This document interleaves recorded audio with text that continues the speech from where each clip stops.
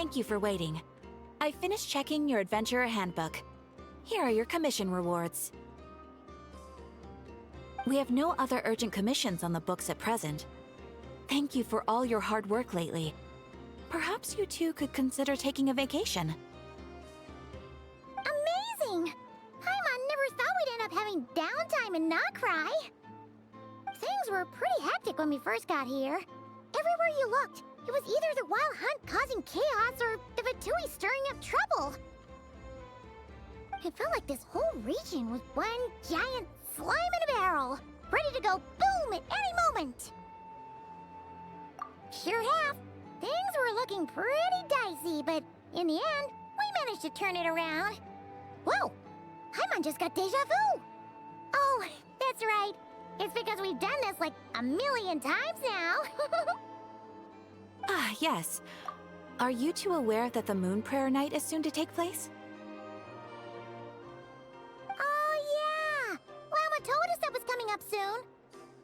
Wait, why do you mention it, though? Do people in Nasha Town celebrate it, too? Paimon thought it was just for Moon Goddess worshippers. You're partially right. Most people in Nasha Town just see the festival as an opportunity to do business. They do not concern themselves with the religious element. The festival was first celebrated by the Frost Moon Scions. On this day, they would wear moon prayer blossoms and celebrate the birth of the moon goddess through song and dance. They would also prepare food and handicrafts, and give them as gifts to others. Over time, it became Nodcry's most lively festival. Oh, sounds like fun! Great!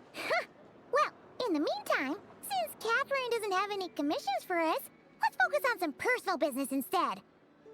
When we first got here, you mentioned that this was where your spaceship landed? We didn't get to follow up on it at the time, because we got wrapped up in that whole rare situation, but now we can finally start investigating it properly. Well, there's a saying Paimon's heard around these parts, which goes, if you lift up a rock, you'll find something you weren't looking for. By that logic, you'll never find what you're looking for while you're searching, but the moment you stop looking, it'll jump right out at you. Could be worth a try though, right? Anyway, Paimon suggests we focus on other stuff we want to do for now, and just keep an ear out for spaceship-related intel as we go.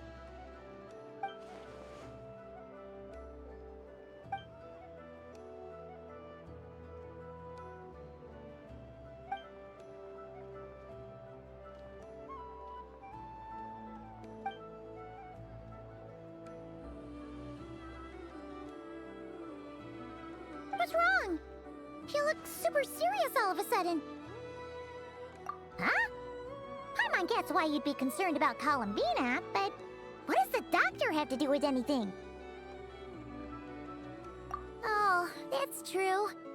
And now that you mention it, we're definitely overdue for a showdown with the Fatui. It is weird that he hasn't shown himself this whole time. What could he be up to? True. Paimon would much rather deal with Marionette anyway. She says the meanest things, but when it comes down to it, she doesn't seem like a bad person. Maybe it's the pressure of being a Fatuse? Especially as a Harbinger. Does she feel like she's gotta act tough to keep up appearances or something? But then, every time we headed out with Rarier, she always wound up having to repair Polonia and her other robots. That's gotta sting. Losing face always hurts more for people who care a lot about their image. She's probably still furious about it. What? Relax! She's not even here! Huh? What's the matter? Oh, nothing. Sorry, we'll be on our way now. Where are we again? Oh yeah, Columbina? Right, yeah, let's go see Columbina.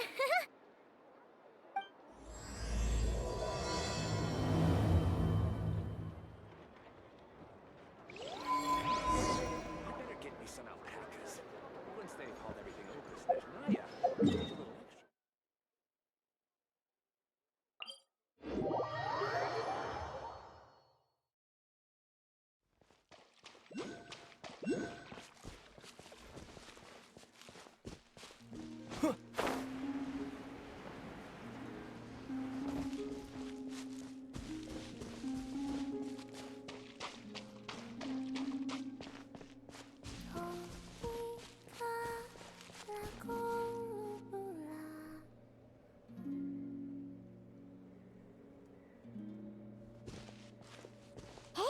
She's sitting up! Is me sitting here a rare sight? No, we just thought you'd be resting. Perhaps I would have been, were it not for the sudden arrival of some unexpected guests. Not that I consider it a disturbance. After all, you are the only ones who are free to enter. Would it not be a little unfriendly of me to lie down while we speak? I didn't realize you put so much thought into little things like that.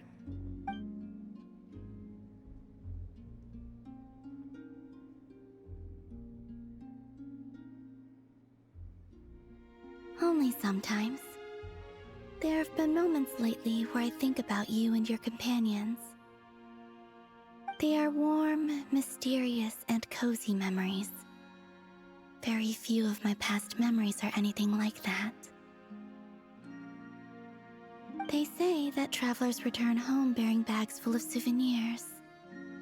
But my luggage was empty, and I believed it would stay that way. Return home? So, you're still planning on returning to the moon? Yes.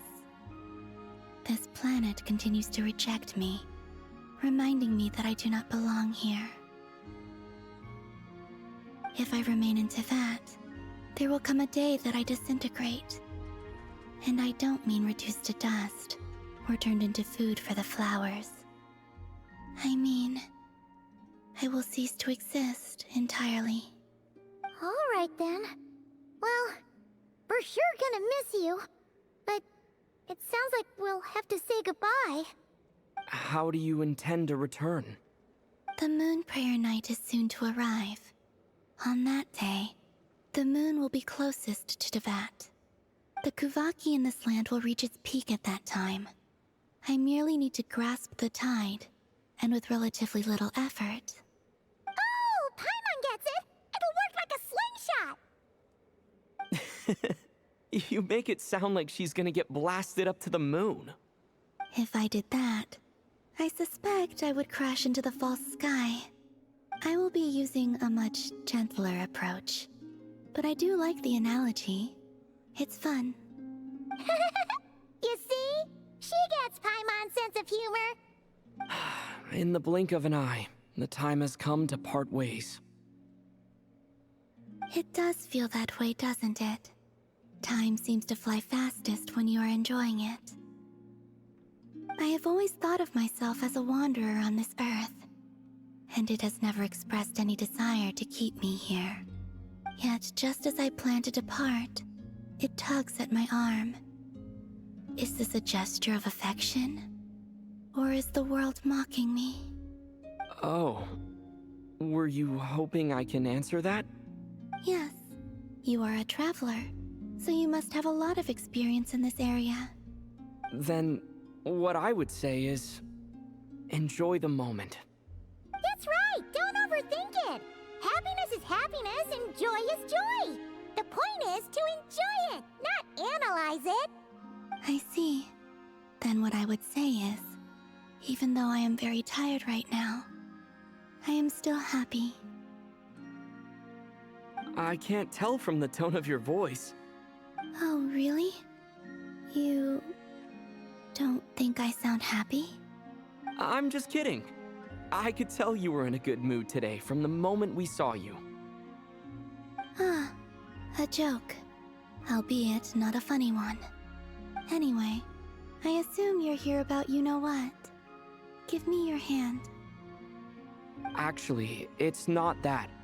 There's something else we wanted to discuss with you. Oh, then, do you still want to give me your hand? Or not? Sure.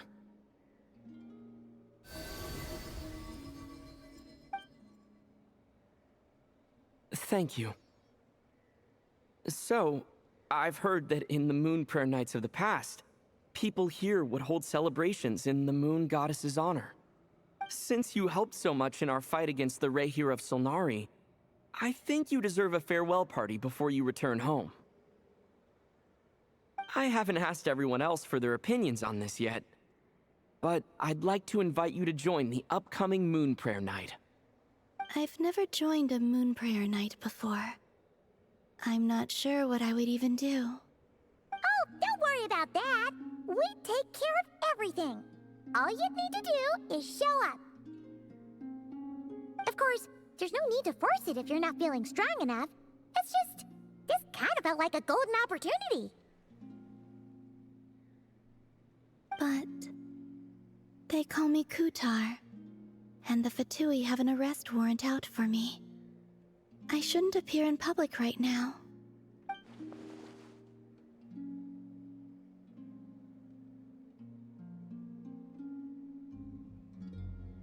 I'll make it work.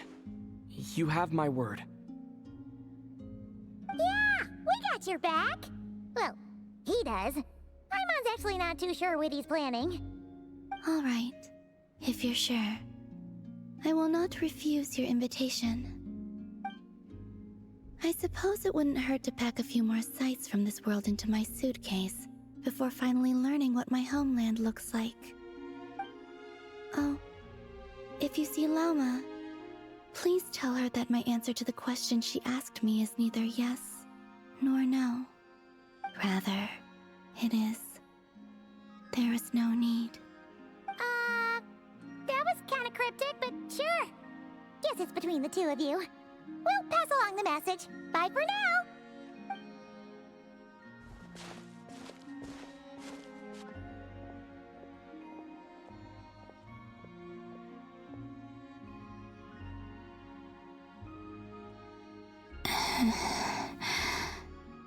And also, I do not know.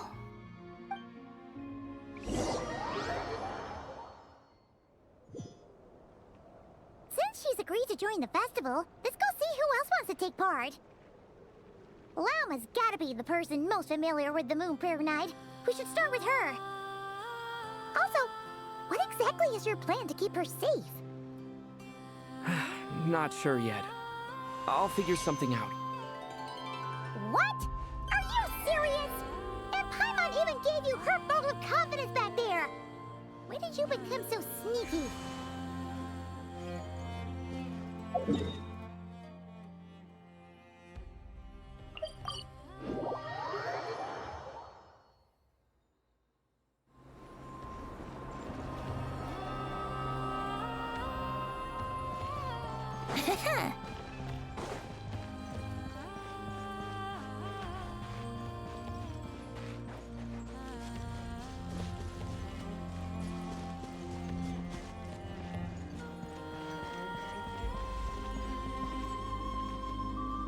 Hey, Lama! It's us!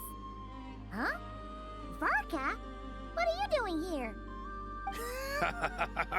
Beats me. I had a bit too much to drink last night, and when I woke up, I was on Hz Island. Mr. Varka is helping to oversee Nasha Town's preparations for Moon Prayer Night. He is here to go over some details regarding the decorations and custom cloth designs. Right, yeah, that too. What do you mean, that too?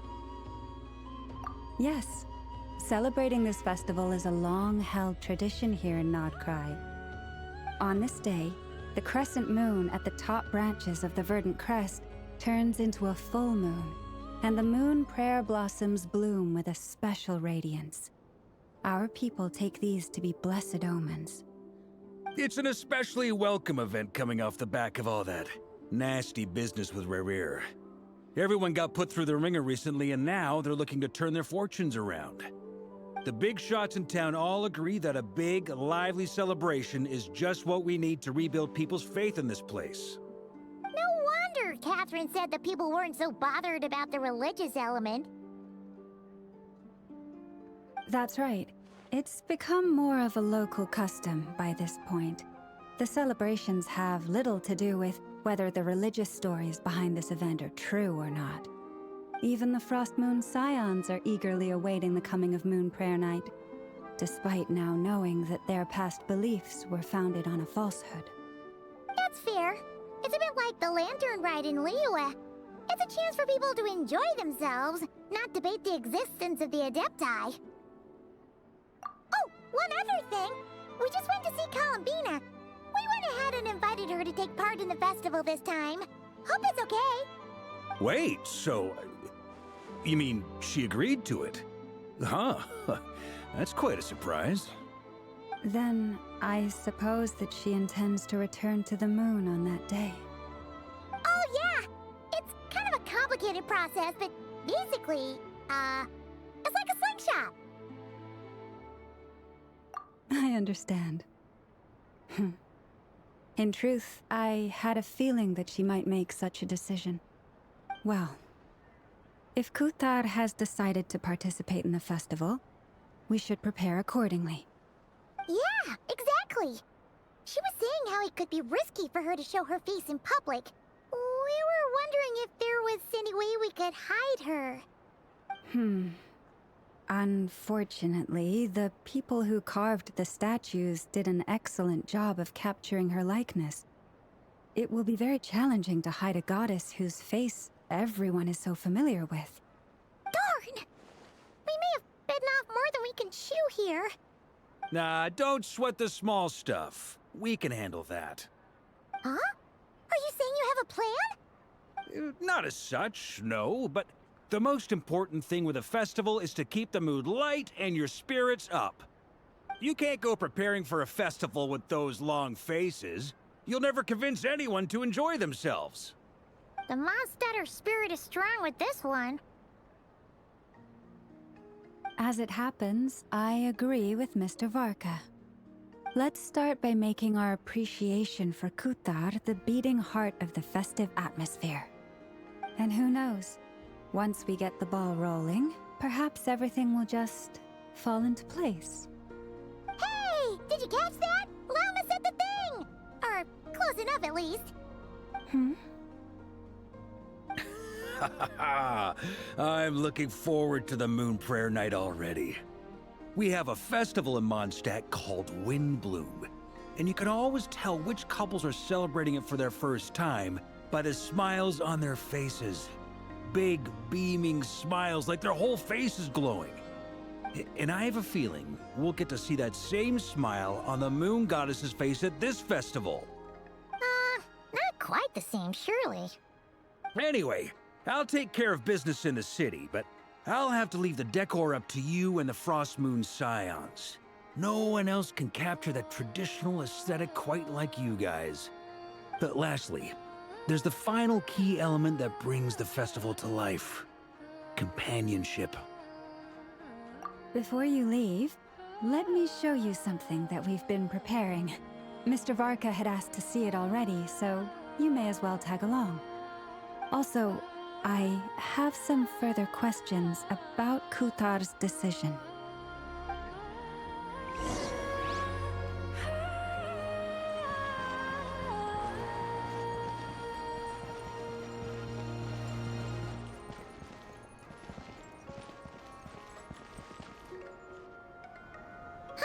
What's this?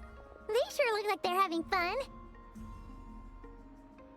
I believe so. Kuhenki seem very skilled at playing drums like these, although I'm not sure where they learned it from. Maybe it's an innate talent? In their eyes, they're probably just playing with toys. Wanatar!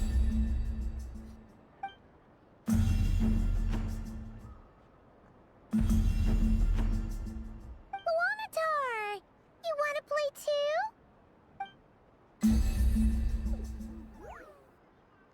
Yeah. She looks more confused than anything. Maybe we can teach her next time if we get the chance.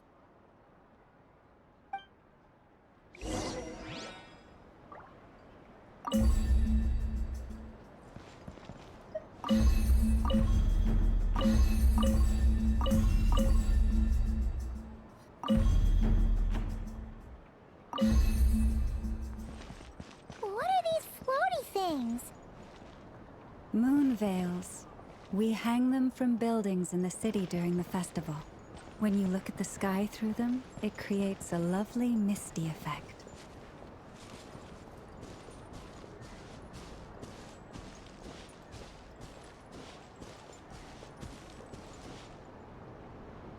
Everyone seems hard at work. They're preparing items for Moon Prayer Night. For instance, the sculpture being made over here, Mr. Varka and I were just finalizing the details of where it will be placed. Ah, there she is. I didn't know the finished article would be so large. Not to worry, though. All the necessary arrangements have been made. Just let me know once it's ready, and I'll get some people to ship it over. You have my thanks. And over here, we are preparing a very traditional confection. Oh, look at all these colors! It looks great! Can Paimon try one? Of course. I have a feeling you'll like it a lot. You bet! Sweets and treats are Paimon's favorite! If you included those in the Feast of the Moon, I bet Paimon would have joined the Frost Moon Scions by now. There will also be verdant crests like this present in Nasha Town during the festival. The timing of Moon Prayer Night is not completely set in advance. We make a rough estimate, then observe the changes in the verdant crests and moon prayer blossoms to guide us. As such, the wait itself is a fun feature of this particular festival.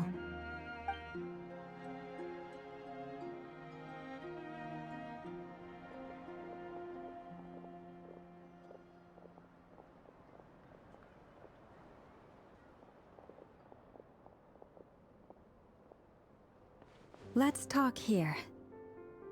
To tell the truth, I am very surprised to hear that Kutar is willing to participate in the festival. I once asked her if she'd be willing to stay with the Frost Moon Scions.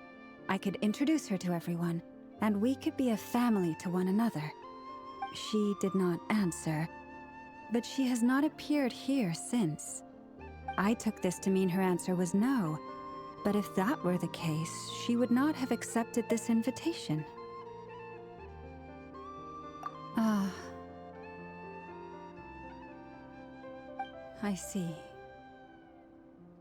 Maybe she is right. Maybe the Frost Moon Scions of today no longer need a moon goddess. But my wish was not for her to come here and be worshipped as a deity. I simply wanted to offer her a place to stay. I'm sure she believes that showing herself here might invite Fatui intervention, and as such, she does not wish to cause us trouble. But what really pains me about all this is that this is her birthplace. She ought to belong here, yet no one has been able to grant her shelter. I think I'm qualified to weigh in here.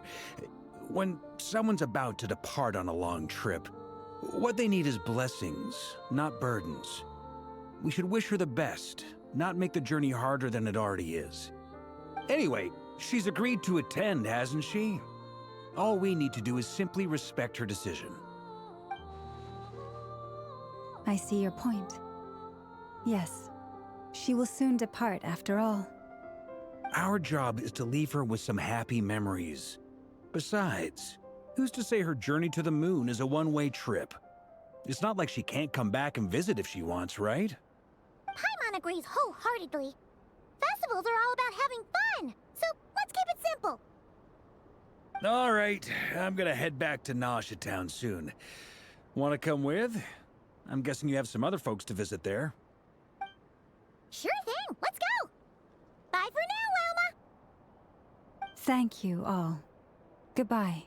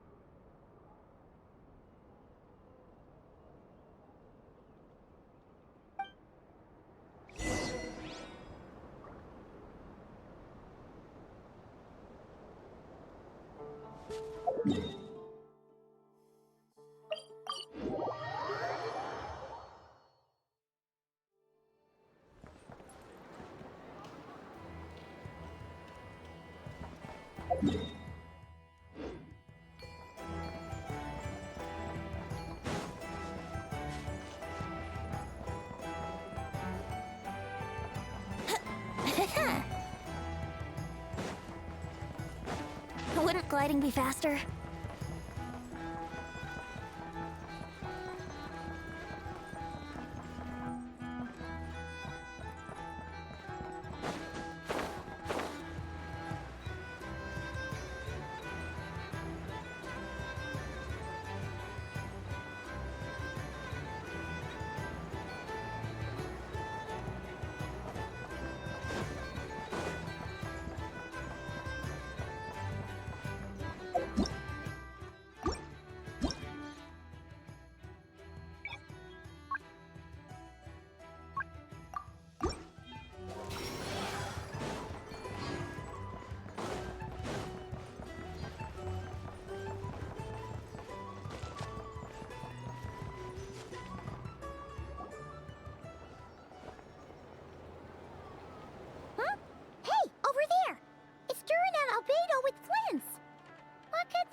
chatting about?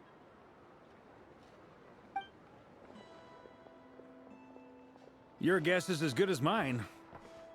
Ah, Grand Master, and the Traveler and Paimon. Hello there. It's been a while. Perfect. We have some new volunteers for our investigation. Wait, let me guess. The righteous Lightkeepers are finally ready to hunt down the Abyssal Dragon? Haha. Yes, that too. Yeah, right. Oh, wait. Why does everyone keep saying that too? Well, to be precise, the facts match, but not the causality. Wait, so I guessed right? Half right. Don't act so impressed with yourself. Maybe I can explain. We ran into Mr. Flint's north of Nasha Town. At that time, we just noticed a few abyssal creatures out in the wild, but the strange thing was, I didn't detect any traces of abyssal energy on them at all. On closer inspection, we realized that they were not real monsters, but something akin to reflections in the water, or perhaps a mirage. Huh? What do you mean? Like, you could see them but not touch them? Exactly. It was very peculiar. They roared and tried to attack us, but we could not make any physical contact with them. I think I've heard of things like that happening in Nodcry before, but I don't know much about it. Yes, it's a known phenomenon. Mirage-like illusions tend to appear in Nodcry in the run-up to Moonprayer Night. From a distance, they appear quite real. I myself thought that Misters Durin and Albedo were locked in battle with abyssal monsters when I first arrived. But after sharing intel and investigating a little further, we can confirm that these illusions are harmless. There is no great cause for concern. All the Mirage stories I've heard are either animals, rocks, or small houses. Abyssal monsters, though? That's a first. It's a first for me, too. So I'm planning to look into it further just to be on the safe side. I intend to inspect a few more locations. What about you two? Any plans? Alice contacted me a few days ago. She'd like me and Durin to assist her with an experiment. But we lost contact shortly after receiving the message. I'm sure that comes as no surprise to anyone familiar with her.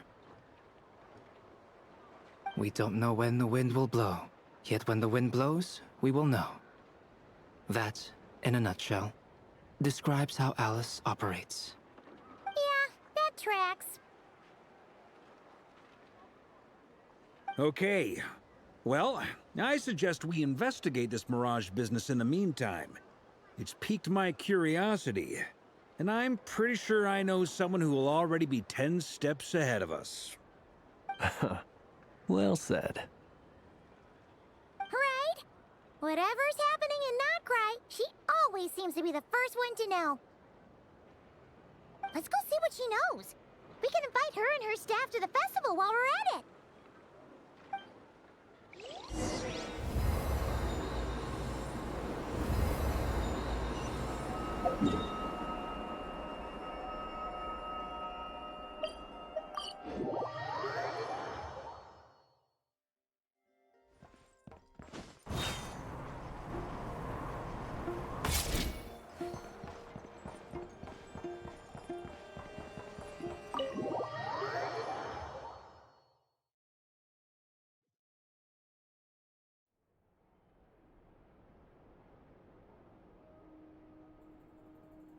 You're right, I have noticed.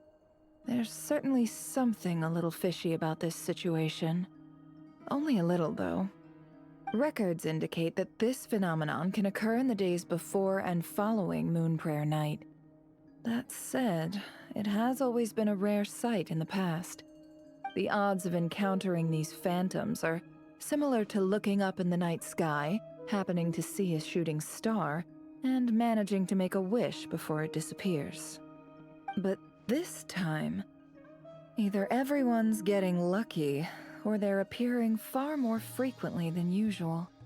Yehoda's out gathering intel as we speak. In the meantime, let me check off some points of interest. First, the Abyss. The ones we saw seem to be abyssal monsters. Indeed. But we have identified one location where many more of them have made an appearance. And not just monsters, but human phantoms too. Given the scale and nature of the phantoms, it's almost as if someone's last memories are coming to life. Or perhaps the memories of multiple people. Oh. So you mean the phantom monsters are hunting down the phantom humans? Exactly.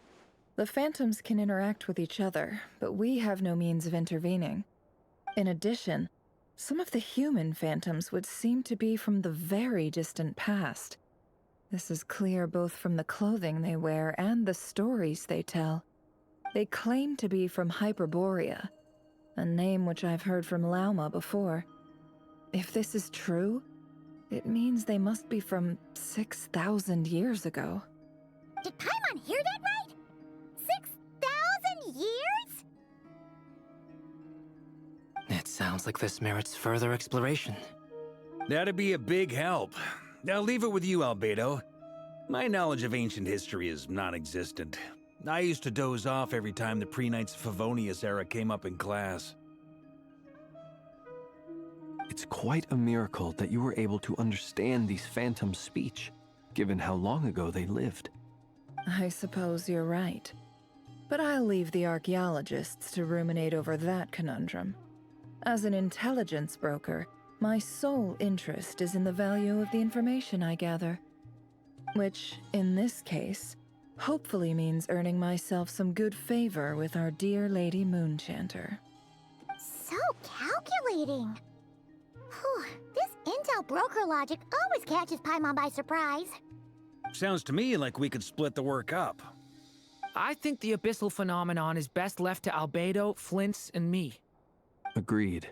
It coincides with my duty as a lightkeeper. For my part, I'd like to understand the abyss better. Even a little knowledge would go a long way. This is certainly a rare opportunity to study the Abyss.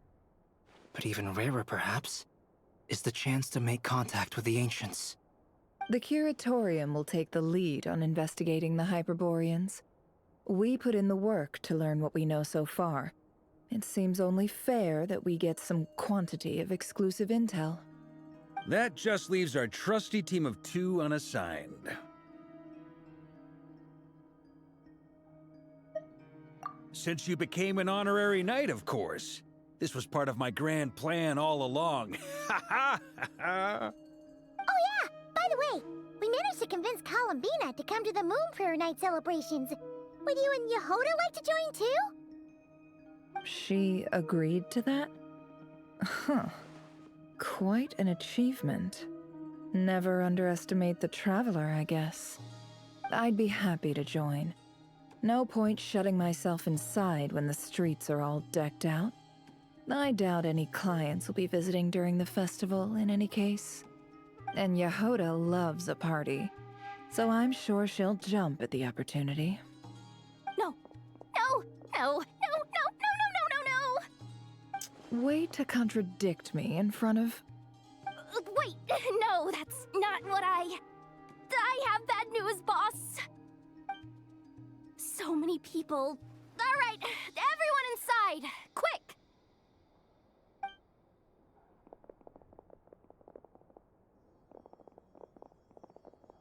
This is gonna sound crazy, but hear me out.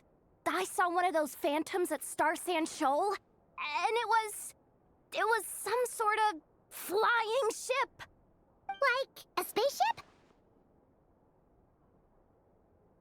That's gotta be the one you came to Tibet in. You said you saw the same thing through the moon marrow, right? Huh? You already know about it? Ugh, I thought I was gonna blow people's minds. Turns out I'm the last to find out. Wait, back up. You came here in a spaceship? Now my mind is blown! What's it like on the inside? Was it like flying through space? I want to know everything! Yep, exactly. Huge discovery. You're the best. Second best intel broker in the world. After your boss, of course. Wow. Really? Well, I don't know if I'm all that, but... I guess that decides where we're heading next. Come on, don't look at me like that. I know the spaceship doesn't have anything to do with me, but you don't want to leave me as the only one twiddling my thumbs, do you? Please? Fair enough. You can tag along. In that case, let's meet back here to discuss our findings once we're done. I wish everyone a productive investigation. You too.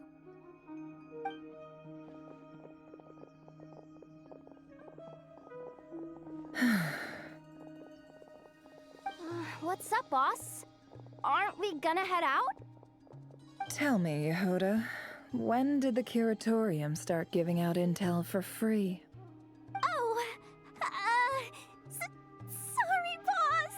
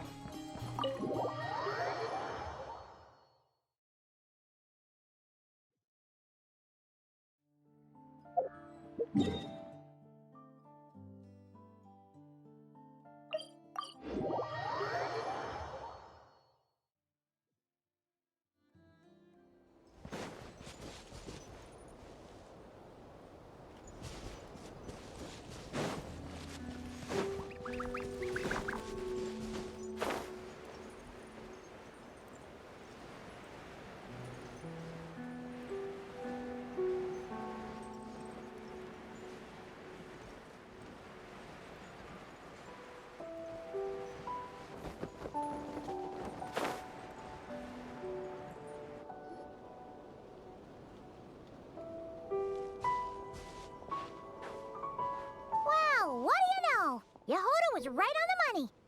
This Phantom really is your spaceship. But that's so weird. Why would it show up here? Is it some kind of projection? Or a ghost? Like, maybe it no longer exists, but somehow it left an afterimage? Ah, you're already here. Miss Lauma, what a surprise. I thought you were busy with festival preparations. I was, until one of our people informed me that a strange sight had appeared at Starsand Shoal. No one's ever seen something quite like this before. I thought I should see it for myself. Same here. Oh, so we heard that these things appear around the festival period. Any idea why that is? Unfortunately not. We have very limited information about them, since they can't be interacted with. And no human phantoms have ever made an appearance before now. The most we've been able to deduce is that these sightings appear to be connected to the increase in Kuvaki energy around this time. Yeah, seems like that's all we can do. This is all so confusing. Allow me to lend you a hand.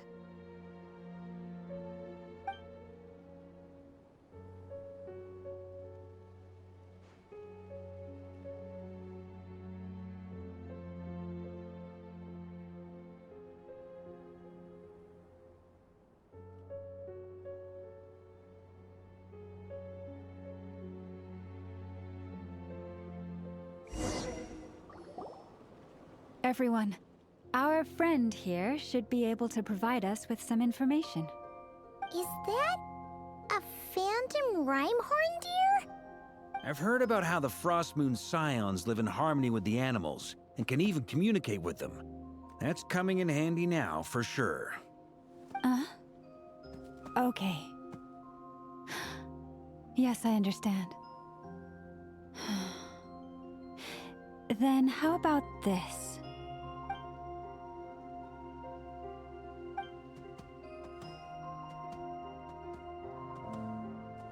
Oh, it's leaving. It appears to share our curiosity about this giant spaceship, so I asked it if it wouldn't mind investigating along with some friends. In return, I told it about some nearby spots where the wild fruit grows abundantly.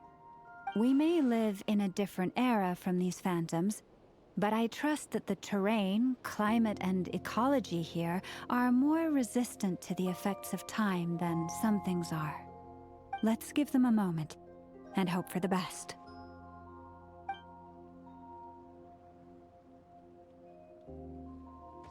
All back together?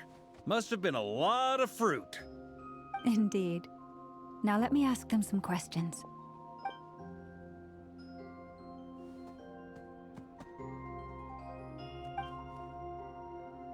It did find a lot of wild fruit, enough for them to feast for a long while. This puffin circled in the air several times, but didn't spot anything out of the ordinary.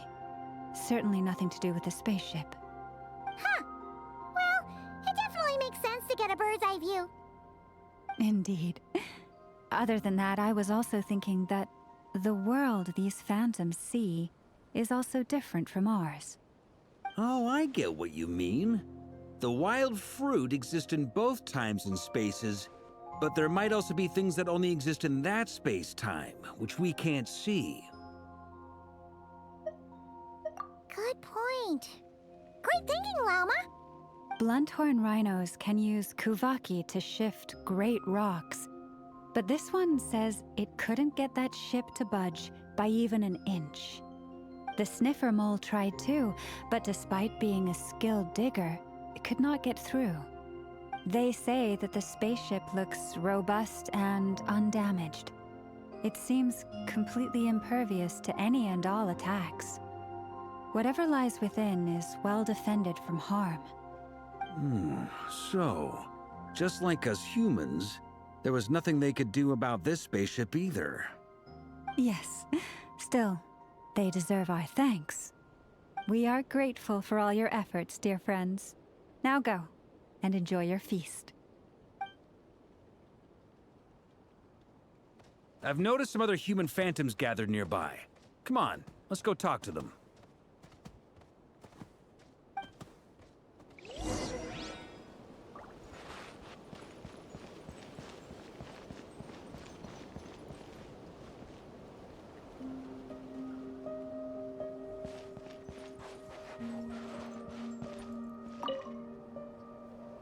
What is this thing? I've never seen it move, and there's no way to get inside. Goodness knows. My grandpa says it's been sitting here at least since his grandpa was still alive. What about his grandpa? Did he say anything to your grandpa's grandpa about it? Huh? I don't know. In all likelihood, it was here back then too. Hard to imagine something this huge could move. Guess that means that as far as they're concerned, this ship's been around a long time.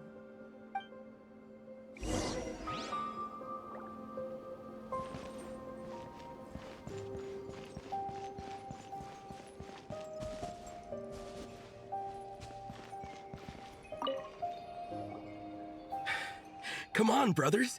If we can get even a small chunk off of this thing, it's gotta be worth a fortune. Today is the day we strike it rich. Huh? You mean Paimon? Yes, brother, I shall join you. Let's make our fortune. We should go with them. What the? This thing is crazy tough. I can't even scratch it. What's it made of? Sorry, brother. Looks like we'll have to seek our fortunes elsewhere. Enjoying yourself? I was just seeing if I could influence this phantom's perception by playing. But nope, no dice.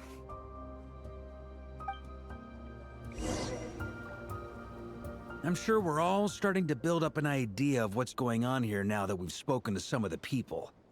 These phantoms are reenacting real historical events in Nodcry. It's almost like we're in some kind of interactive stage play. We can talk to the actors, but the plot is fixed, and we can't influence it. It makes sense. History is set in stone. The objective facts of the past cannot be changed. Paimon totally thought you were just goofing around earlier.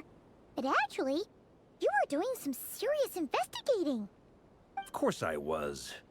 Anyway, at this point, I think we're forced to conclude that although the Phantom spaceship is right there in front of us, we aren't going to learn much about it from these people.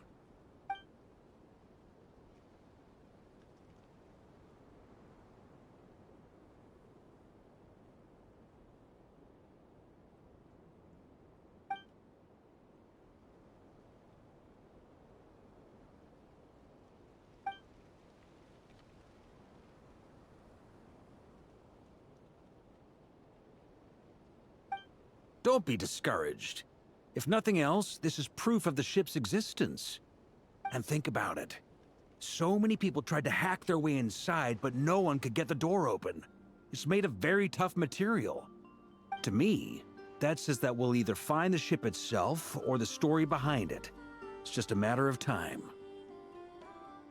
Huh. Every now and then, when Varka gets serious, he actually does seem like Grandmaster material for once. I wonder how the others are doing. Let's head back for now. Sounds good. Also, drinks are on me if Team Knights of Favonius is the first to finish. Wait, we have a team name now?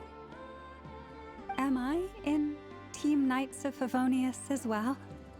You're very welcome to join. We've even got a cathedral ready for you. Isn't that technically blasphemy? You wouldn't dare make a joke like that if Barbados was in earshot. Nah, I'm sure Barbados doesn't mind a little harmless blasphemy once in a while.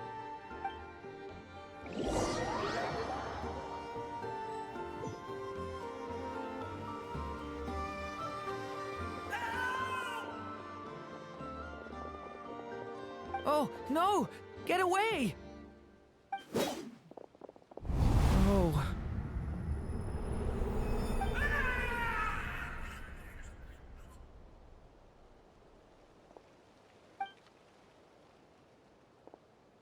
I know it's hard to stomach, Mr. Duran. But as I'm sure you've noticed, there is nothing we can do to intervene in that which unfolds before us. But we have to at least try. And try you have. But are you aware of how many unsuccessful attempts you've made now? I wasn't keeping count. I'm afraid this is the 39th failure so far. Or the 5th if we're only counting this particular victim. There are no indications that these phantoms may be altered in any way. You seem to have calmed down a little. I'll make us a fire. You should rest and have some water. Feeling any better now, Mr. Duran? May I ask a few questions? Be my guest. What exactly are we witnessing here? What happened to those people? My guess would be that we are seeing Nodcry during the Conrian Cataclysm. Would that be accurate? Conria. That is correct. As you know, once the Abyss senses even the tiniest crack, it floods in and spreads like wildfire. There was a time in the distant past when it permeated all of Nodcry, causing immeasurable harm. The people paid a terrible price to heal this land. Then 500 years ago, the whole of Teyvat suffered an abyssal disaster. Once more, Nodcry was dealt a devastating blow. I see. In the face of the abyssal onslaught, all were like grains of sand tossed around by a tidal wave. Be they human, fae, or god. The moment you witnessed is but one drop in a whole ocean of catastrophe. All right. I guess that answers my second question, too. I wanted to know why there's nothing I could do to help them, and that's because what we are seeing is history. That would be my guess as well. As I understand it, history and fate are not all that dissimilar. The latter may be unseen to us, but both are immutable. Yes. Fate was determined long, long ago. I still have a couple of other questions for you, Mr. Flintz. You mentioned more than one abyssal disaster that has struck this land in the past. how can you be sure that what we're seeing is from the Conrian incident? And also, how are you able to stay so calm when you're talking about these events? From everything I know about you, you're not cold or ruthless, and you're not indifferent to the suffering of others. Alas, I am forced to show my age. I must be 600 or 700 years old by human measure. Wait, so you... One is not easily moved by history when one has witnessed the truth firsthand. I'm sorry. You needn't apologize. Your passion is a good thing to have.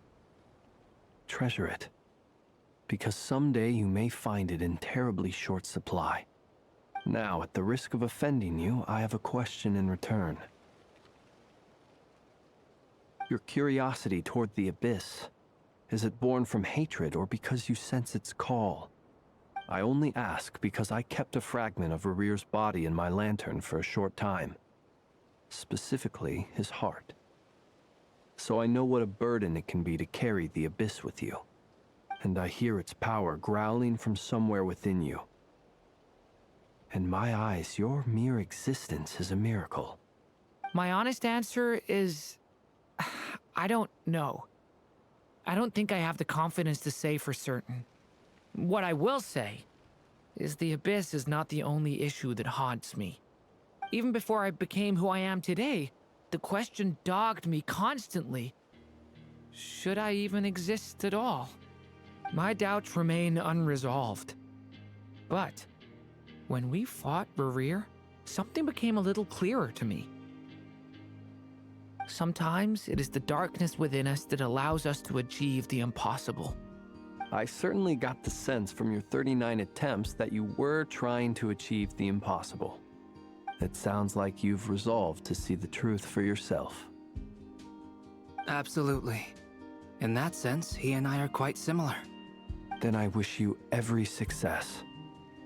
I look forward to the day of your transcension. Well, if everyone's caught their breath, I suppose we should head back. Oh, and one last thing. I'd appreciate if you kept our discussion about history a secret.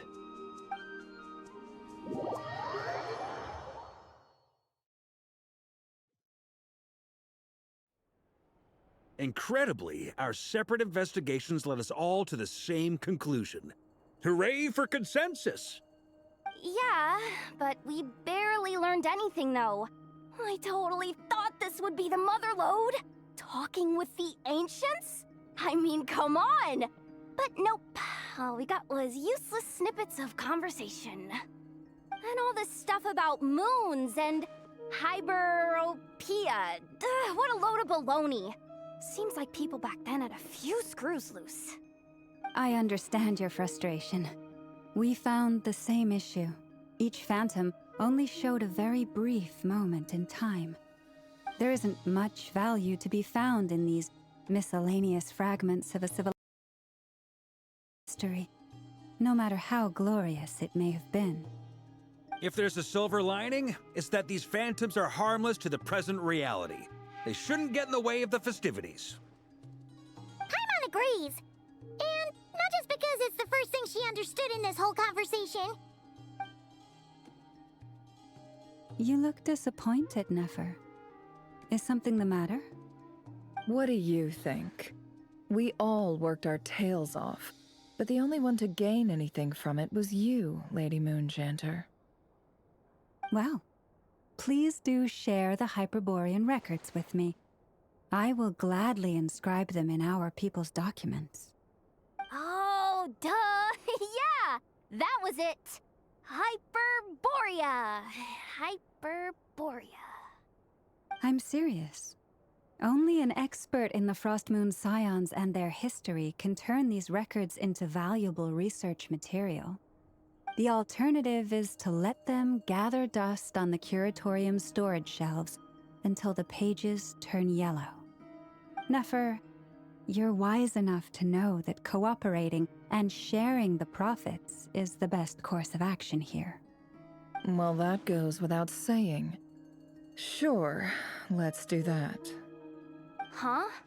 But didn't you say we aren't supposed to give out intel for free? Sorry. Shutting up. Shutting up. Now is not a good time to push Nefer's buttons. Anyway, back to Moon Prayer Night. I'm thinking that we should prepare something a little special, aside from the usual decorations and so on. You mean a parting gift? Can't go wrong with food. Although, does food go bad on the moon? Perhaps a lantern would be a better choice. It might be dark up there. It could prove difficult to light a lantern on the moon. Magical stones might serve that purpose better. What about a clockwork mecha model from Fontaine? I've got a whole bunch at home. I use them for fighting practice in my free time. None of these sound like things she would be even remotely interested in. But we don't interact with her enough to know what she likes. Yeah. It would really save us the guesswork if someone could find out what she's into.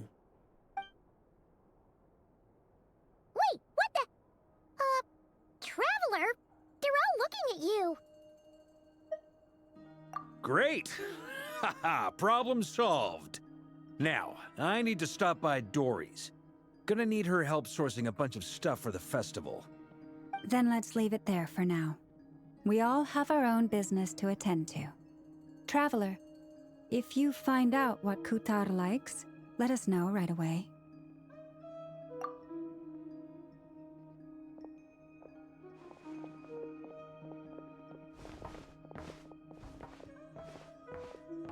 Is something the matter? I'm fine. It's just... I'm still feeling a little rattled after witnessing the horrors of the Abyss.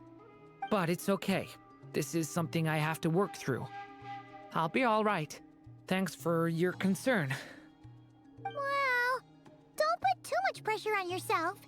If you ever feel like something's wrong, physically or mentally, we're here to talk. Come on. Stop treating me like a kid.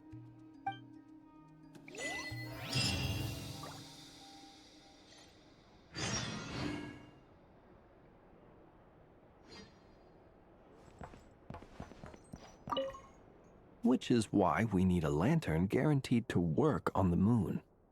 Yes, I have a few ideas, but the lantern itself is the easy part. The real issue is how little we know about the lunar environment. Wait, you two are serious about this? Let's just say I'm intrigued by these shining magical stones that Mr. Albedo has mentioned.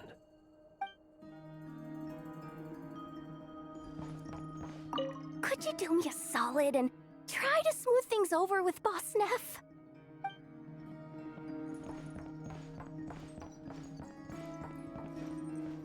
Miss Lauma, would you accompany me into town?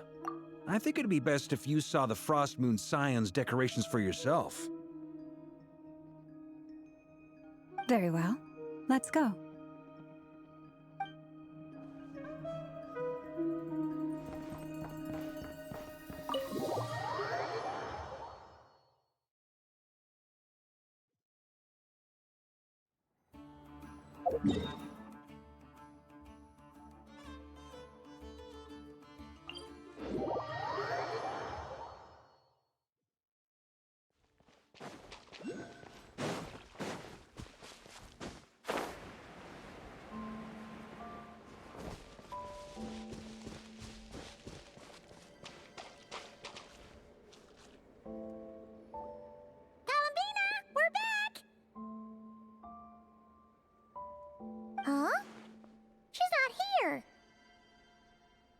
Weren't there a few Kuhenki here last time, too? Where did they all go? Walkies? For Kuhenki? You're not pets, you know. Oh, well. Looks like we just came at a bad time. Let's try again tomorrow. There's still a few days until Moon Prayer Night, so we're in no rush. Besides, She needs time to rest anyway.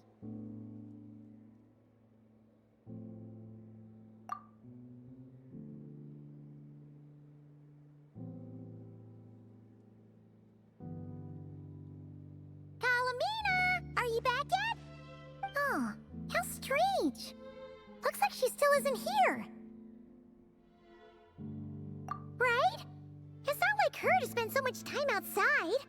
Especially since she's worried about attracting unwanted attention. What about Luonatar? Luonatar, you there?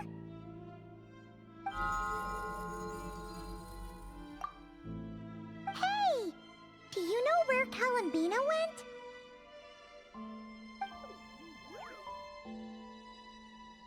Sorry, didn't understand.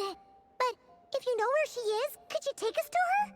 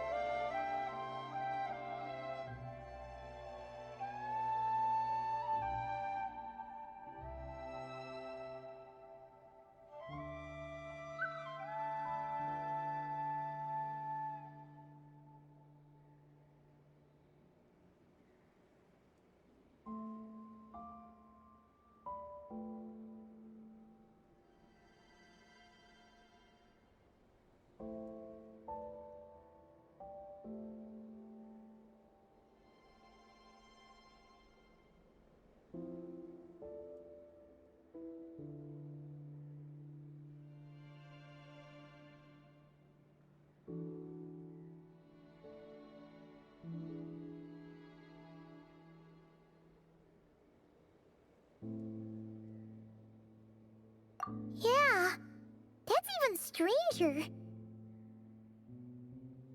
What about him? Oh, that's not good news. They change color when Kalambina gets weaker, right? And they look super pale right now. Good idea. She might know what's happening.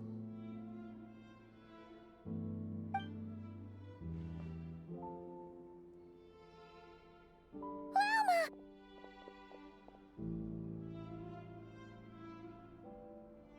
Ah, it's you. How is Kutar? Is she okay? No, she hasn't. I came here to check on her after I noticed the flowers had changed color. Based on past precedent, she must be very weak right now. Even getting up to walk would be a struggle. It seems unlikely that she wandered off outside. Not to mention that she doesn't do that at the best of times either. So yeah, this is super weird. No. Very few people are in the know about Kutar's whereabouts. And if anyone suspicious had visited, they'd have left some sort of evidence. Come on, let's go to Nasha Town. If anyone has seen her, someone there will know about it. It's Notkrai's information hub after all. Makes sense. Let's go!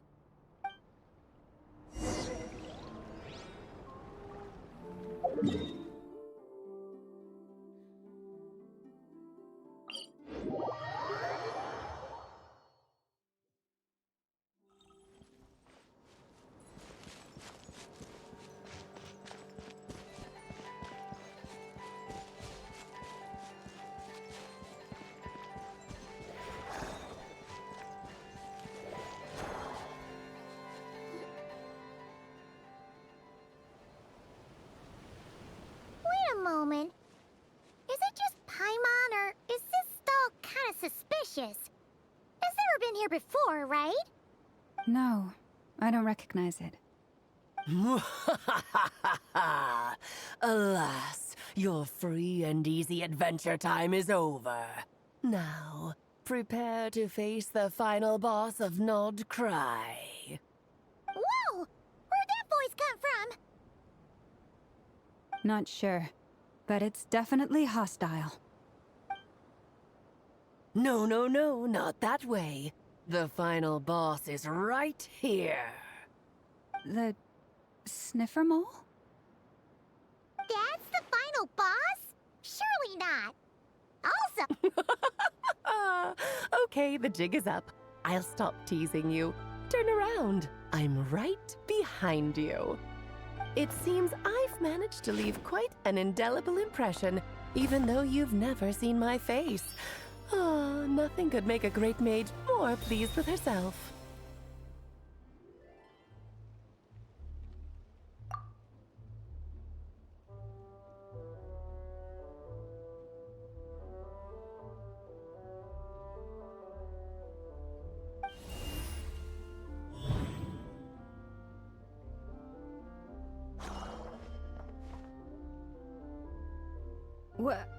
What is going on? I've heard that all the big shots in Teyvat have long, wordy titles that stun people speechless when they make their entrance. Unfortunately, none of them are affiliated with the Hexen Circle, and we ourselves keep a very low profile. The notorious name-dropping doesn't quite work for us. Still, I, for one, think I'm really quite amazing. So that didn't stop me from coming up with a title anyway. Alice! It's really you this time? Not a lantern or a Dodoko, but Alice in the flesh? Oh, that's right. So, what do you think? How does it feel to finally meet me? You look like... Oh, that's the first thing you thought. A little surprising, but that actually makes me very happy. Because that means that when Klee grows up, she'll be just as stunningly beautiful as her mother. So she's a friend of yours? Kind of. This is actually the first time we've seen her in person. I see. Madam Mage, that was, quite a powerful entrance. I certainly won't be forgetting it anytime soon. It's okay, Lauma, don't force it. Paimon will do the honors. This is Alice from the Hexen Circle. She's a friend of ours. And of Arcus, too. That's right. She's a good person, just kinda unpredictable. Well, what is the human heart if not unpredictable? Hmm? If we could not do as we please, how would we differ from machines? I am Lauma, Moon Chanter of the Frost Moon Scions. It is a pleasure to meet you. Oh, I know. Before you got here, I spent a good, 15 minutes getting up to speed on Nodcry's present situation. In other words, I've read the whole in the last episode part, so we can skip the pleasantries. Fair enough. Well, Miss Alice, I can already tell that you have quite a unique personality. He'll get used to it. Paimon sure is. So anyway, what are you doing in Nodcry, Alice? Oh, I thought I told you already. This time, I'm the final boss. And what a formidable foe I shall be. Powerful, confident, decisive, and good luck finding my weak spot. You will never succeed. Oh, drat! My one weakness, and you found it in an instant. Fate has been dealt a devastating blow. Thus falls the great Dodo King. Why are you playing along with this nonsense? For funsies, of course. What's wrong, Paimon? Are you disappointed in me? Am I a gigantic letdown? No, it's just... You seem like a busy lady. And this is the one time you've shown up in person. Paimon figured it would be for something more high stakes than just goofing around. You're quite right. I'm here in Nodcry because something big happened. Something big enough it caught the attention of the Hexen Circle. It concerns the 3 moons, Teyvat's borders, and of course, the moon goddess you are currently searching for. Kind of. Why don't we discuss this over a pot of tea? My main reason for coming on this trip to Teyvat was, of course, to have some fun. But I do technically have a job to do as well. namely, maintaining the stability of Tevat's borders. I'll skip over the complicated parts, but to sum it up, abyssal energies are all that lie beyond Tevat's border. We'd find ourselves in a real pickle if they ever made it through. And the phantoms you've been seeing are a sign that the border has been disturbed. Ah, no wonder they tend to show up around Moon Prayer Night. Is it because the real moon is now so close to us that its power can cross the border? In part, but only a negligible amount passes through. Just enough to influence the verdant crests and so on. And as you've noticed, there has been an unprecedented number of phantoms appearing this year. The influence of the moon beyond the border cannot explain this. No, there is another far greater factor at play. The trilunar syzygy. A trilunar syzygy? Eons ago, before the heavenly principles came to Tevat, it was the then 3 moon goddesses who controlled the laws of this world. Oh, that's exactly it! The 3 goddesses split these powers amongst themselves, promising never to consolidate them into one singular body. This was meant to keep the world stable. But, fast-forwarding to the present, the eternal moon's marrow is with you, while the iridescent moon's marrow, which should never have appeared in this world, has been retrieved. Add that to the presence of a moon goddess in the flesh and... the power of all 3 moons is gathered here in Notcry. There hasn't been an event like this since the War of Funerary Flame. And it's having a noticeable effect on Tevat's borders. Because I wish to give my darling daughter a peaceful, sunny environment to grow up in. Is that a good enough reason? Kinda sounds like you're dodging the question, but it does make sense. Well, that's one reason anyway, and the most important one. The others are a little complicated to explain. For instance, cleaning up after dearest Miss R. Albedo could tell you more about that if you're curious, but right now, I have a more important question to ask you. Why are you collecting the moon marrows? I see. Nicole told me about that legend once. Nicole? You mean Mage Anne? Oh, so you remember. Yes, of course. That was a story about fate, her area of expertise. But back to the story of our dear moon goddess. I'm afraid her intended method of returning to the moon is unlikely to work anymore. What does that mean? She may be missing, but she hasn't gone anywhere. She has disappeared.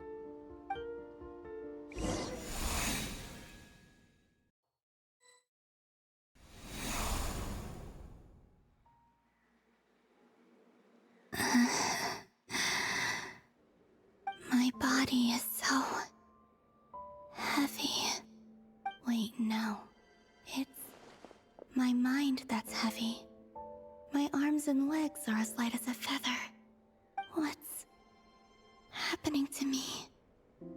I feel drowsy, like I've been asleep for too long. Is it daytime or nighttime? Is the moon out? I think I'll go for a walk.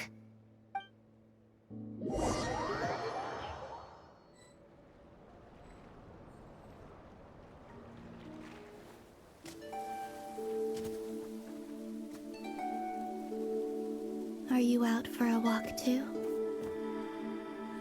Huh?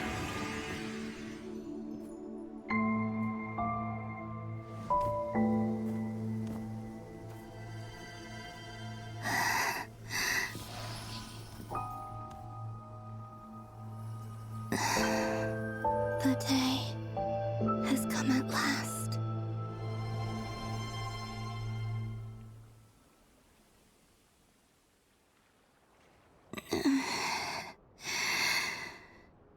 Have I grown so weak that I can't even sustain my physical form?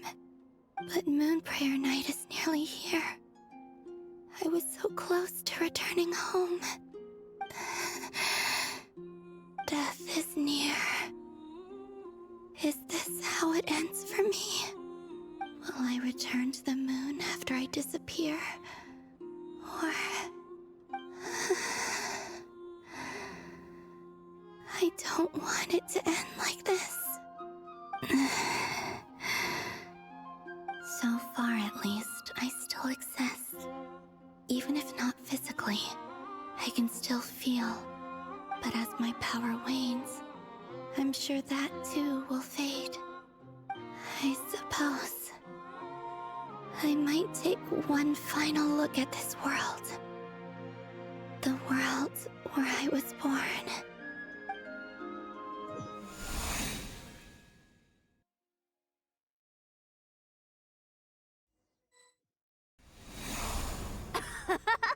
Come on! Wait for me! The Frost Moon Enclave. How much it has changed since I was born. These decorations, they're so heavy. It's times like this when you kind of wish men could be priestesses and acolytes. How fascinating. I've never had the chance to be privy to people's private lives in this way. In the past, people would get so solemn and serious the moment I showed my face. Like they were frozen stiff. Karina, Lametti, it's time to eat.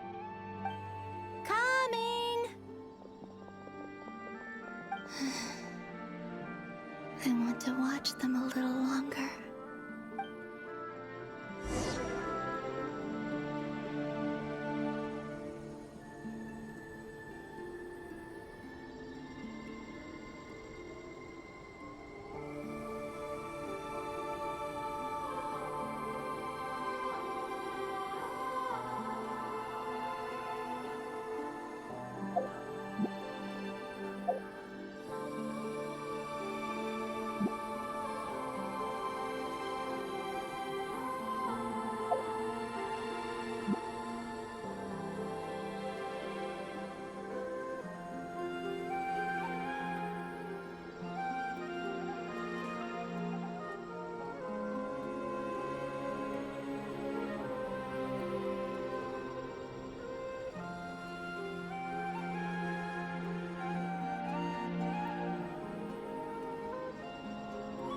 So just fill these balloons with air, right? Yep. Try a couple now to test things out. The rest can wait till Moon Prayer Night. Think fast. Rita! Teasing an acolyte of the Frost Moon Scions? Surely that's a punishable offense. Take this!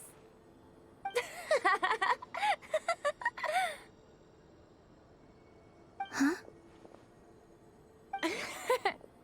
All right, enough horsing around. Lady Lauma gave us a task. We should get back to it. The task is just to check that the balloons don't leak, right? Doesn't matter if we fill them with air or water. Yeah. Okay, you got me there. And you got me there. But still, we can't use all the balloons before the festival even starts. We won't use all of them. And as long as Lady Lauma's trusted acolyte doesn't snitch, this can stay as a little secret between friends. A couple more can't do any harm, right? Oh, you menace. Then, think fast! Is pumping a balloon full of water really so much fun?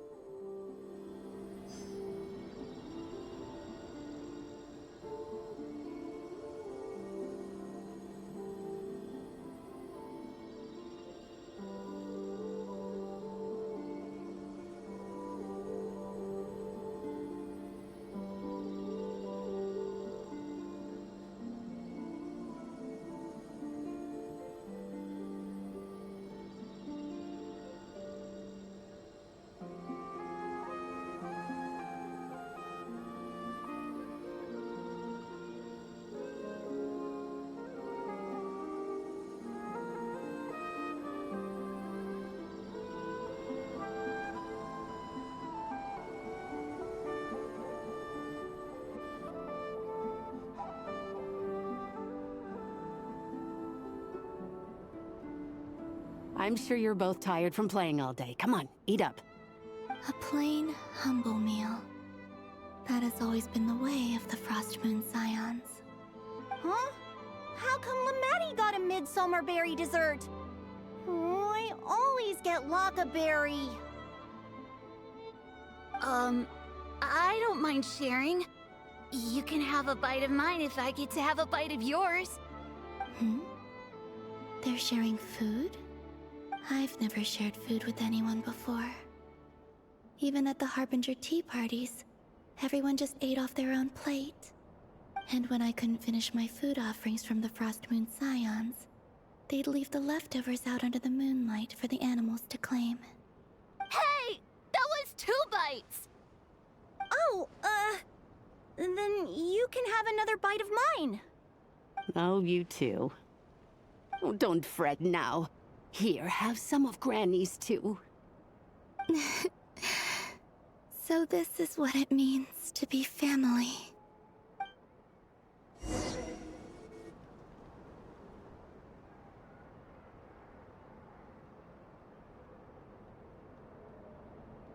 I'm seeing so much that I'd never usually get to see.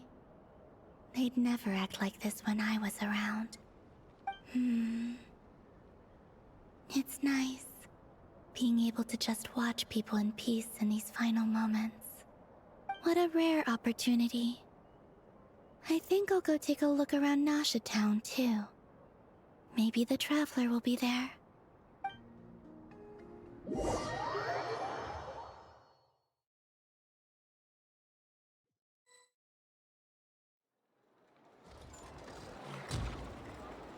After the War of Funerary Flame, the Moon Goddesses were no longer recognized by Teyvat. They lost the whole foundation for their existence. That's why the Moon Goddess's strength is fading. She cannot withstand the world's rejection of her.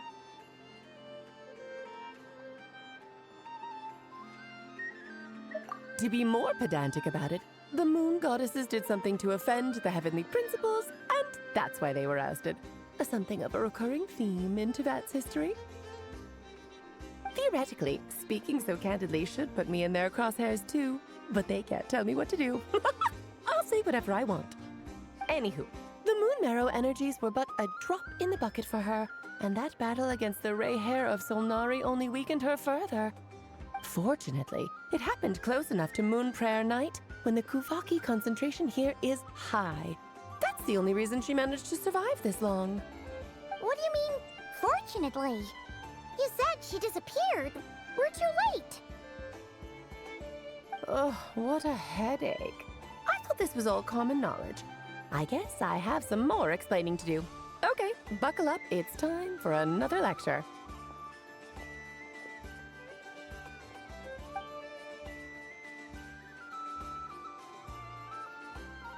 Now, I said earlier that the Moon Goddesses lost the foundation for their existence. The reason for that has to do with the natural order. Basically, the rationale for their existence in Teyvat was lost. The same logic applies to the present Moon Goddess too. Consider her existence so far. Her comrades in the Fatui called her Damselette. And she was worshipped as Kutar by the Frost Moon Scions. But these connections have now been severed, whether by her hand or yours. So, the rationale that once sustained her existence is now gone. Wait, we did that to her? Oh, well, strictly speaking, yes. But let's not start pointing fingers, shall we? I'll only end up as the big bad villain, and that's not the kind of final boss I want to be. Of course I do. I'm only the greatest mage in the whole entire world. Now, if you wish to find your Moon Goddess, there are 2 problems we need to solve. Firstly, we'll need to strengthen the connection between her and Teyvat, at least enough to sustain her until Moon Prayer Night. Strengthen her connection. But does that mean I'll have to rally all the Frost Moon faithful behind this? I'm afraid a bygone faith and a former home won't be of any help to her now. Do you know her name? Her name? Oh, yes. Names are very important things. A name is a fundamental concept that anchors one's entire existence. Then your first job is to find it. As a moon goddess, I'm sure she must have a name she identifies with. Neither Columbina nor Kutar is her true name, and she's never really accepted either of them. So, finding out her real name is enough to sustain her existence? Yes, I know it sounds like a small step, but every journey begins that way. So for now, that's all we need to focus on. The second problem is with her plan to use the moon marrows to return to the moon. Unfortunately, piercing through the false sky will take an enormous amount of power. Given her current condition, she won't be able to provide anywhere near enough power, even if she recovers her physical form. But no need to fret. Nicole's the expert in this field, and I'm sure she'll figure something out. Wait, Mage N is going to help us out too? That means we've got 2 Hexacircle mages on the case.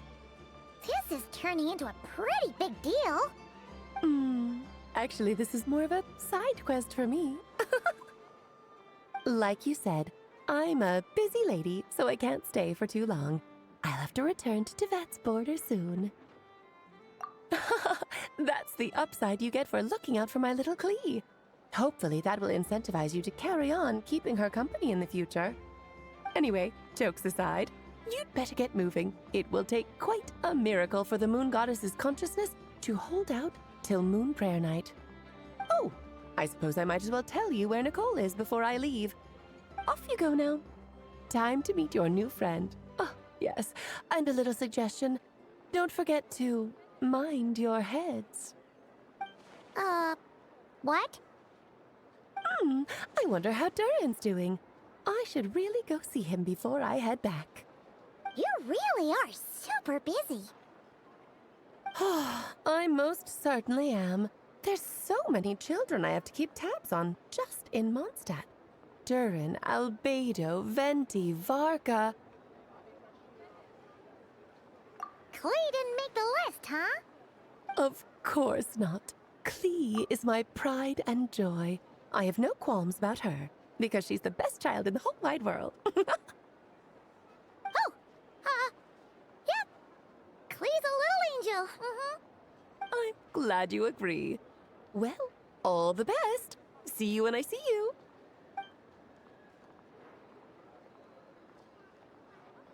She left in a hurry. Yeah, she didn't pack up her stall. Should we handle it for her? I must say, I'm now very curious about her daughter. Klee, wasn't it? What's she like? That's a long story. Come on, we'll fill you in as we go.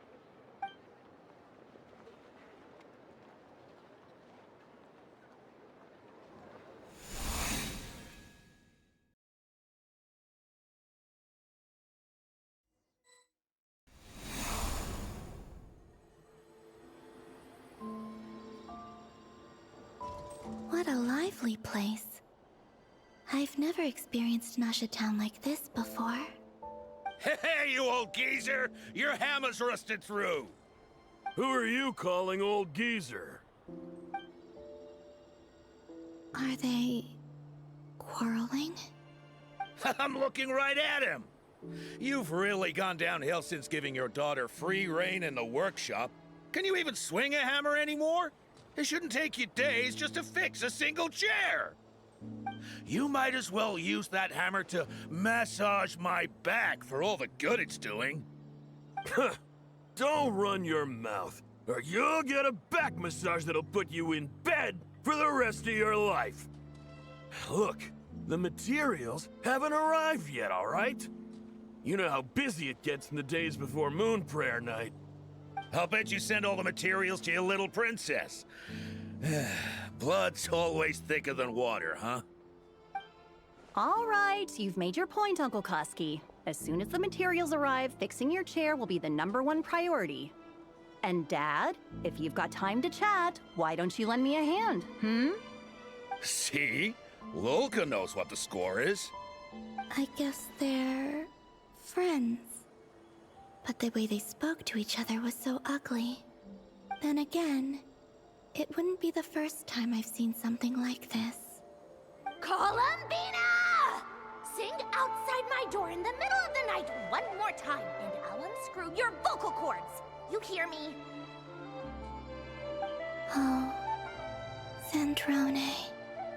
So that was her way of trying to be friends with me. What a pity. I won't get the chance to say any ugly things in reply.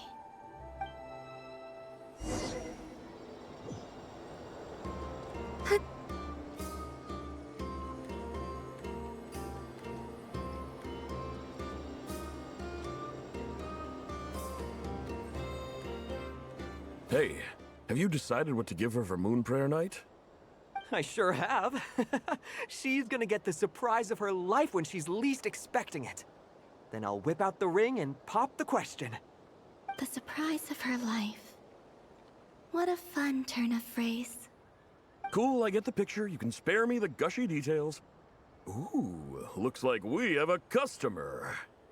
Hello there, ma'am. Would you like some Moon Prayer Night candy? Huh? Is he talking to me? Can he see me? Here you go.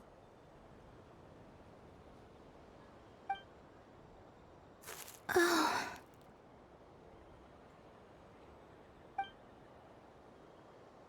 Come back anytime. Right. Now, where were we? I don't know why, but I still held out hope.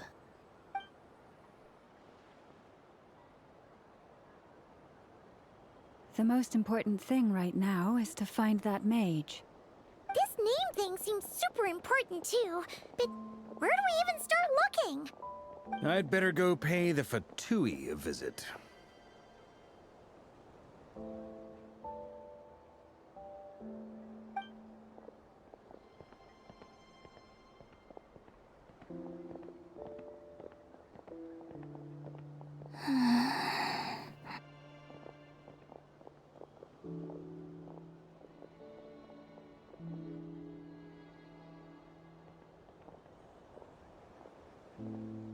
Columbina?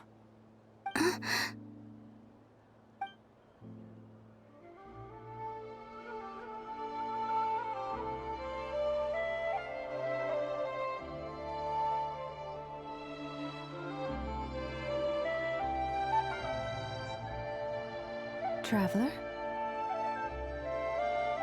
Let's go! This is no time to be spacing out!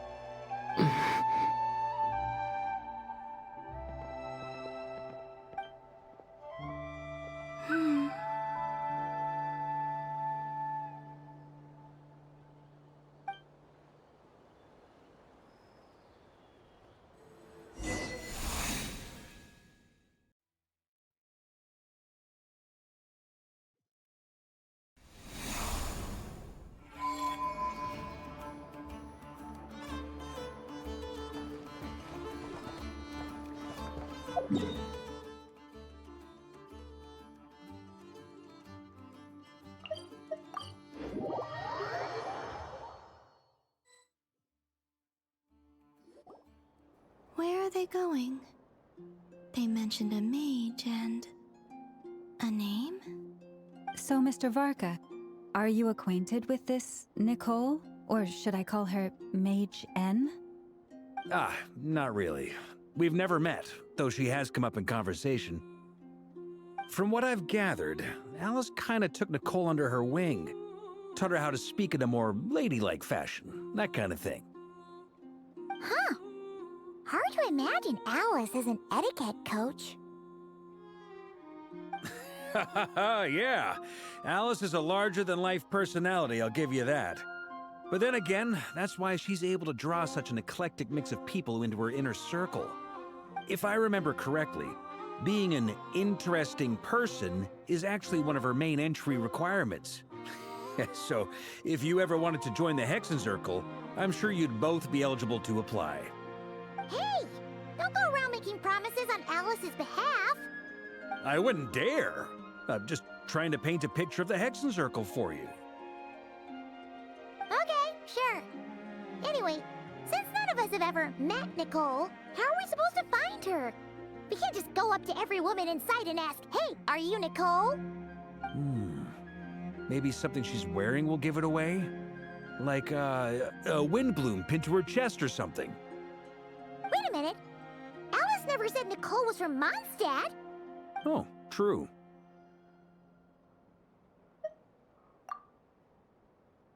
That would be this young lady, then?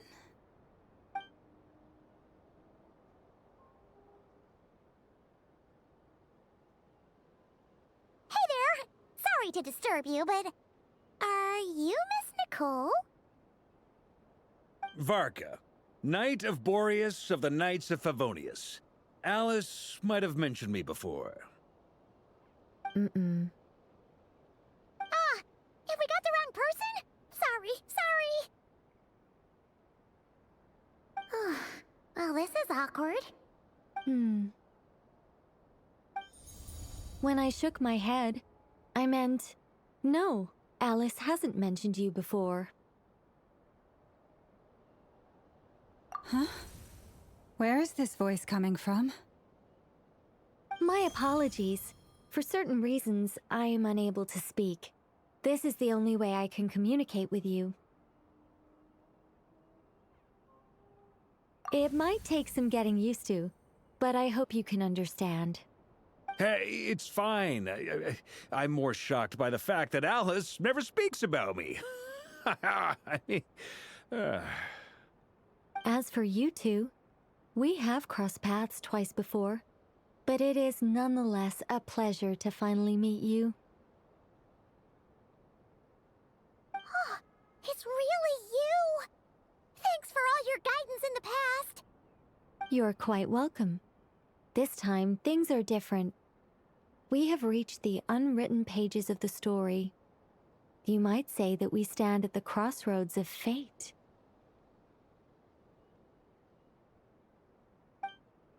Now then, allow me to formally introduce myself. My name is...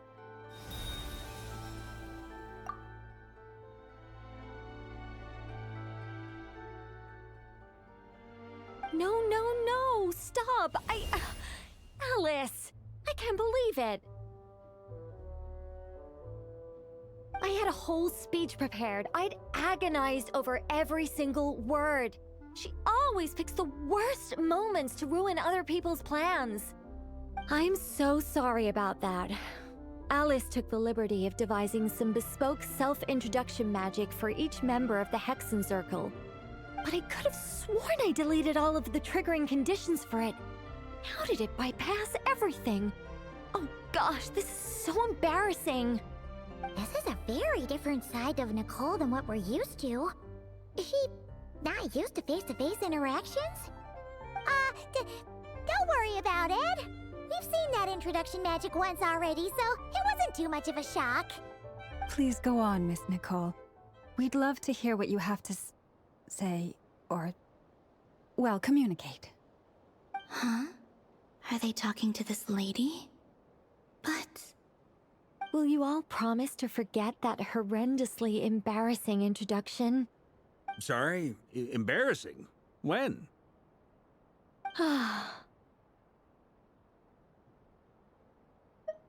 Yes, my name is Nicole, and I am one of a very few angels who have retained both their preferred form and their power.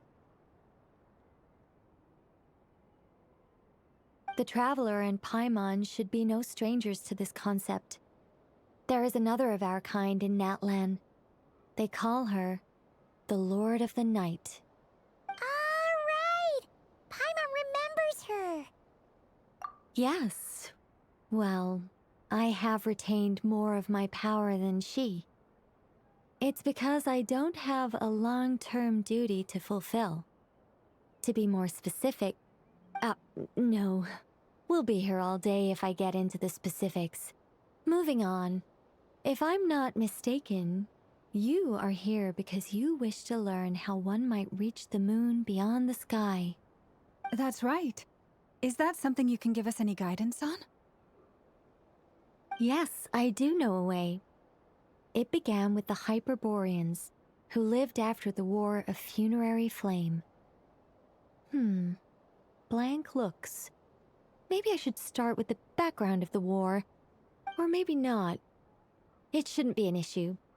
I'll fill in the gaps for you when we have more time. Anyway, after that war ended, the three moons retreated to beyond the false sky. The Hyperboreans were humans I once aided. They accepted the civilization and creations bestowed upon them by the angels. But despite accepting many blessings of the angels, many among them still held on to their faith in the moons.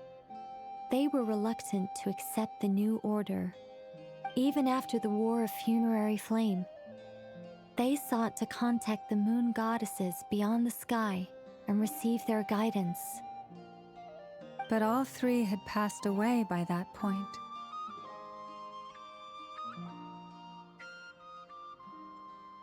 This mage has a unique method of communicating. Is she talking about the moons? Yes, but they did not know. And so, still they prayed for the moon goddess's mercy. After building titanic structures that consumed vast amounts of Kuvaki, at last they glimpsed the moons and heard their voices. But of course, they were gravely disappointed. For it was then that they realized the three moon goddesses were dead. Oh, that's such a sad story. It is. Humanity was in a very sorry state at that time. The angels who had once aided them were gone, and the War of Funerary Flames had left them homeless and destitute. Just a second, I gotta ask. How relevant is all this history to the task at hand? Well, I mean, it's... Okay, it seems we've drifted into irrelevant narrative waters. It's been a while since I've had the chance to speak inside someone's head. As soon as I got started, I lost control and the words just flowed out like a waterfall. What I'm trying to say is... Right, yes, that's it. The relevant part is the ritual created by the Hyperboreans. The fact that they bypassed the false sky and saw the true moons implies that they successfully built a connection between Teyvat and the outside world. Which means, with enough Kuvaki and a sufficiently stable connection, it should be feasible to send one person over the border. Okay, so they built some kind of portal? Oh, yes. A portal. Yes. Is something wrong? You sound disappointed. I just didn't expect you to summarize it so well. It turns out I could have said all that in one word, if only I'd managed to think of it. No, please, it's fine. This is invaluable knowledge.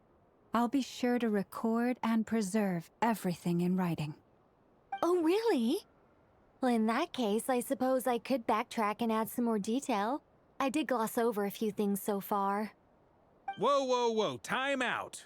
Let's summarize what we've got first. The Hyperboreans were the last ones to use this method, right? So we somehow need to find whatever structure they built and make sure there's enough Kuvaki to power it up. Luckily, we have the moon marrow of both the eternal and iridescent moons, so we're all good for Kuvaki. Which means the key issue we need to focus on is finding the place. Am I right so far? Yes. Although I expect the structure is long gone by now. That said, what if we could take advantage of the phantoms to travel back to a time when it still existed? Well, travel back isn't quite accurate. It's more like we'd be creating a handshake between 2 points in space-time. We wouldn't even have to pick a time when it still existed. It could just be a time when it still appeared in phantom form via projection, or we could project our own phantoms, fold them together, and... You look lost. Was that too hard to follow? Yeah, things got a little, technical there. Paimon's brain is reaching capacity. All right. Let me think about how to put this more simply. Okay, got it. Over the next few days, I'll search for phantoms that we can use. Once I find one that meets the criteria, I'll let you know and we'll regroup. By completing certain rituals, specific individuals will be able to enter the phantom and make it to the Hyperborean structure. If everything checks out and it looks feasible, we'll just need to wait for Moon Prayer Night, and we can send the Moon Goddess back home. I'm really skimping on the detail here. Is this making any sense at all? I think so. For now, we'll just wait to hear from you. Yes. Basically, yes. Great. Counting on you. In the meantime, we'll focus on finding the Moon Goddess's name. My name? Are they looking for a way to stop me from disappearing? Excuse me, Miss... Go on, Miss Nicole. This conversation was a little all over the place. I didn't catch your name. I am Lauma, of the Frost Moon Scions. Ah, I did wonder. I noticed that you listened very intently when I spoke about Hyperborea and the moon's history. If you'd be interested, I'd love to visit you this evening and go through it again in greater detail. Also, if you were serious about making a record, it would be too risky to simply write down the raw details as is. I would suggest some tweaks. Maybe rewrite the stories as fairy tales or fables, perhaps even prayers. Anyway, we can cross that bridge when we come to it. So, see you later then? Oh, and no need to prepare anything. Just a cup of tea will do. See ya! She seems friendly. It's just... It's so nice to find someone who's actually willing to listen. I've been dying for a chance to finally go through all this systematically from start to finish. Any longer and I'd probably start forgetting it.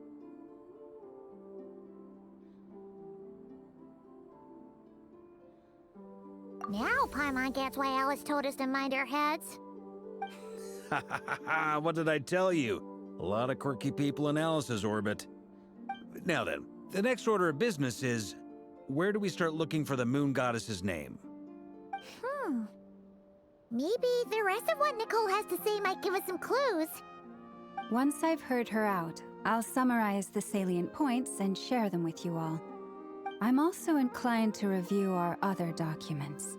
Yes, our faith was first established by our Hyperborean ancestors, but many of the more factually accurate records are from after Kutar's birth.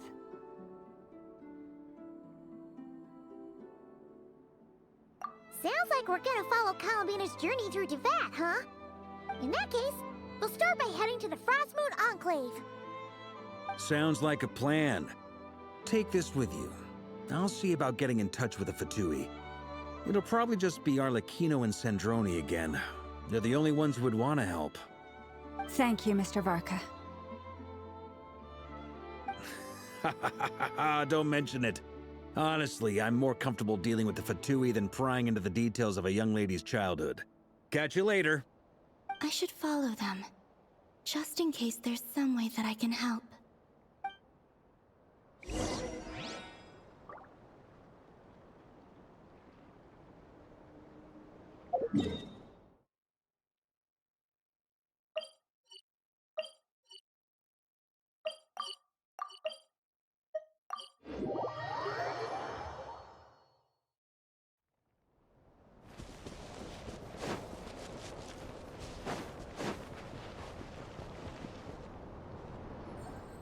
A while ago, I took the time to organize all documents in our possession that pertain to Kutar. What you see here is the material I consider reliable. You're saying there's unreliable material too? Yes.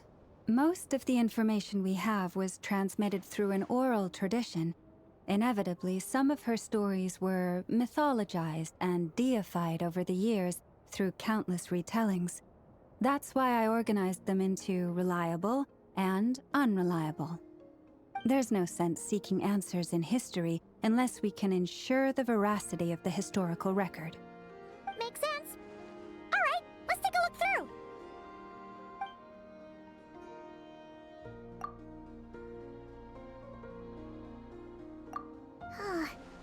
Almost all these records refer to Kutar instead of Columbina. Although neither of those is her real name. Paimon's not sure what point she's trying to make. What we can gather from these records is that the Frost Moon Scions worshipped her as a god, placing impossible expectations upon her. I cannot fault them for their earnest faith, but for all their devotion, worshipping her day in, day out changed nothing. I imagine that none of it resonated with Columbina. It wouldn't surprise me if, even back then, she had already begun to reject the name Kutar and everything it represented. Lama speaks the truth. When I heard them call upon Kutar with hope and expectation in their voices, they may as well have been calling upon somebody else.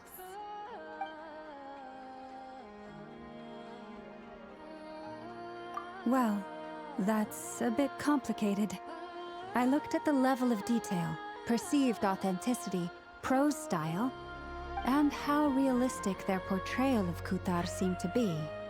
Amongst the Frost Moon Scions of today, only I know of her existence, and I alone have spoken to her face to face. As such, I know that there are certain things she simply would never do. That being said, I have sensed some changes in her lately. Changes? Me? Seems like this is getting us nowhere.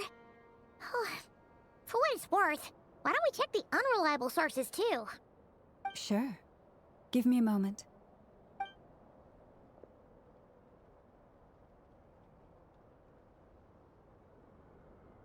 Exerting but a fraction of her divine might, Kutar sheared a great mass from the snow-capped mountain and cast it into the sea, upon whose surface shone the mirror image of the moon. Thus was formed the island of Hz. Yeah, right. That doesn't even begin to pass the sniff test. The 3 moons are naught but lies through and through. Only one moon has ever shone for us, and Kutar is her name.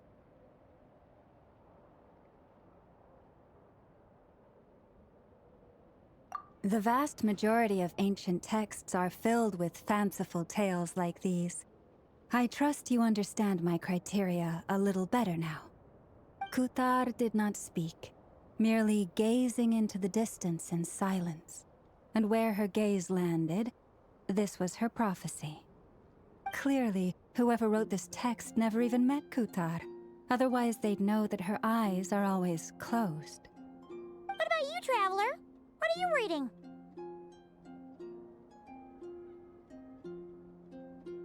Come on, let Paimon see. The child wished to build a wooden nest with which to shield the fledgling bird from the cold. But being so young and lacking in strength, the child could not snap the branches from the trees.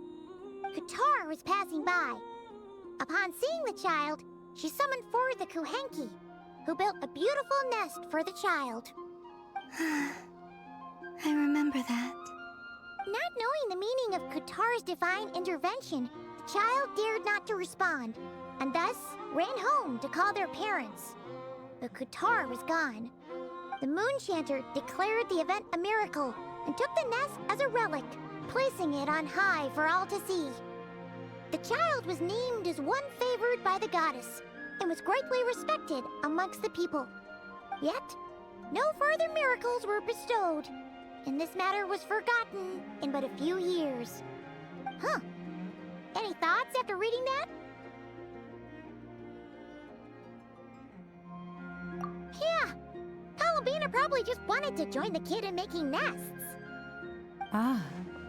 I'd originally considered this a fabrication, because Kuthar did not perform any similar actions in subsequent records.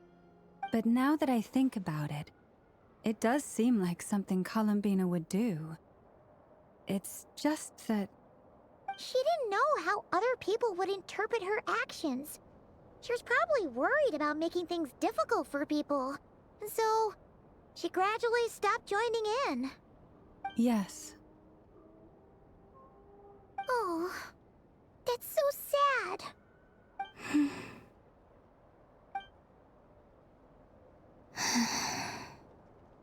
And now, I can make no such gestures of warmth, even if I want to.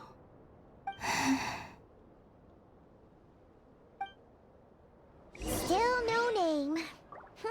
That's a bit of a shame. But we did learn some interesting stories. That's gotta count for something. Barca said he was gonna set up a meeting with Arlecchino and Centrone, right? Let's go back to Nasha Town and see how he's doing.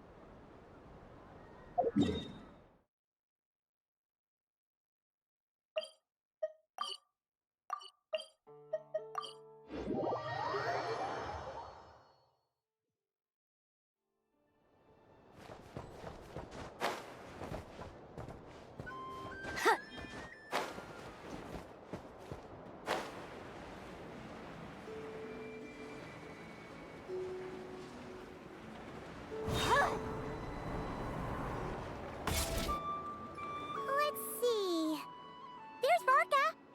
Oh, and it's Durin and Albedo too. Yeah, this is pretty much the same place we bumped into each other last time. I convinced them to stick around a little longer. We were all waiting on people, so I figured having a little company would help pass the time.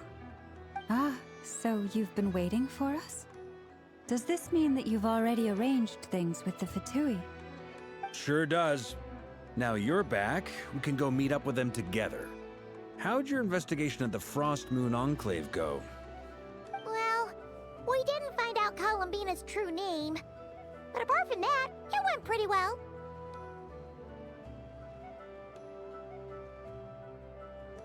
Aha, just as well that I didn't tag along then.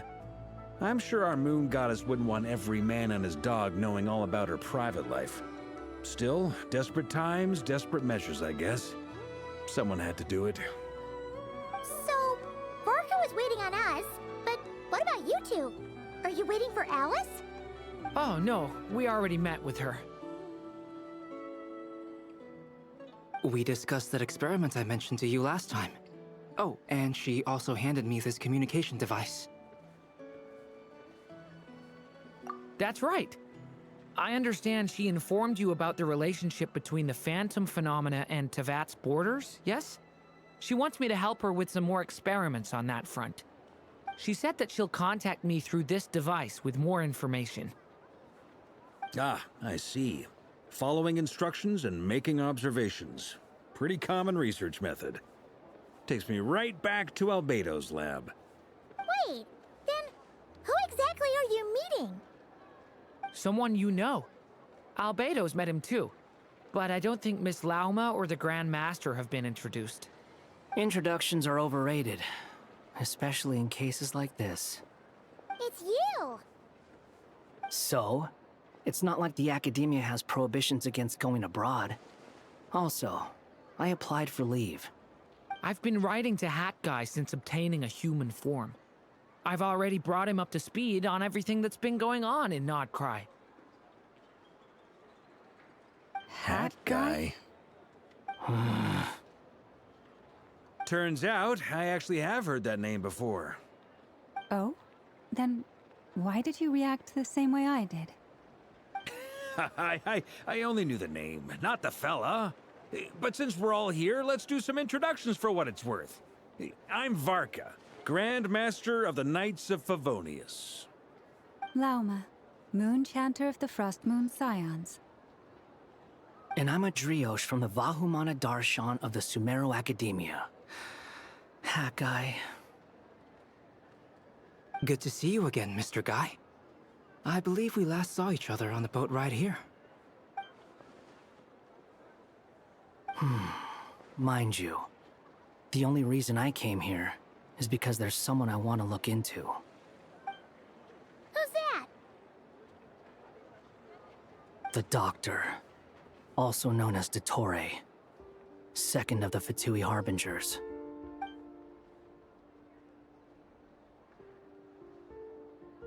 From the tone of your voice, it sounds like there's bad blood between you. I was reviewing our archives and noticed that a lot of information about him was missing. Left a bad taste in my mouth. That's all there is to it. Dottore, or Zondique, as he was then known, once studied at the Academia, but he got kicked out before he could graduate.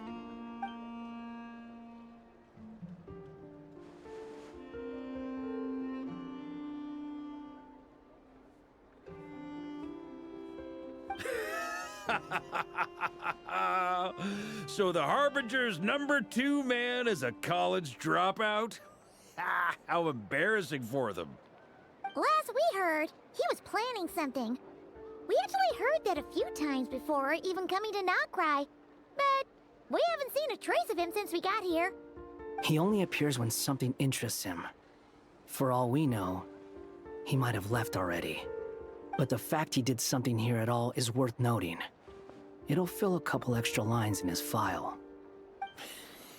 Why does it sound less like a file you're writing and more like a criminal record?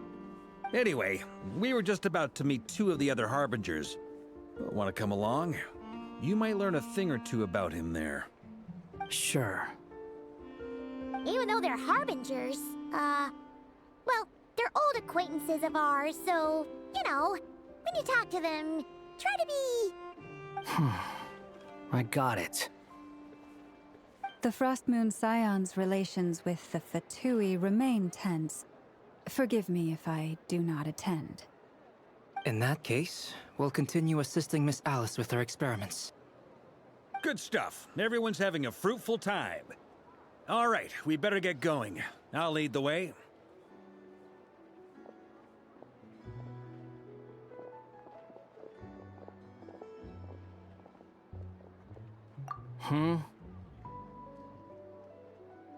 Well, yeah, that's obviously part of it. But I'm not the only one who has a score to settle with him.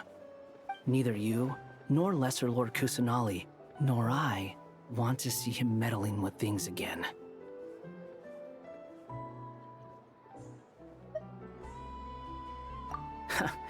What's the hurry? Don't worry. Pigeons always know which way home is.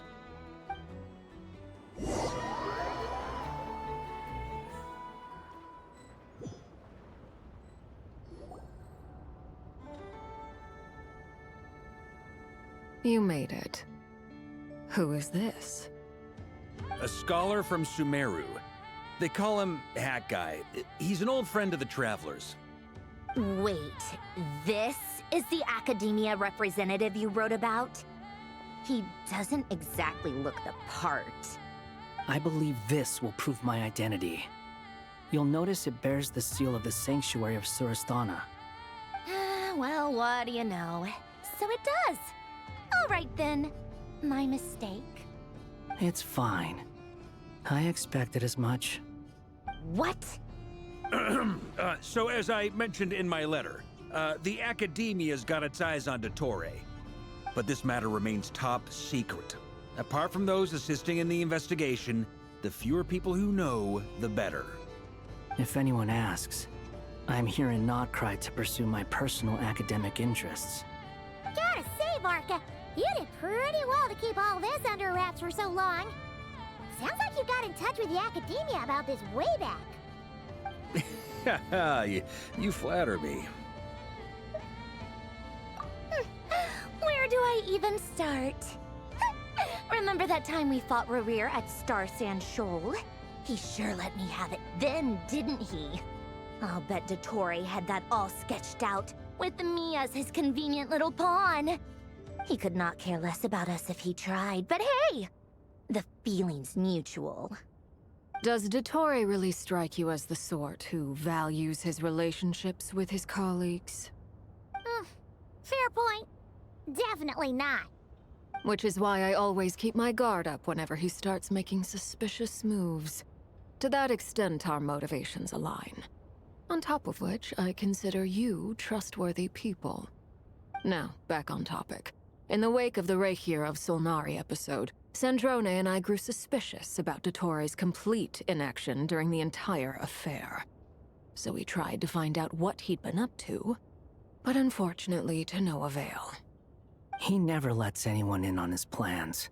The more he cares about something, the more secretive he gets. Indeed. Perhaps he believes that by keeping a low profile, he can avoid trouble. But that trick isn't going to work on his colleagues.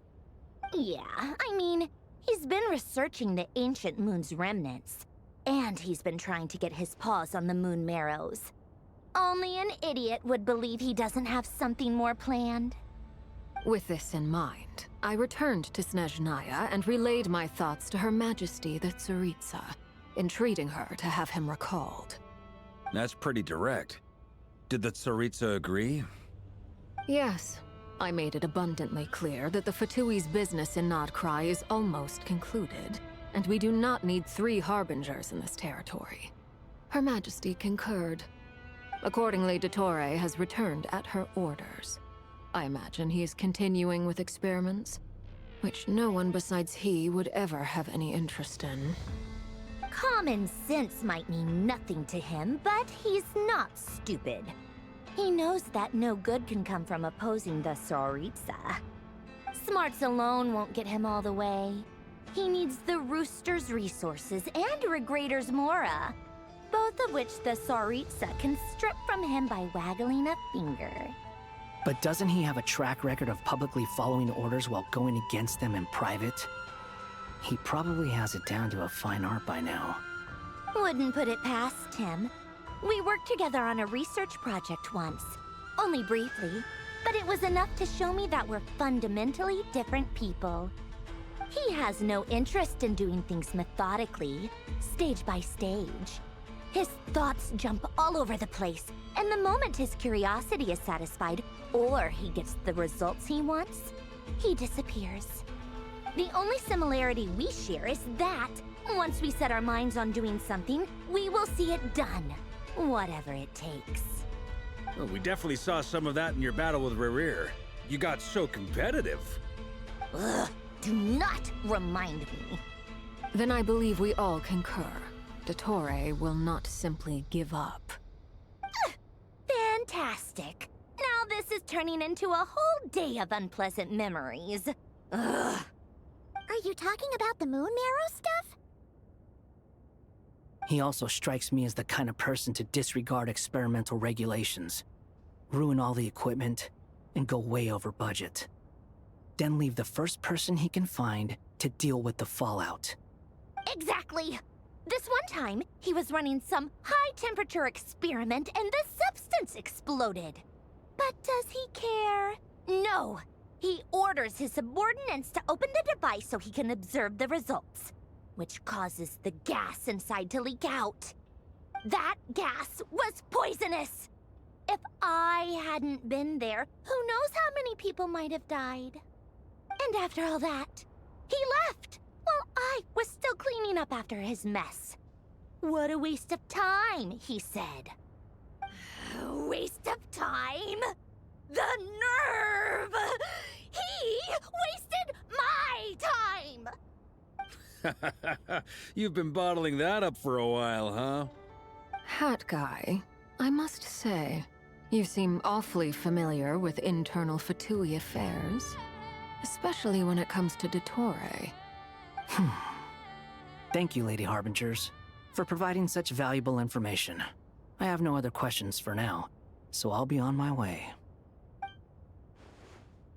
Wait, what? You're just gonna leave? You're welcome to join if you want. Ugh. Just when Paimon thought he'd finally mellowed out.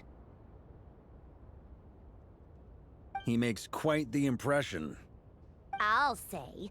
I've met tons of headstrong people, but not many of them would join me in bad-mouthing Dottore. Anyway, back to the main agenda. Barca, you said that Columbina has gone missing? Or rather, disappeared. Yeah. We're working on building a connection between her and this world. The simplest method is to find out her real name. I've actually asked her that question before, but she said she didn't know. Considering our relationship, I doubt she was lying to me. As far as I recall, she was never dispatched by Her Majesty to claim a gnosis or anything like that. The Tsaritsa's plans had long contained a place specifically for her. I always thought that was weird. What could she do that the rest of us couldn't? Knowing what we do now, it's probably something related to Kavaki, right? More than likely. When she first arrived, Columbina would often go to Her Majesty and ask when she could start the task assigned to her. But Her Majesty always gave the same reply. The time has not yet come. So she spent her days in Snezhnaya doing basically nothing. The Tsaritsa has summoned a beautiful blind maiden to be a harbinger, giving her the third seat by virtue only of her enchanting voice. It was a dumb and stupid rumor, but the reality of the situation made it hard to refute. And what happened after that? I imagine she stopped caring. She no longer seemed to care why she had been recruited, and Her Majesty never gave her any missions, so she just continued to sing in the flower garden. For my part, I was busy. So busy, in fact, that watching someone be that idol had me fuming. But still, I got the sense that she had long been used to a life of other people claiming she was needed when she wasn't. I just felt that having a place to stay would cost me something eventually. And so I waited quietly for the day that I would have to pay the price. And on the other end of that spectrum, you had me. Someone once told me that I had the lousiest work and the toughest luck. That's a good way of putting it. I forget who said it, but those words have always stuck with me.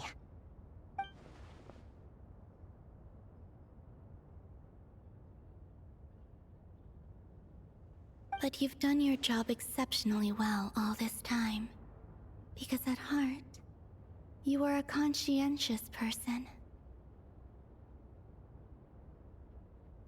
What is it?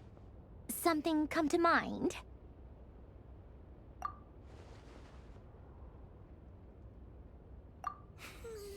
That makes sense. Nothing screams you are needed like your name shouted from across the town. Well, good luck with it. But if you ask me, Columbina is still the most shoutable name. I'm just so used to it now, after all the arguments we've had. I can't be bothered trying to remember another name for her. Nor I. Sandrone. Harlequino.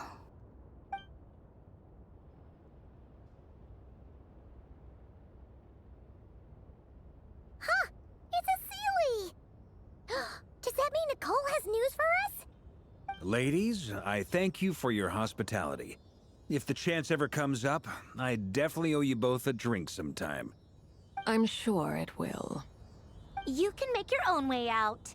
Heck, you've been here enough times, you probably know your way around better than I do. Okay, time to do what adventurers do best. Follow that Sealy!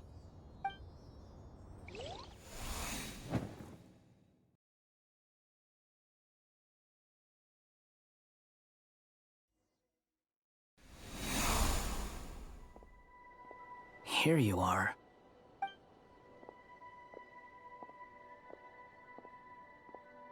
Oh, hat guy. How come you're back so soon? Did things go all right with the Fatui? Fine. Dotori's been summoned home by the Tsaritsa. Couldn't get much more than that. How about you? Any progress with the investigation? Unfortunately not. We've tried everything. different phantoms, different locations, different points in history, but the results are the same each time. Abyssal monsters roaming the land. People crying out in despair, with no hope of being rescued. Every time I see it, I can't help but think, is this what it was like in Mondstadt when Dragonspine Durin attacked? And if I fail in the task I've been given, will I create yet another tragedy? That's just meaningless speculation. When we encountered similar phenomena previously, I tried to interfere with those illusions, using sounds and lights to guide them. However, we could not change their fates. At most, we were able to extend their existences. The events of the past are like fate that has been written into Irminsul. There isn't a living thing in Teyvat that can escape its past. But Miss Alice instructed us to try to find ways to change the outcome that these phantoms face. It's an impossible task. Can't you just refuse? Since she asked us to do this, I feel like it can't truly be impossible. Or if it is, well, mages can make the impossible possible. I could not have been born as Durin otherwise. But you also said that your past 39 attempts were fruitless. That's true. But you're still going. Yes. After this many futile attempts, surely you realize that you're not doing this because you still believe what some mage told you. It's because you want her hypothesis to come true. It's something you wish for deep inside. So, think for yourself about what you want to do. As long as you don't believe it's futile, it isn't. Yeah.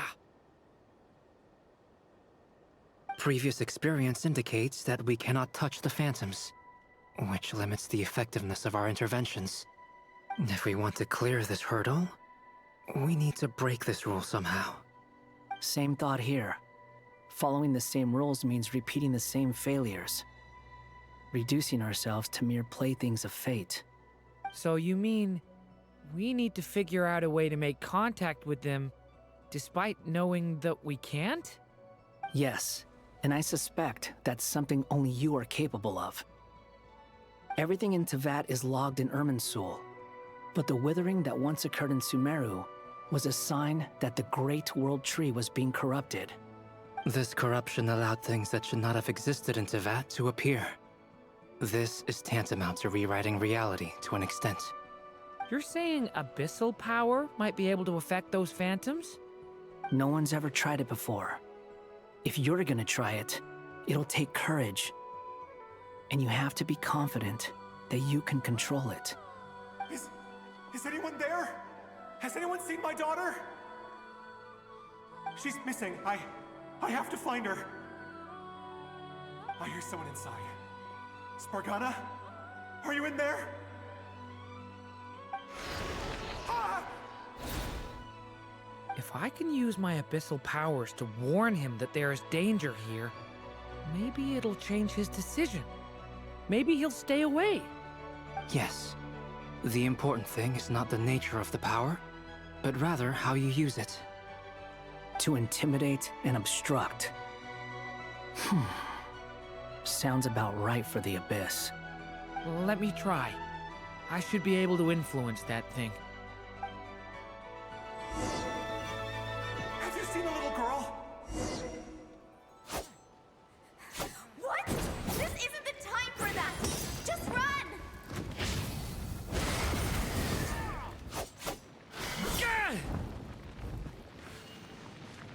I hear someone inside. Spargana? Are you in there?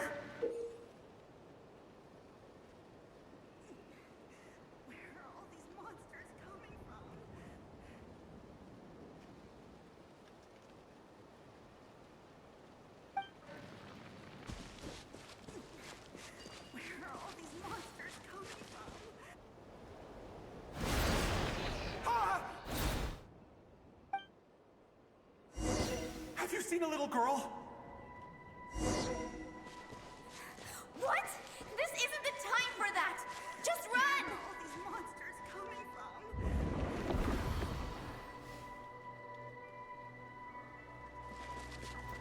someone inside. Spargana? Are you in there? Where are all these monsters coming from? What is this? Looks dangerous. I should get out of here.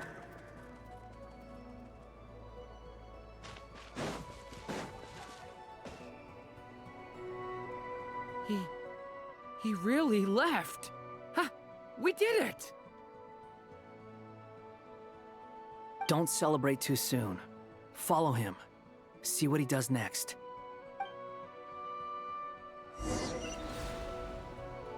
Monsters approaching from the front. You need to stop them and create an opportunity for him to hide.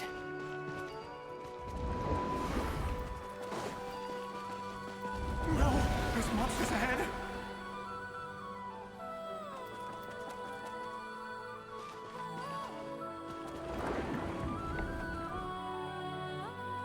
Wait, is that the barrier I saw earlier? Why is it appearing now? It's as if someone's controlling it.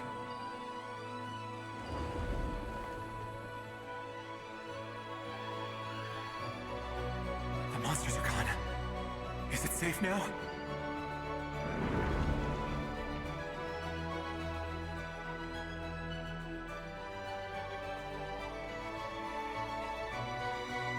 The barrier's gone too. How odd. Anyway, I guess I'll keep going. Quickly, let's keep up.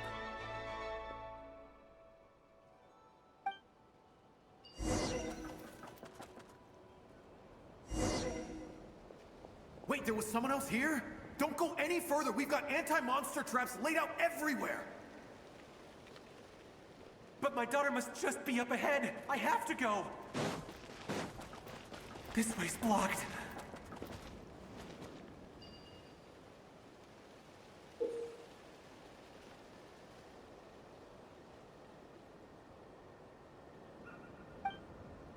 We might be able to use the explosives over there, but we need to take care not to hurt him.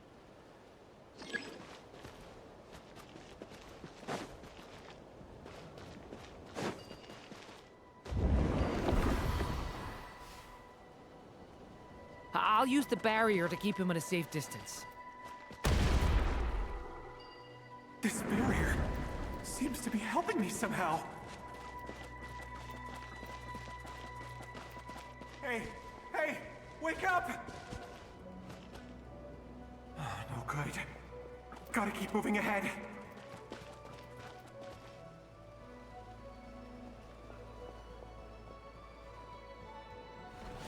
So many monsters! There's still a chance, Durin. Use the traps.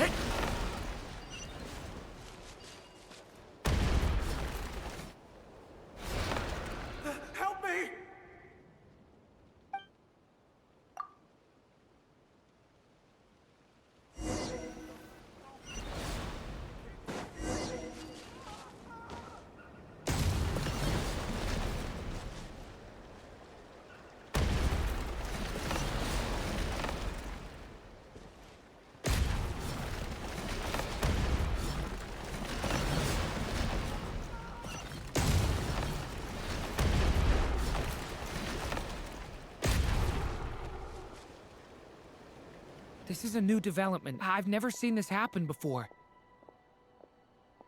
We might just be able to save this person.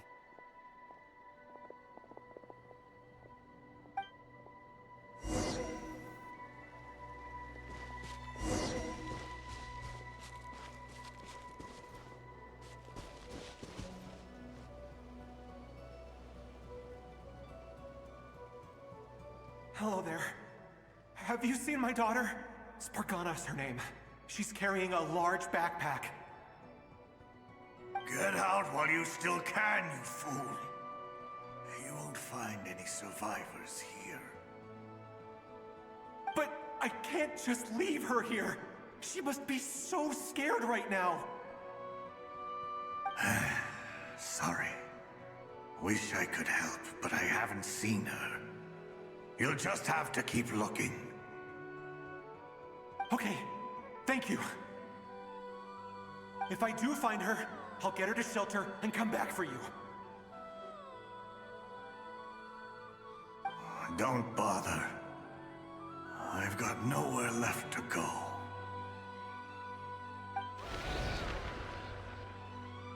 What's that noise? Monster!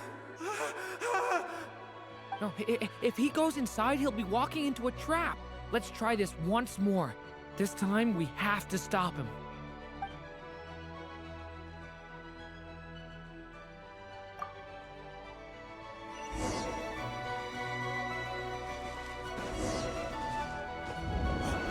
Why? How will I know where Spargana's gone like this? You know what? I'll trust this strange barrier. It's gotten me this far after all.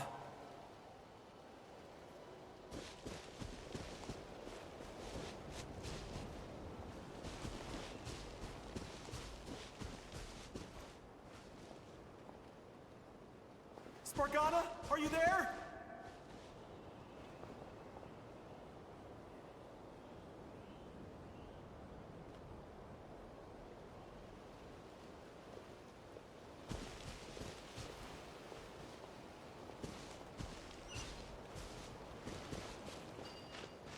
What? Hey! Let us out!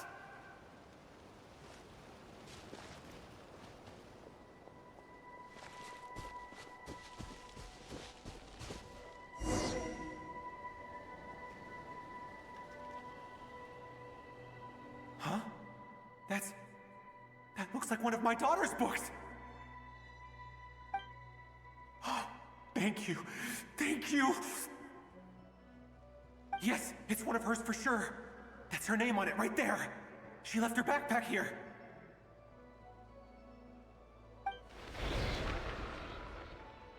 Durin, just like last time. Use the explosives.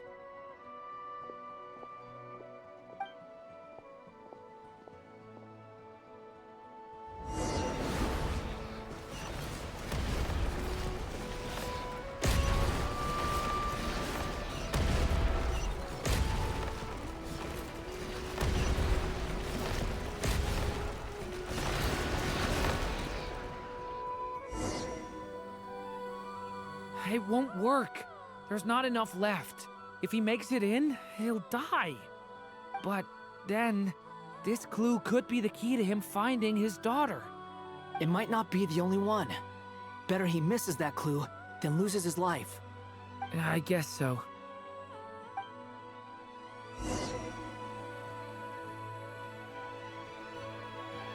Stop him, Durin. We can't let him get any further in. That's my daughter's book! She's passed this way! Why? Why won't you let me go in? I've searched and searched and searched just for this! But how will I find her without any clues?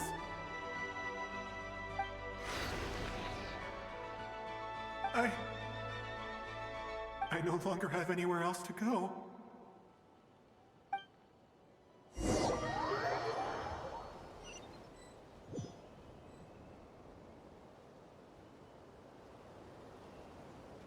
I'm sorry. I'm so sorry. He refuses to go anywhere else. Whether he opens this door or not, all that awaits him now is death. We couldn't change his fate. Albedo? Hat guy? Let's try one more time. I don't know how we're gonna do this, but I don't want to give up either.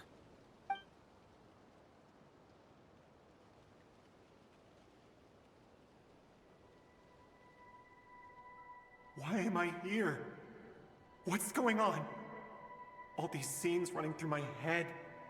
Where are they from? Huh? What's going on? His reactions have changed. How many times have I... What's happening to me? Huh? Wait, who are you?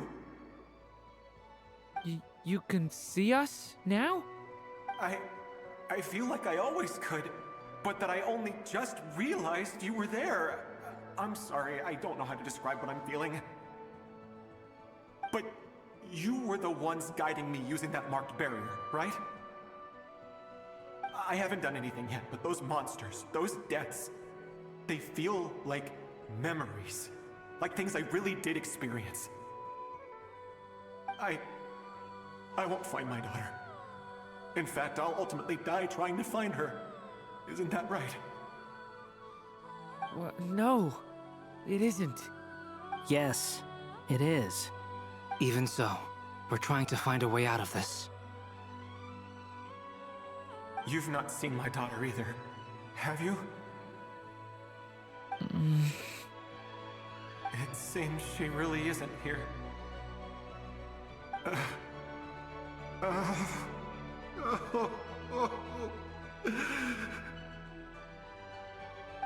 I'm sorry we couldn't help you.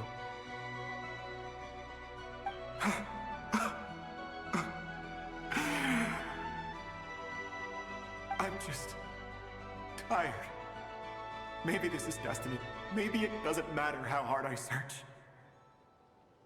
How long do I have left? Experience says 15 to 20 minutes. 15 to 20. Thank you for all your help. Let's rest a while. You look exhausted too. Now's not the time for you to start pitying us. It's not pity. I'm just realizing that I've only got 10 or so minutes left. You know?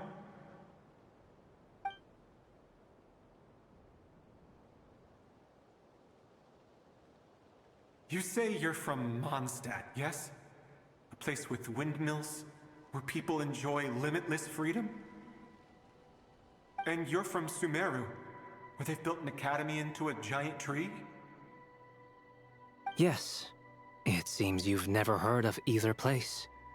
Those names are unknown to me, I'm afraid, yes. Have you heard of Hyperborea? I have, but I heard that it was destroyed in the distant past. I see. That was where my ancestors once lived. What about Delphi Pytho? Was it later rebuilt? I've never heard that name. Then what about Salvindaknir? I have seen that name on stone tablets on Dragonspine. But I'm afraid the only things left of that place are its ruins.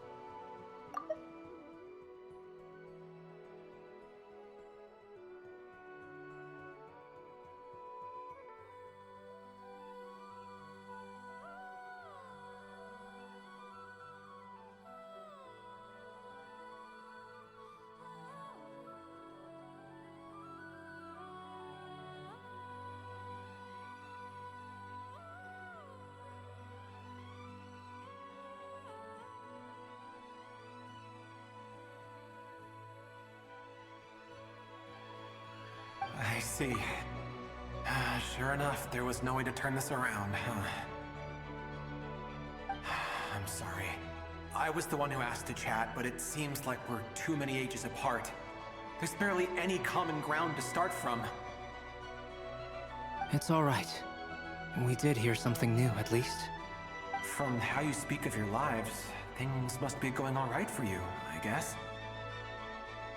They are. Mondstadt is a place of freedom and happiness.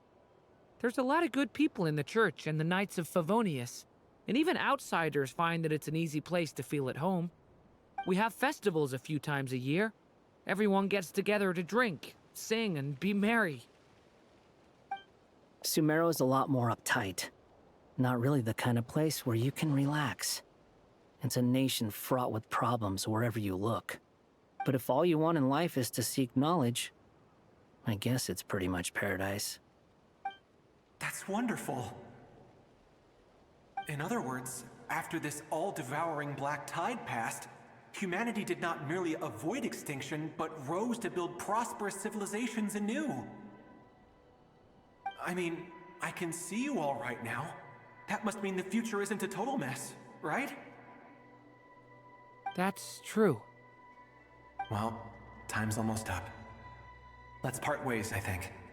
Might be best if you don't waste too much time on me. The chances are slim, I know, but I'd like to spend these last few minutes looking for Spargana. If things work out, I'd love to tell her about what I've heard. May we meet again.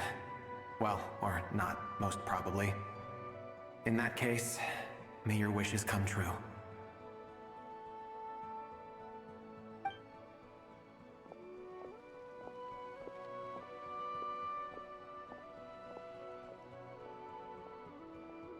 He's gone.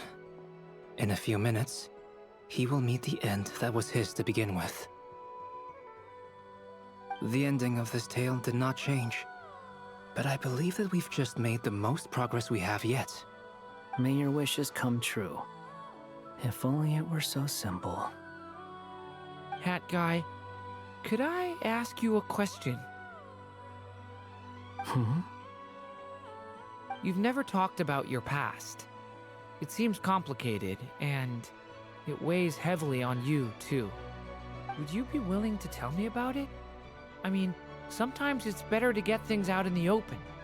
Take that guy we try to help, for instance. At least he said goodbye with a smile, right? I know about Albedo's past. Our experiences are very similar, and he created me. As for you, you're my first friend, and you've witnessed every step I've taken. But by comparison, I know nothing about you. Either way, I mean, we're still best friends. But if I knew more about you, I might understand your thoughts a bit better. I've told you about myself. I'm a student at the academia. And what did you do before that? Prepared for the entrance exam? All right. If you really don't want to talk about it, I won't press you any further.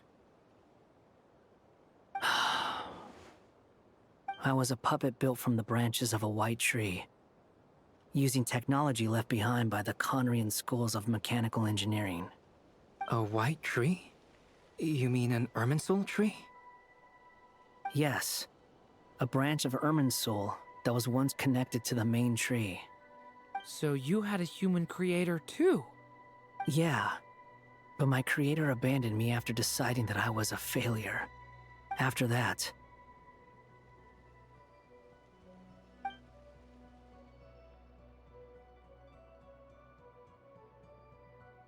Durin. Resisting the influence of the Abyss, suppressing the urge to destroy, trying to do the right thing. None of these things are easy. But no matter how hard they are, trying to rewrite past wrongs is far harder. You asked me if you would create a new tragedy if you failed. I told you there was no point speculating about that. But the real answer is, yes, you absolutely will. That guy. But at least you've got people here to help steer you away from the wrong path. So, just keep aiming towards the light. I will. I promise. All right, break time's over. Hello, Durin speaking. Hello, friend friends, it's me! What have you been up to, I'm detecting some unmistakable fluctuations here at the border. The amplitude isn't particularly high, but they're completely different signals from the ones before, and the scale is comparable to those I've detected previously. Alice, we were unable to save that person. However, he appears to have retained a portion of the memories gained through that cycle, and was able to hold a conversation with us. I see. Well, that is rather odd indeed. It definitely merits further attention. Could I trouble you to keep trying the same approach? I need to gather some more data. Counting on you.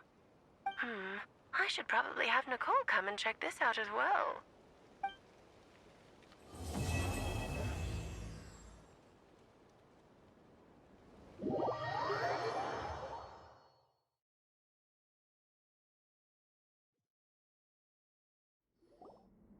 There you are. I was worried you might stop to collect treasure chests opened by the Seelie along the way. It would have taken you so much longer to get here. Another conversation I cannot hear. I am delighted to see that you understand what takes priority, and that your adventurer's instinct has not swayed your resolve. Really, I must applaud you for it. You should know. Paimon's head. Okay, I'll try and keep it short. My senses are telling me that this is where we shall find the entrance to the ruins. Oh, cool! Well, what are we waiting for? Let's open it up and see! Patience. This was a sanctuary of great importance to the Hyperboreans. A special process is required to open the gate. Oh! Like the place that housed the Eternal Moon's marrow? Okay, so what's the plan?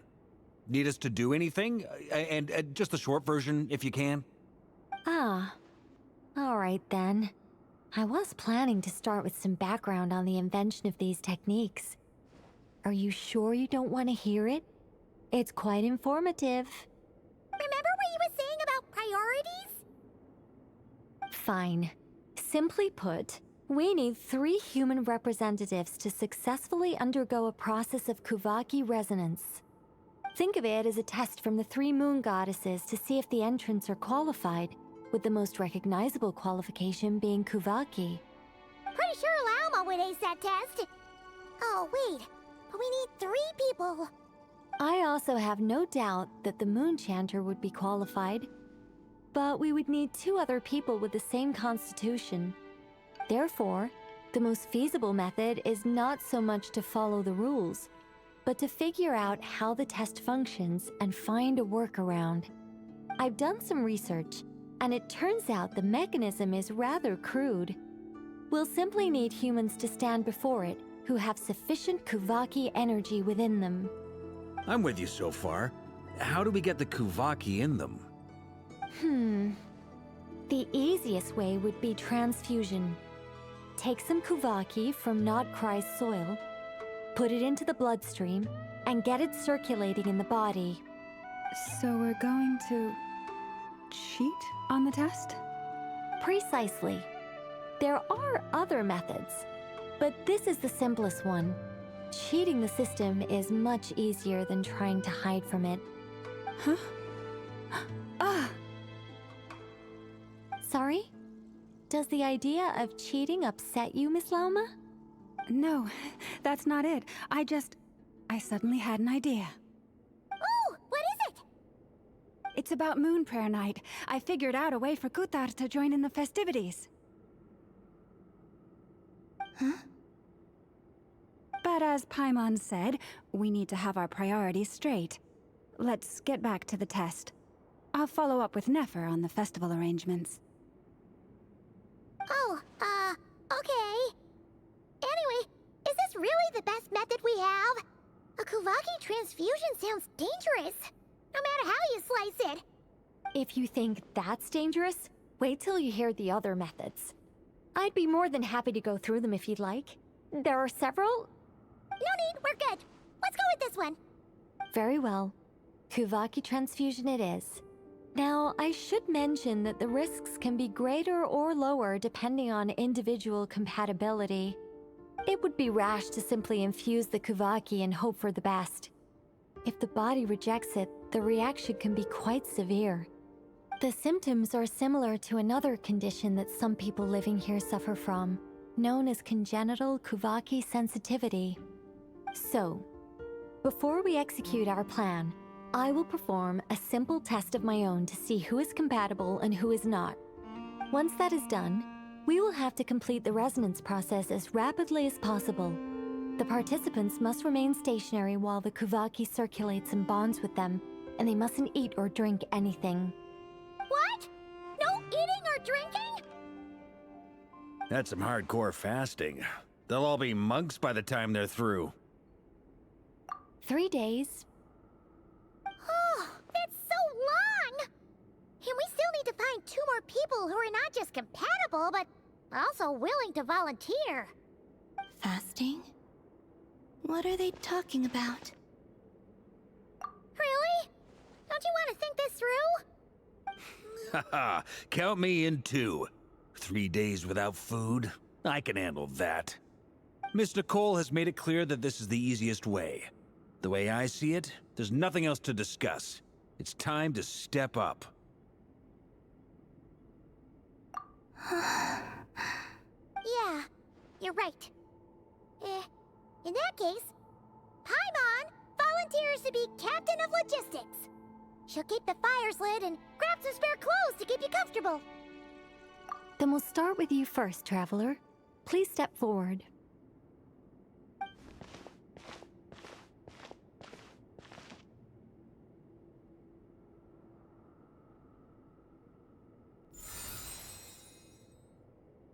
How's it going? Do you feel anything? How about now?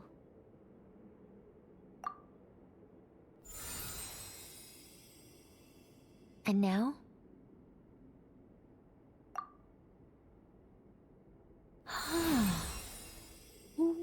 What about now? You guys, it's not a competition, you know. All right, I'm officially impressed. Even as a descender, you can withstand far more than I imagined.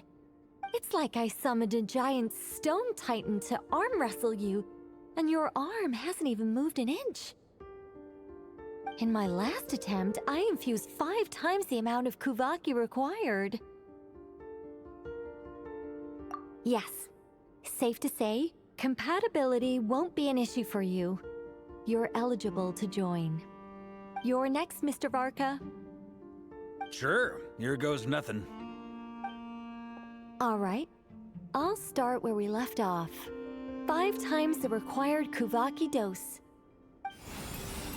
Whoa, whoa, whoa, hey, wait a minute. How's it going? Ooh, no, not great. I kind of want to puke. Feels like I've been drinking too much. A few bottles of wine, then a big stein of Dark Horse, with some hard liquor from Liyue mixed in. You think this is funny? I just lost to a young lady in an arm wrestling contest. I'm never gonna live that down. My apologies. I'll lower the concentration and try again. Oh. How's it going now? I'm not as dizzy as last time, but I can still feel it pulsing around. In that case, you wouldn't be an ideal choice, Mr. Varka. Let's try someone else. Okay, let's go ask some of our other friends then.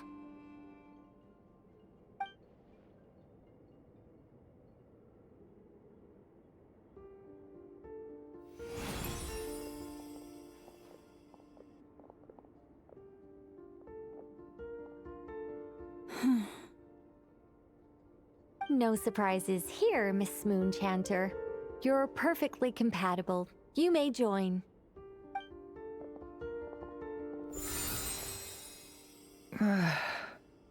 I'm getting a slight headache. Shame. You were so close. Whoa, time itching all over. Allergic reaction. We can't have that. Huh? Well, are you gonna start a what? The Hexen Circle is an organization that cares for and protects children.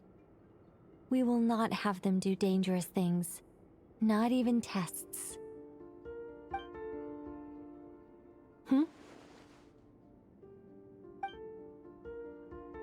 Is something the matter?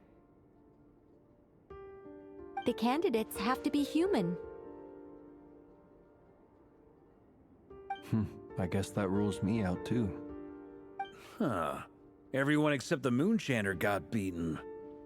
Guess I don't need to feel so bad after all. I mean, looks like this isn't gonna be as easy as we thought. Perhaps I could ask for volunteers among the Frost Moon Scions. I'll see about talking to some trusted Lightkeeper colleagues. Itlua springs to mind. In fact, I think we had some former Frost Moon Scions join our ranks recently. Can you give me the scientific explanation for how the test works? I can probably make some kind of test bot. Then we can just zip through Nasha Town, going up to people and pressing a button to check their status. Wouldn't that be way easier? No. Wow! No elaboration for once. How about I contact the Knights of Favonia's garrison in the Wave Chaser plane? Shame that Lohan's already left. And that guy's even tougher than I am. Strange. The moon goddess is clearly revered by many people. So why is she on the brink of disappearing? She mentioned that the world has rejected her from the very beginning. And when we fought the Reikir of Solnari, it seemed like she exhausted her power for our sake. Also, Paimon's not sure revered is the right word for how people feel about her. Gratitude, certainly.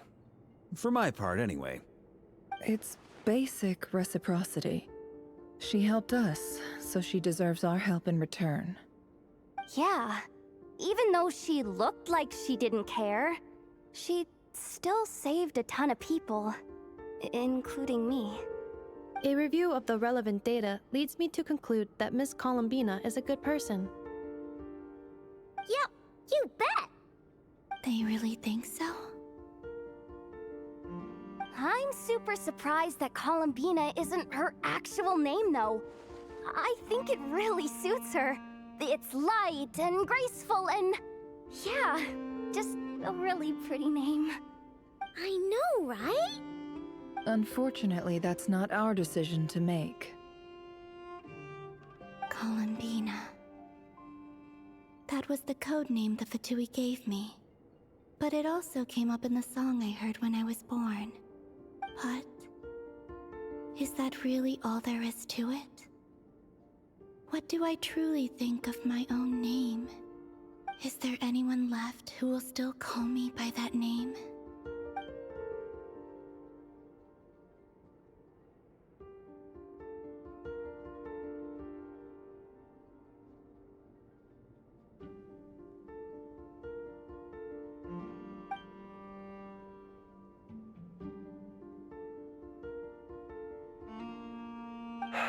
Moonprayer Night is getting closer by the day.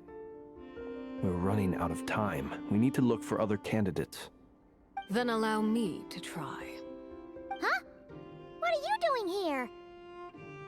You contacted your friends via the Adventurers Guild. Sandrone has been keeping an eye out for something like that, so she informed me. Since I have the ability to accommodate a moon marrow, I should prove to be a suitable candidate. Arlecchino. When can we begin? I see. We can begin right away.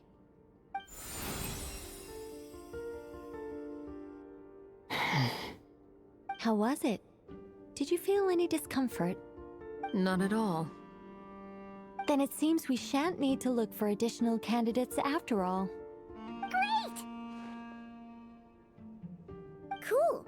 Alright, like Paimon said, The rest of us can take turns making sure the three of them stay warm and comfy. Then, my job is to take care of the caretakers.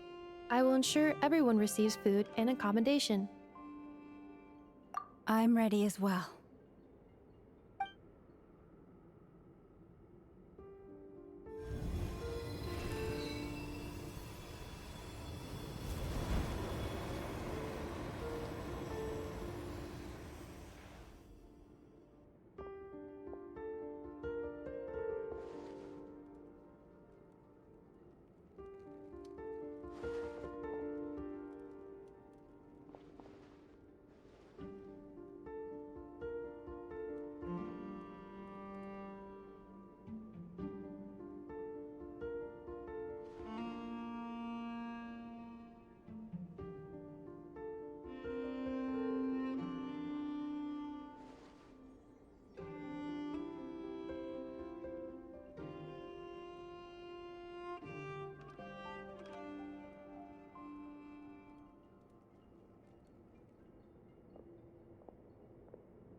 The work is done.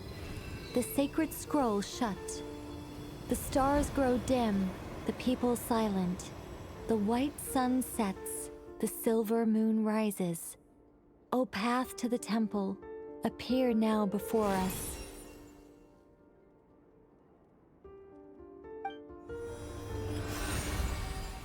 Wow! It really opened! So that's what all this is about. They've been trying to open this gate. Come, let us enter. It might be best to eat something first. Take care to chew properly and swallow slowly. It will give your body time to readjust to the digestion process. They will head in soon. They will need to enter this gate.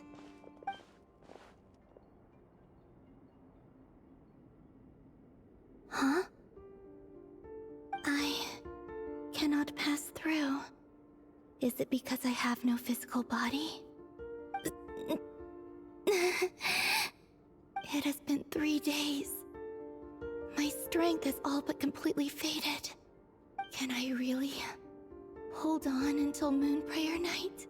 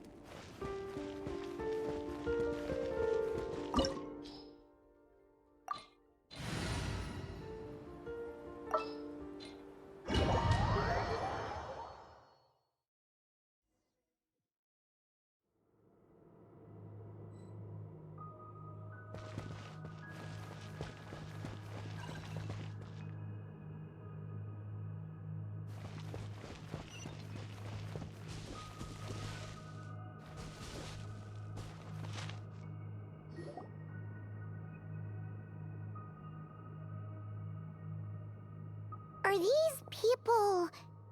Judging by their clothes, they appear to be phantom Hyperboreans from the distant past. That could mean they have some clues about the moon goddess's name, right?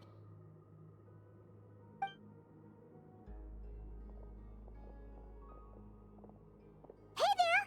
Could you tell us what the moon goddess's name is?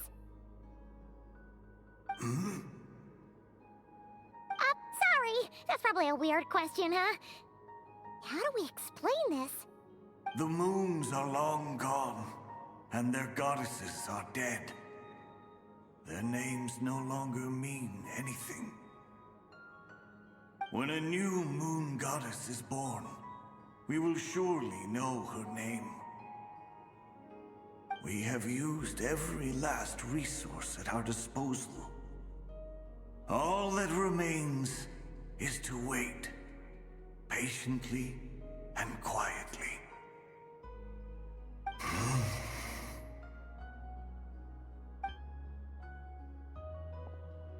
Were the people of the past all this devout? It looks like this phantom doesn't intend to converse with us any further. Surely the new moon goddess he speaks of must be Columbina. Alas, Kuthar's birth came long after the age in which he lived.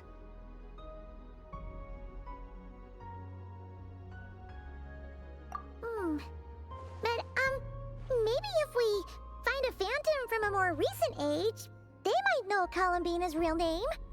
True. Keep an eye out. We should be able to tell which era they're from by the clothes they wear.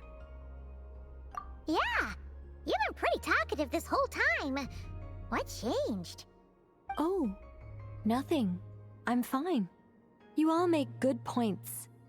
When the Hyperboreans speak of moon goddesses, they mean the three from truly ancient times. I can't imagine they would know anything about our current moon goddess. There once was a time when the moon goddesses blessed them greatly and protected them from harm.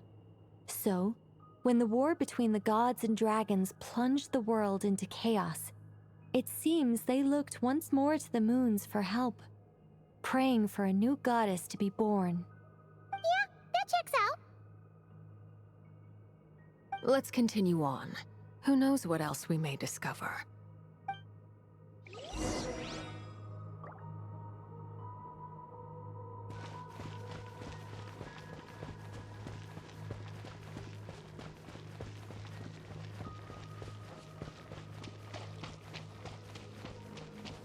There's a door blocking this path. Not a problem. Try this.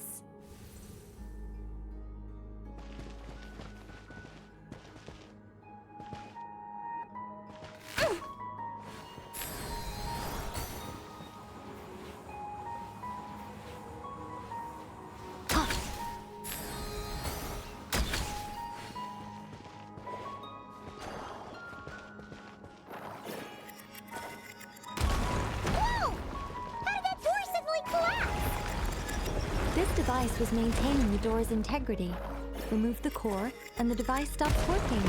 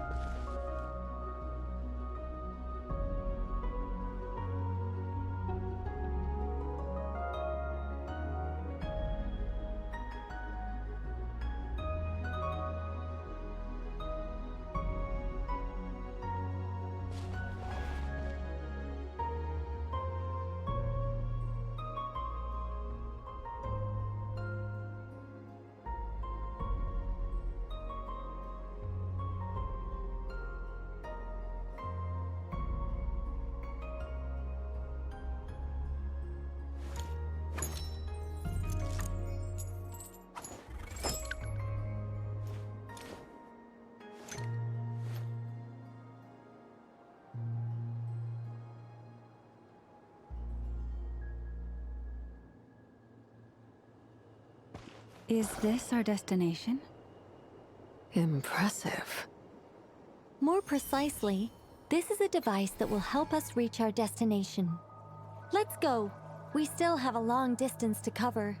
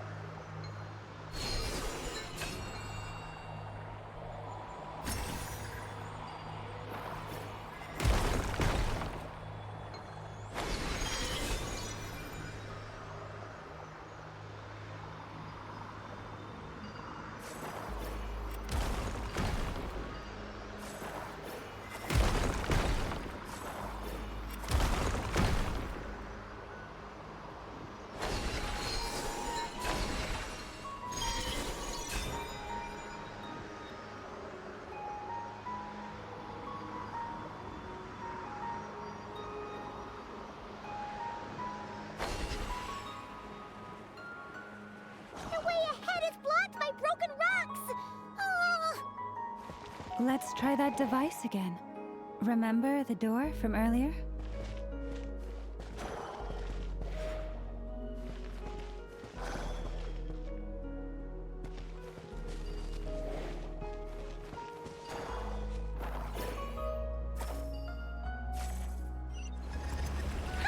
So it works in reverse, too!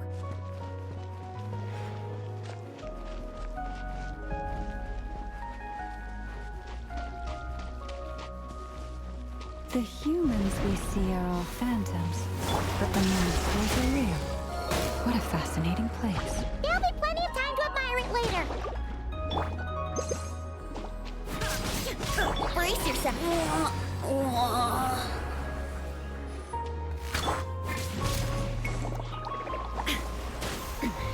Remove all obstacles. Shine down.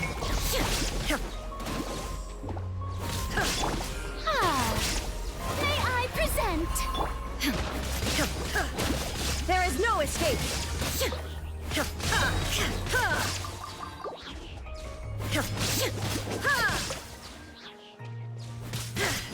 Inazuma shines eternal.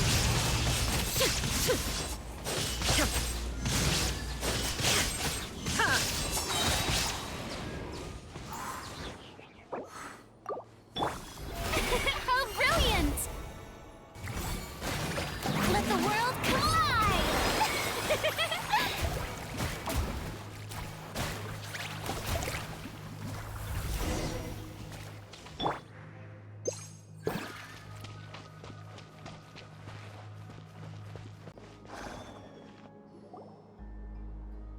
Ooh, there's a whole bunch of artwork in here. Seems pretty old. Nicole, this is probably your area of expertise. What do all these paintings mean? Let me see. To understand these murals requires some knowledge of the history surrounding the War of Funerary Flame. I shared a little of this with Lauma before. Yes. I think I follow. The dispute between the Moon Sisters, the transformation by Nibelung.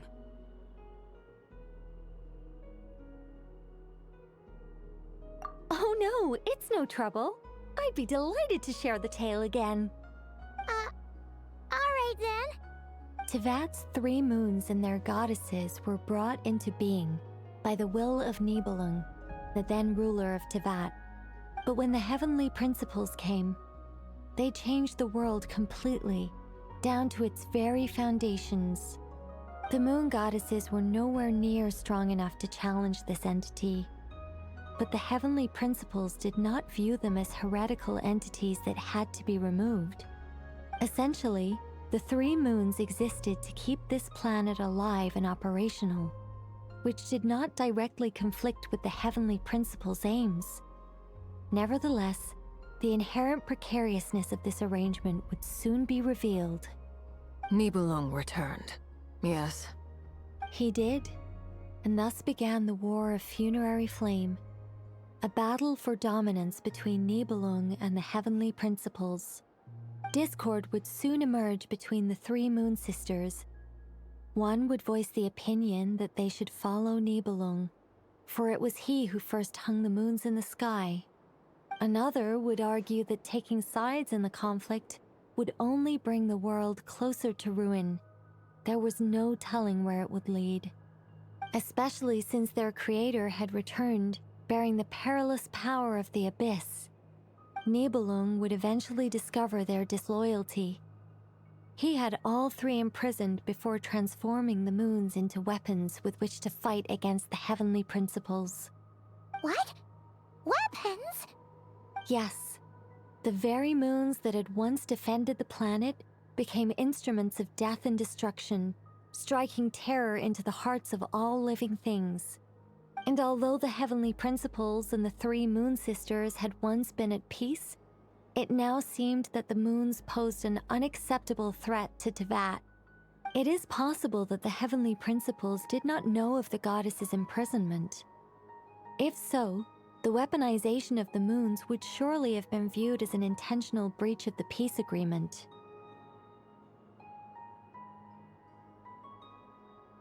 Regardless of who knew what, when, the heavenly principles shattered 2 moons and flung the other beyond the skies. Whether the goddesses managed to escape Nibelung's captivity after his fall, nobody knows. But this much is certain. From that day on, the moons no longer belonged to Teyvat. The rejections slowly drained their power until eventually they passed away. So that's the full story. You say the moons ceased belonging to Teyvat from then on. Why then would Columbina be born here? That is perhaps due to the lingering connection between the Frost Moon, which was not shattered, and this world. You could see it as the 3 sisters' dying wish. They never desired war. All they ever wished for was to protect this land. I see. If the final fate of the 3 goddesses is as you say, then Columbina faces the same grave danger. Our investigation has yet to bear fruit. We must hurry. Yeah, you're right! Let's keep going!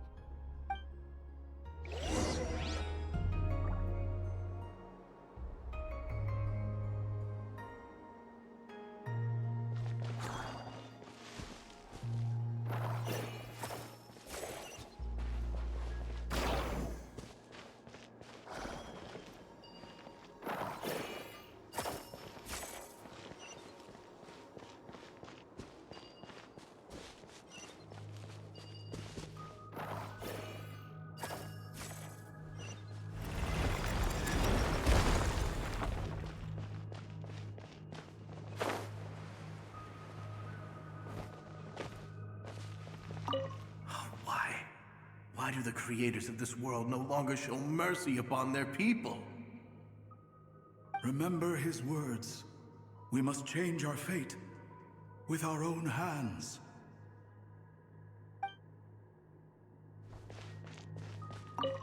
Should we trust him to keep his promise? We have to. There's nothing else we can do. Wait, that's odd. Who is he? Is something wrong? No, not really. It's just that over 30 possibilities emerged in my head, so I can't be sure who he is. It's been too long. My memory isn't as sharp as it once was. Okay. 30! Wow! Impressive!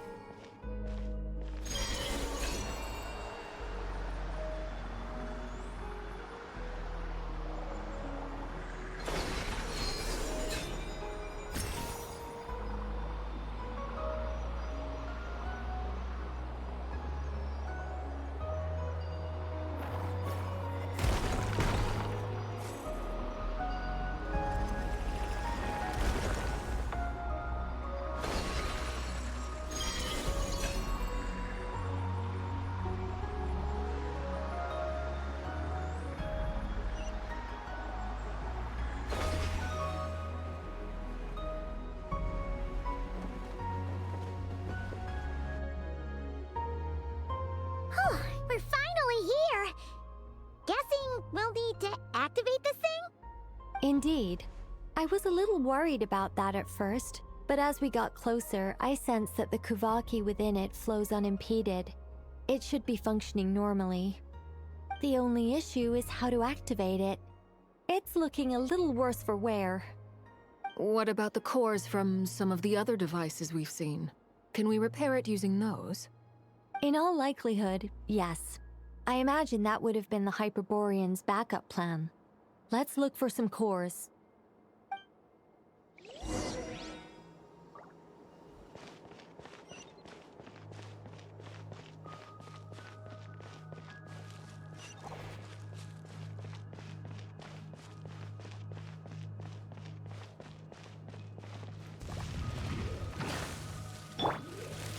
Stabilize! Busted! Here comes the catch. Hunt them down. Ready.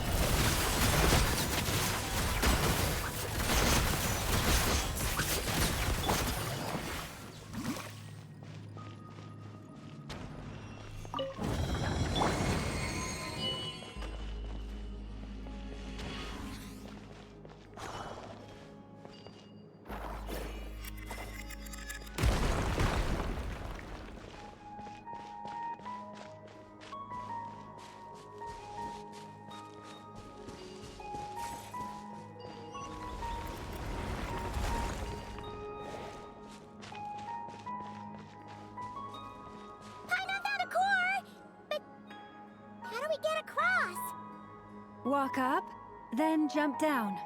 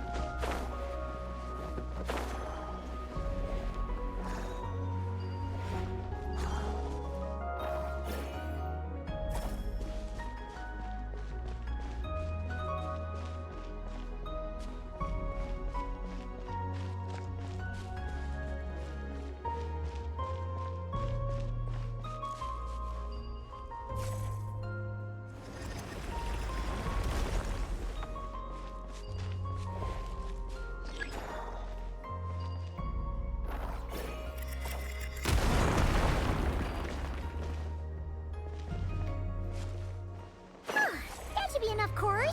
Let's head back.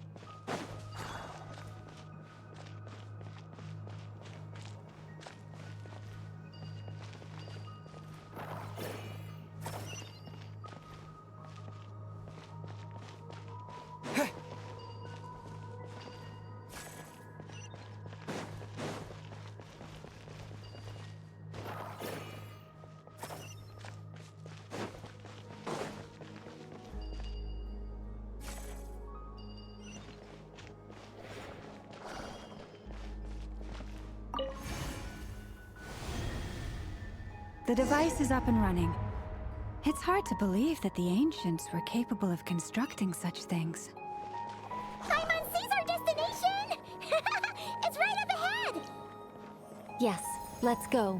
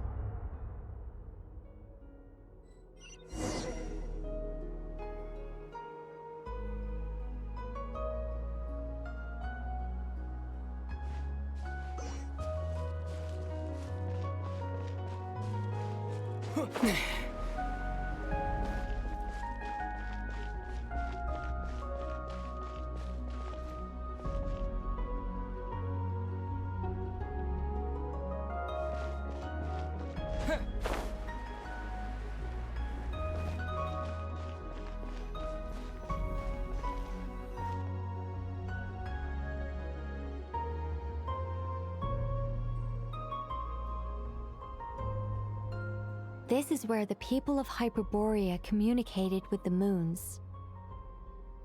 We need only place the moon marrow upon this platform on Moon Prayer Night, and we shall be able to open a portal to the moon and send our moon goddess back home. The assumption being, of course, that we can find her first. That's right. You want to know if it's safe there, don't you? And yet, she has no choice but to return. You know this. That's not the only issue here. This is the end of the line, right? We've explored everything we can. And despite looking at historical artwork and talking to people from Hyperborean times, we're still no closer to learning Columbina's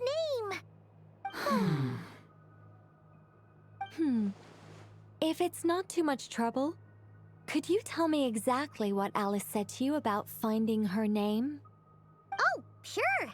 What she said was... Then your first job is to find it. As a moon goddess, I'm sure she must have a name she identifies with. Neither Columbina nor Kutar is her true name, and she's never really accepted either of them. Is it not also possible that she has never had a true name? Not at any point in history? That would be a hard pill to swallow. But at this point, we may have to accept that that is the truth. No one knows how she came into being, and she certainly doesn't have parents in any sense that we're aware of. Perhaps she was never granted a name at all. But does that mean there's no way to get Columbina back? She's just gonna disappear and there's nothing we can do about it? Huh? Wait, why all this pessimism? Was it the way I phrased this question? You all seem to be taking this in completely the wrong way. Well, just because she's never had a real name in the past doesn't mean she can't have one now. What? Think about what Alice said again. She never once said that you'd have to find a new name, did she? Are you saying what I think you're saying? Yes. Names are anchors that connect us to the world. If she doesn't have one already, then all we have to do is create one, no? It's like... yes. Traveler, when you first arrived in Teyvat, do you think you would have turned around if someone behind you shouted, "Hey, Tumaini"? But what about now? I understand what you mean. Life is a long journey. Even the friends and family by our side can change over time. When people call you by different names, what matters isn't so much the words themselves, but what they symbolize. And of course, whether that resonates with you. Lumine. So, close your eyes and picture the moon goddess in your mind. If you were to call out to her in this moment, what would you say?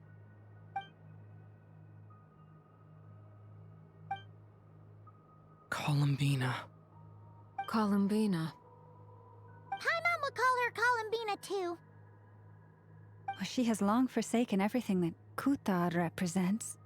I think from now on I should call her Columbina too.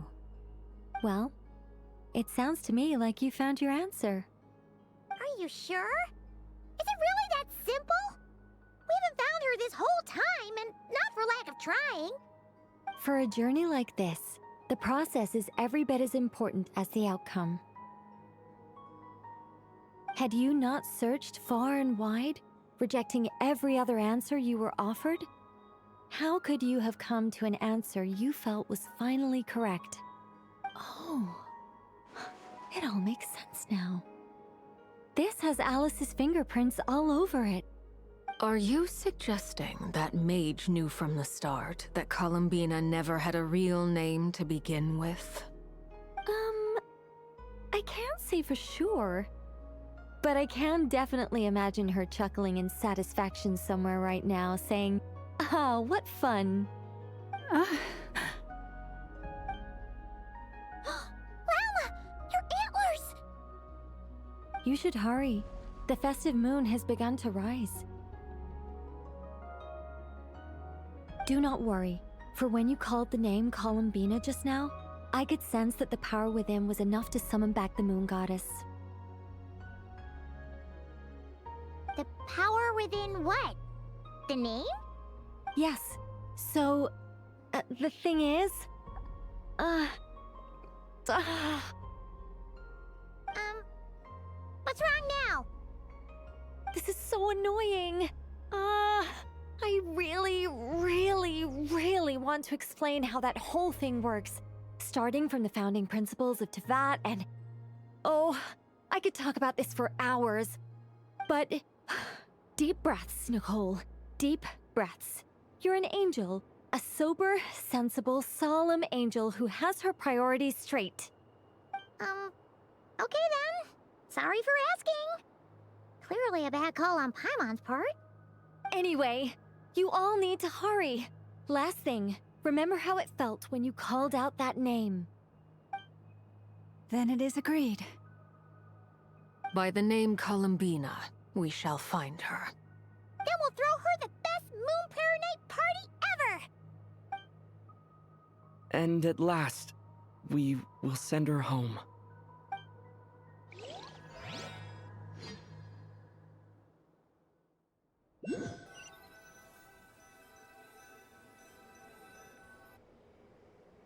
I can barely move anymore. My consciousness is fading away. Have they come back out? I'd love to see them one more time.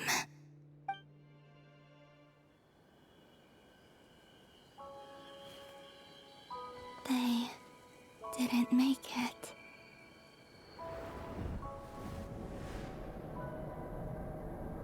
Could you tell me your name? My name is... Columbina!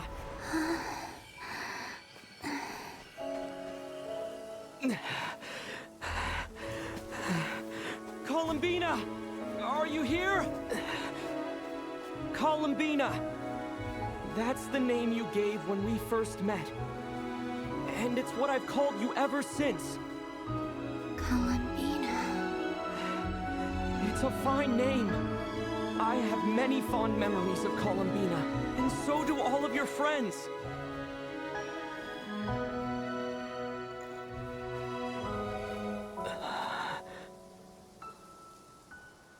If you like this name...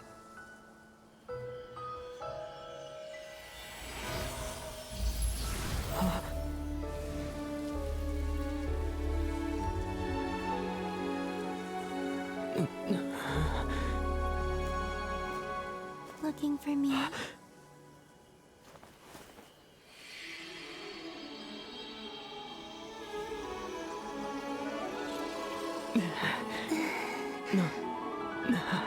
like it. You can carry on using it. My name is Columbina Hyposelenia.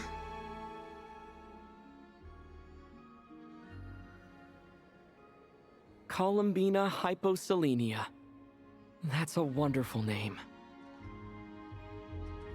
I never thought that Columbina would become my real name. But after I met you and my other friends, the things that this name stood for slowly began to change. It went from being a Fatui code name to something my friends call me.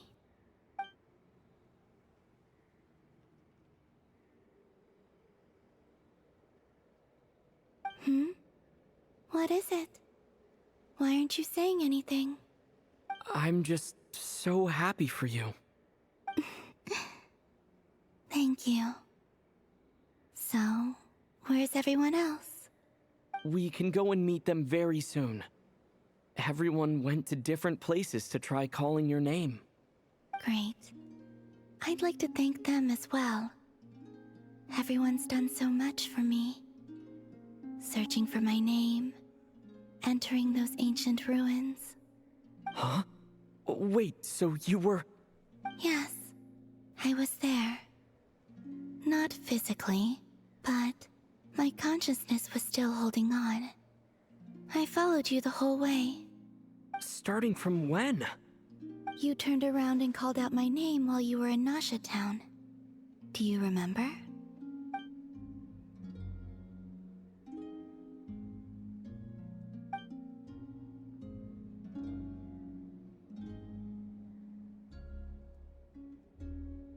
Let's go.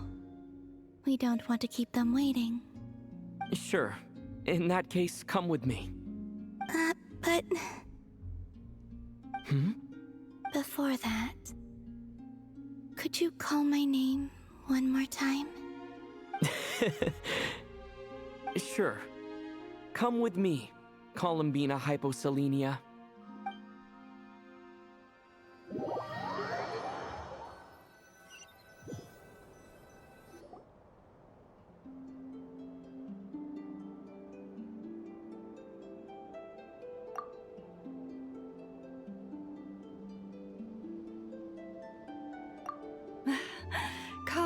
Columbina! Oh, this truly is wonderful. Llama, I can't breathe. Ha ha! Just in time for Moon Prayer Night. It's good to have you back, Miss Columbina. Yeah, we were worried sick. Thank you, my friends. With your help, I now have a name that belongs to me. Columbina hyposelenia. Where's the second half from? You added it yourself? That's right. It means... Born beneath the moon. Yes. And by extension, it can also mean born beneath this world. A fine name. Now, as much as it pains me to interrupt this beautiful reunion, I feel obliged to remind you that the Moon Prayer Night celebrations in Nasha Town have already begun. Don't you want to enjoy the festivities? There's so much to see and do. And some of the ambient lighting and entertainments were sponsored by the kind souls in the Hexen Circle. Nicole? Why have you turned into Dodoko? So you're Miss Nicole. Thank you for helping us, and for helping me find my name. It's nice to finally hear your voice. You're quite welcome. Guiding lost people to hidden treasure is what we Seelie do. And if you ask me, spiritual treasures are far more precious than material ones. Chests are all well and good, but this was what it's all about. Ah, so satisfying. Anyway, I had to go help Alice. It seems like she ran into some trouble. That's why I couldn't be here in person. But don't worry, we're with you in spirit. We'll be celebrating right along with you. Keep an eye out for the Hexen Circle's festive stalls in Nasha Town. I think you'll like what we came up with. Alice said she even managed to rope B in this time. The Frost Moon Scions have also prepared various attractions. I believe Aino and Effa and their crew are setting things up as we speak. On that note, Nefer, about that request I made. It's all in hand. Yehoda is on site to ensure that everything goes off without a hitch. Wonderful. In that case, Traveler? Huh? Come on, Columbina. It's time to celebrate the best Moon Prayer Night ever.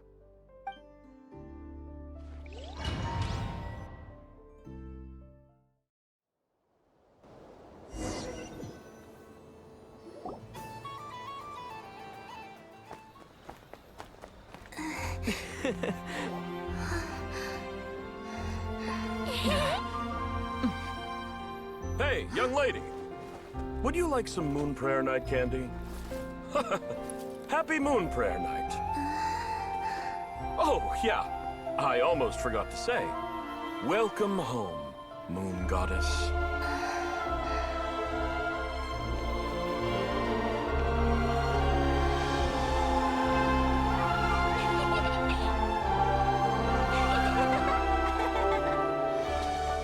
Welcome home, Moon Goddess. Welcome home, Moon Goddess. Welcome home, Moon Goddess. Turning Nasha Town into her home is a festive gift. A rather brilliant idea. Perhaps this is what Nodcry, Columbina's home, should have been like all along.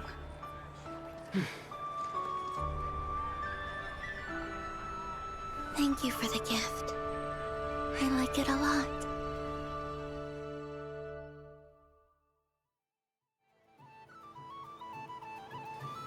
This feels like the surprise of my life. I do. I never imagined I'd ever get to enjoy Moon Prayer Night with everyone so freely. If you're happy, we're happy. Quite a strategy you came up with. Hide the tree in the forest. It's not your usual style, Lauma. Is there something about Moon Prayer Night that enhances what's in your head as well as the antlers on top? Apparently so. It even inspired a perennial penny pincher to use their resources for a greater cause. It truly is a magical festival.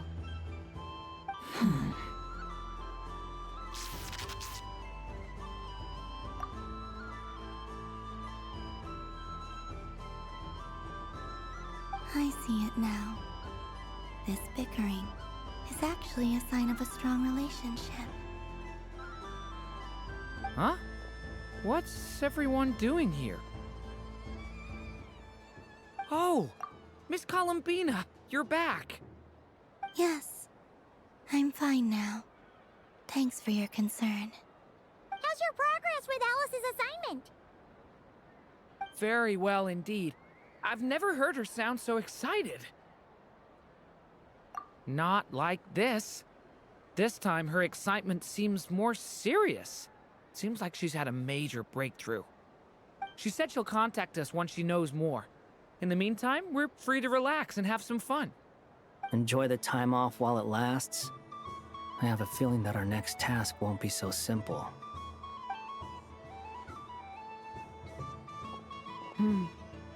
I should go.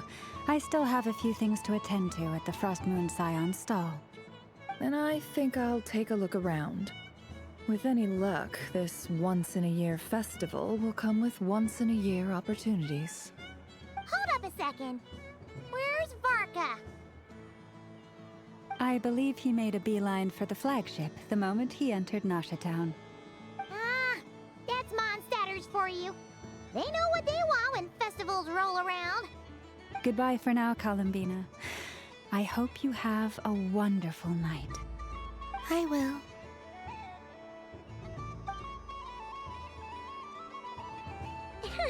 Well, in that case, don't just stand there. Get out there and have some fun. You'll definitely get a warm welcome at every stall.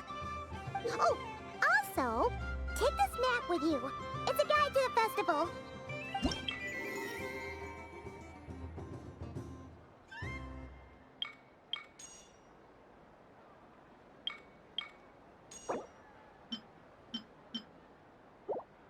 The Frost Moon Scion stall is over here. Lauma's invited a whole bunch of cute animals to celebrate too. Over there is the Hexencircle section. Alice seemed more excited than anyone about this festival, so she insisted on making it a grand affair. Oh, and then there's the Nasha Town local specialties, including... Actually, forget that. Better if you go check them out for yourself. Thank you. It looks like a lot of fun. You're not coming with me? We'll be around. But don't you want to browse by yourself for a bit first?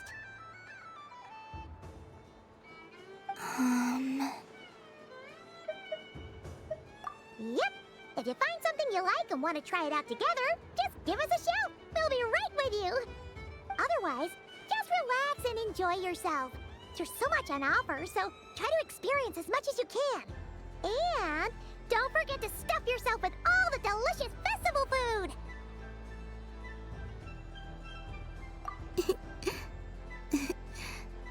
All right then.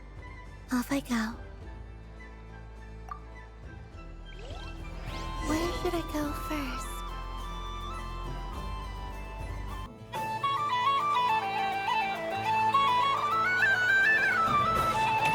This must be the main... But I was aiming right at it! Aw, what a pity. I saw it with my own eyes. You were so close. So very close. That's not true. It dodged out of the way right as I was about to snag it. I'm sorry? You heard me. This paper frog can move. I swear. Dear, oh dear, what are you saying? How could a paper frog move? Unless you believe there really is magic in this world. But even if I, the mere humble merchant that I am, knew such magic, surely I would not use it on a paper frog. I'd sooner give Mora legs, so it could walk right into my purse. My dear, dear customer, why not have one more try? This time I'll give you 12% off, a very generous discount for one of my most regular customers. Just Think about how much experience you have under your belt now. You're sure to win the next one. Darn. I used up all my coins. I'll be right back. Just gonna fetch some more from my house. Take your time, but don't take too long. This event is Moon Prayer Night only. Miss it, and you'll have to wait a whole year before I'm back. Next customer, please. Welcome.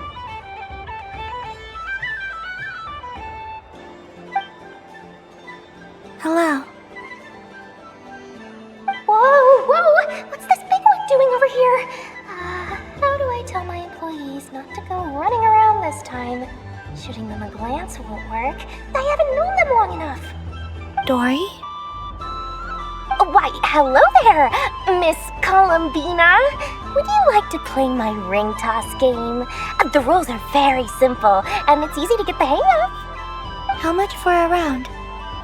Oh, first time's free. Not a single mora. After that, well, we can cross that bridge if and when we come to it. But with your sharp skills, I'm sure you'll win all the prizes in one fell swoop. That was an obvious enough hint for them, right? Right?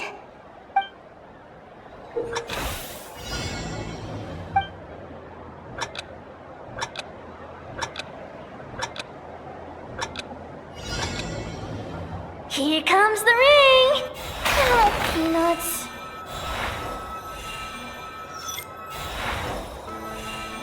Change tracks.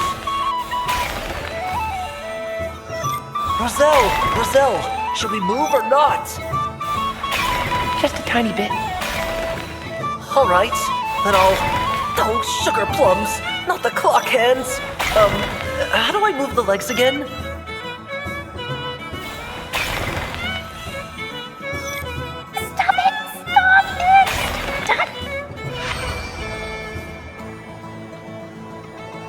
Let's see now. Let's see. Wow, very good. That's the highest score we've had all night. And here's your prize. Now, how about another round? As for the cost... Happy Moon Prayer Night, Miss Columbina. Happy Moon Prayer Night, Durin and Hat Guy. Are you here to play the game? Yes.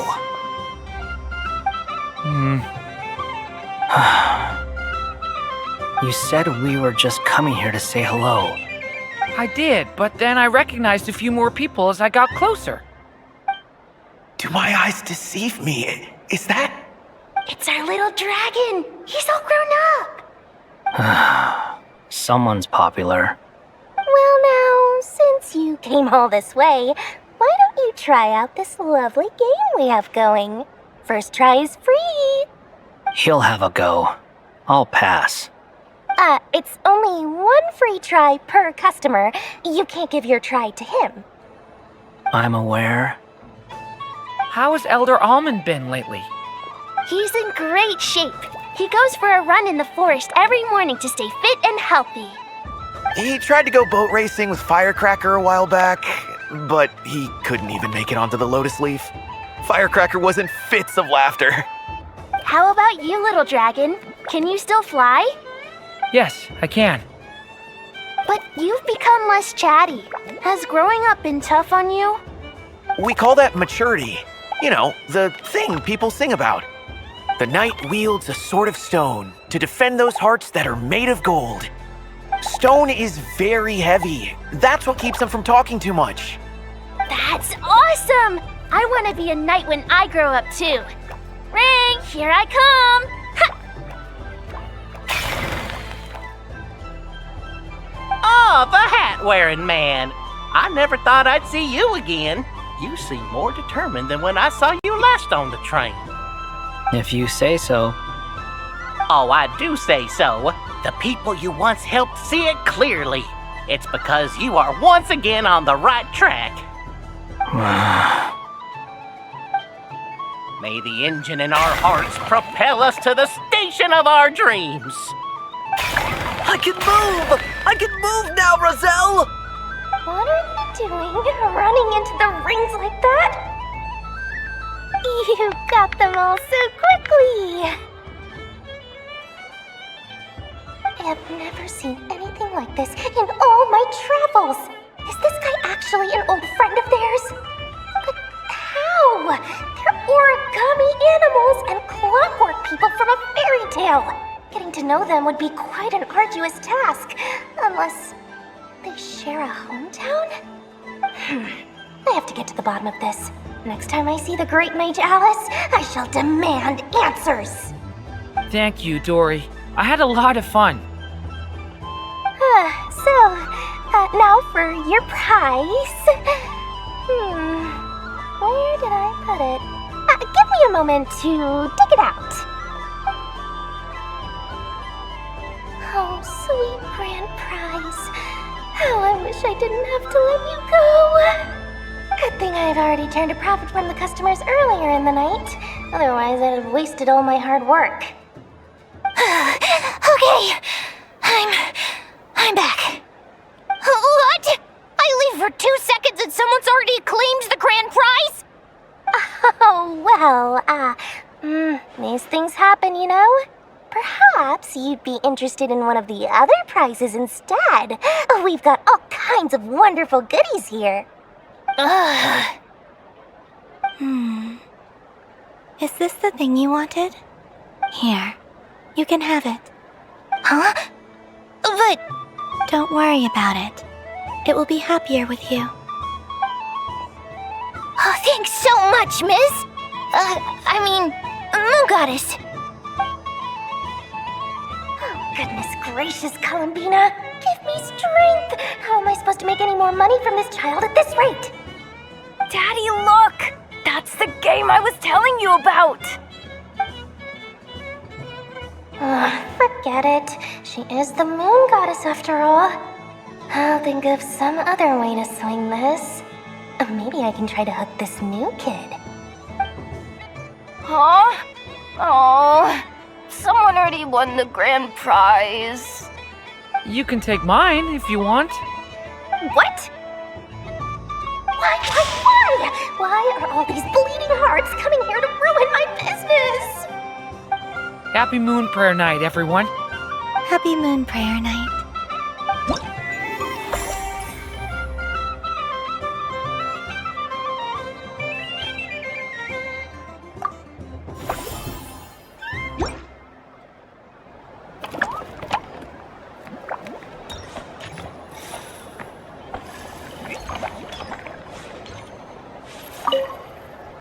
Done being a do-gooder yet? Thanks for coming here with me, Hat Guy. Are there any games you'd like to play? It's your turn to pick. I'll come with you. Why does that hamster think you've grown up? You haven't changed at all. I know you don't mean that. You're just taking the opportunity to make fun of me, aren't you? Even if you won't admit that taking some time to compose yourself is important, I can see that you're doing it in practice. Otherwise, you'd have taken off your hat and flown away by now. Looks like Albedo's socialization program has been far more useful to you than all those Vahumana textbooks.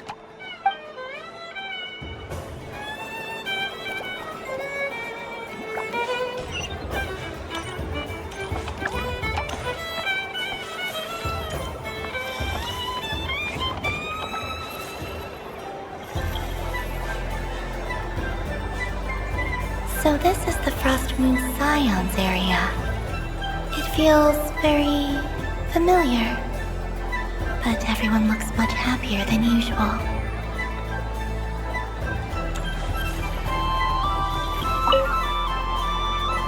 If this were any other day, I'm sure it would make for a great photo opportunity. But Moon Prayer Night has rendered my antlers uncomfortably large. Doesn't it look like this rhyme-horned deer has 2 sets of antlers?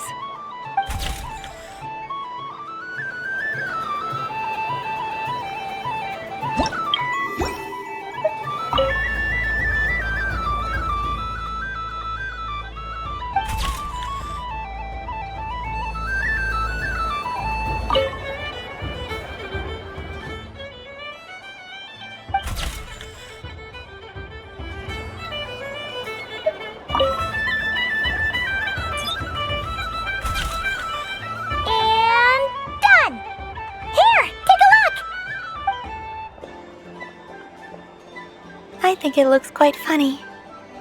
Well, Paimon thinks it's super cute. It looks like a silly chic badger and a rhyme-horn deer that's about to fall asleep. Maybe I'll stand on the chic badger's side instead. It looks like we've attracted the attention of quite a few animals. Let's make room for them.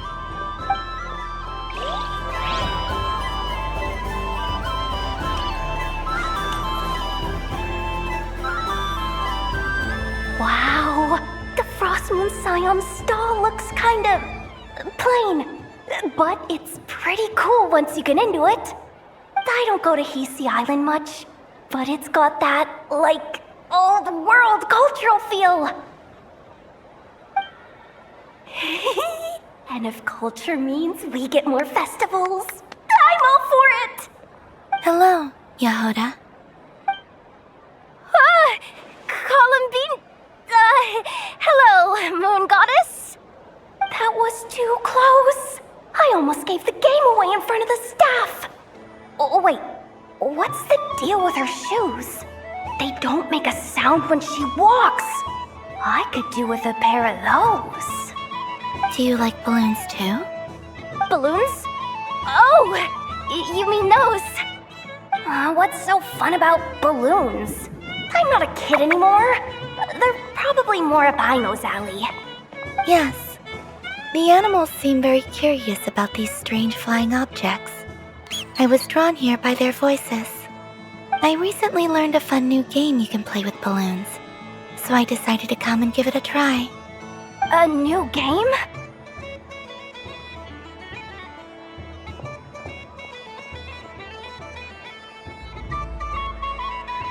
Hello. Welcome home, Moon Goddess. Here to buy some balloons? Yes. Could you give me a few that haven't been inflated yet? Are you sure? I guess it's not a problem, but... Yes, please. Thank you. Uninflated balloons? But those are just little rubber pouches. What does she want with those? Would you like to play the balloon game, Yehoda? Huh? Sure. I guess. How do you play it? Wait here a moment. Oh. This is so weird. What have I got myself into now? I thought I saw Columbina nearby. Uh-oh! That's the fourth Harbinger! Although she's helped us out quite a bit, she's good people, right? Is she looking for Columbina? Oh, guess that's my ticket out of here. I'm not sure my heart can take being sandwiched between two Harbingers.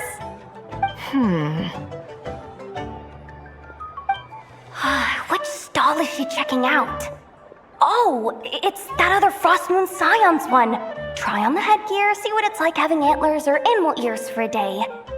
I wouldn't be caught dead wearing that stuff. So embarrassing. I have enough gear to carry as it is. Wait, what? She put it on? How peculiar. This would take some getting used to. I wonder if this is what it's like for Lynette. It really suits you, ma'am. What is this? She was so intimidating a moment ago, but now, dang, she's really rocking those ears. How does she make them look so cool?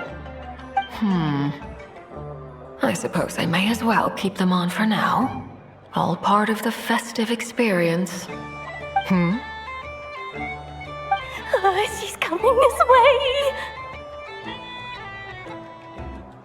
How do you do, Miss Yehoda? Oh, jeez. Don't talk to me while wearing that thing. Where am I supposed to look? Oh, hey there. I'm looking for Columbina. Have you seen her? She just... Huh?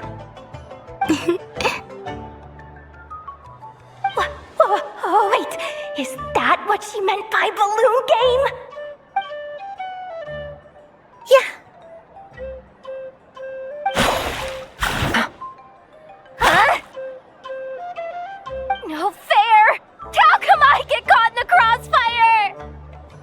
ambush from the rear? Is this a declaration of war, Columbina? Would you like to play too, Arlecchino? Seriously? Are they gonna start some beef right here, right now? Gladly. That said, I believe there is another who would like to join. Boss Nev! Thank goodness! You've gotta get me out of here! Things are kicking off big time! Hello there. I'd like 10... no, make that 20 balloons, please. Uninflated. What? Miss Moon Goddess, I hope you're prepared to pay the price for assaulting my employee. Welcome to the game, Nefer. Just to be clear, let's keep this a fair fight, okay? No strange powers, please and thank you. Naturally. Don't just stand there, Yehoda. Aren't you going to team up with me? Huh? Do I have to? Of course. Don't forget, the Curatorium has a reputation to uphold. I knew something like this was gonna happen.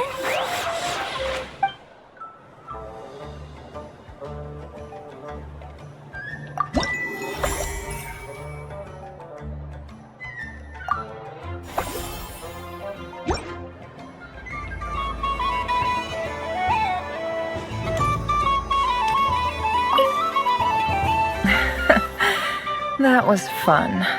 It's a shame Ashru doesn't like playing with water, or I'd have roped him in as well.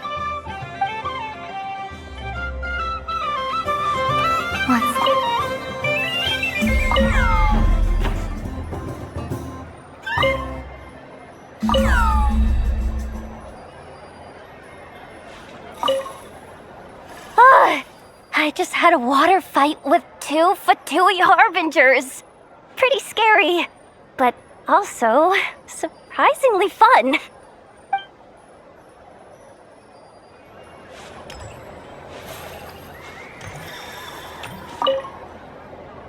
Miss Laliki! Akin's been following you all this time. Oh, so it has. Hello there, little kitty. May the moon light your path. Did Lady Llama send you? Or was there something you needed?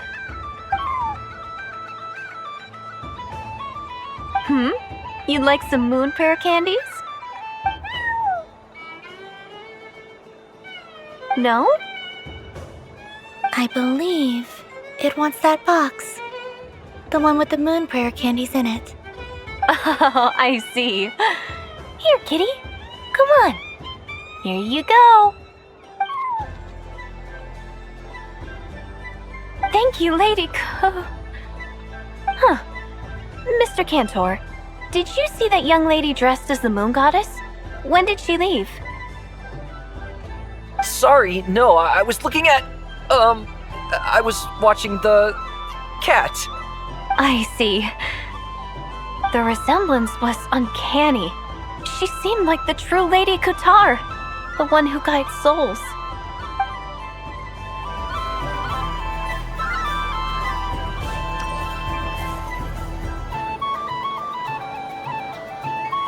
I wish for a never-ending supply of laka berries. What a humble wish. Probably written by a child.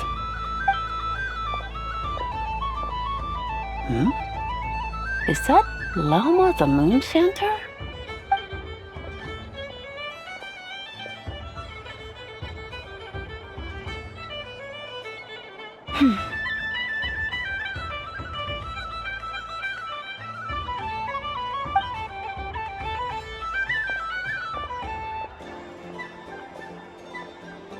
I wish that the long plume ibises would stop biting me. Oh dear, poor Llama. All right, I'll write that one down for you. I got it. While everyone else is celebrating Moon Prayer Night, you're as busy as ever. I don't mind. It's rewarding work. A good kind of busy. My antlers are at their heaviest tonight, and the Kuvaki waves are especially strong. But as I help these dear friends hang their wishes up, I feel a great peace within myself that is hard to describe. You see, they are all such beautiful wishes, and they are ones that we can fulfill by our own strength. Do you blame me, Llama? I want to hear your honest answer. It is by the help of so many people that I can return to the moon. But I feel as though I've hardly done anything in return. You've done plenty, Columbina. I say this in earnest, both as someone who knows your history and also as a friend who has seen what you've been through. What about as a moon chanter? I feel proud to honor our moon goddess's wish, and I'm sure any moon chanter in history would have felt the same way. Thank you for your kind words, Llama. But... Since you asked for my honesty, I won't lie to you. My feelings are mixed right now. Besides pride, I also feel... I suppose it's a reluctance to let go. Once you return to the moon, we will be far apart and separated by a false sky. I'm sure those of us left behind will gaze up at that sky, yearning for the moon once in a while, just as you used to do.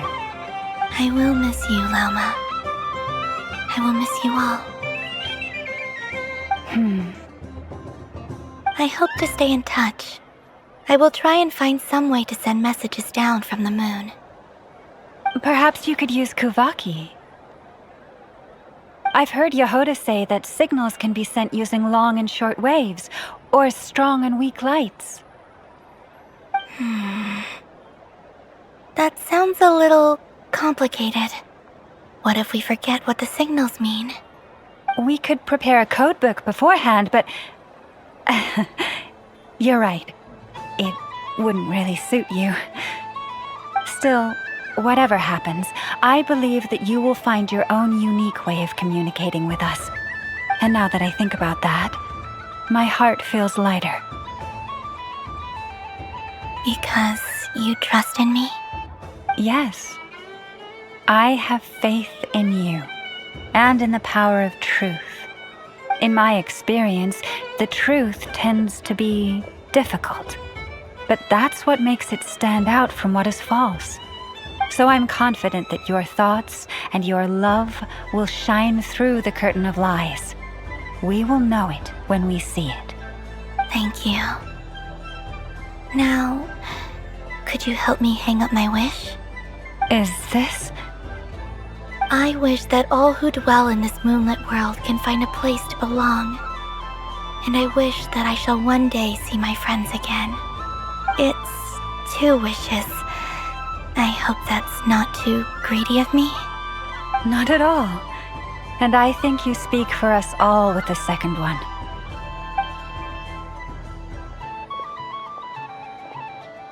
I shall continue to pray until the day that all of these wishes come true.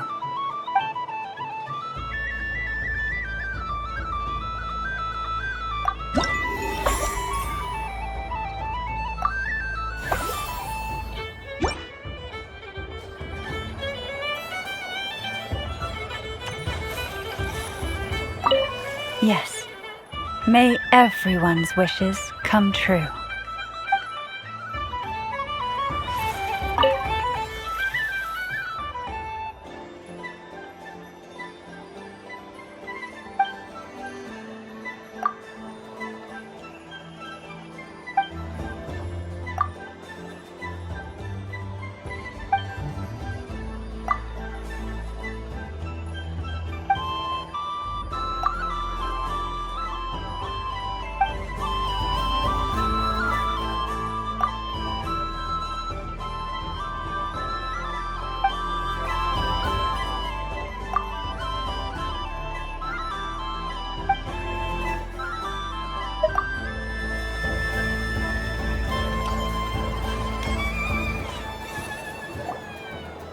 Days!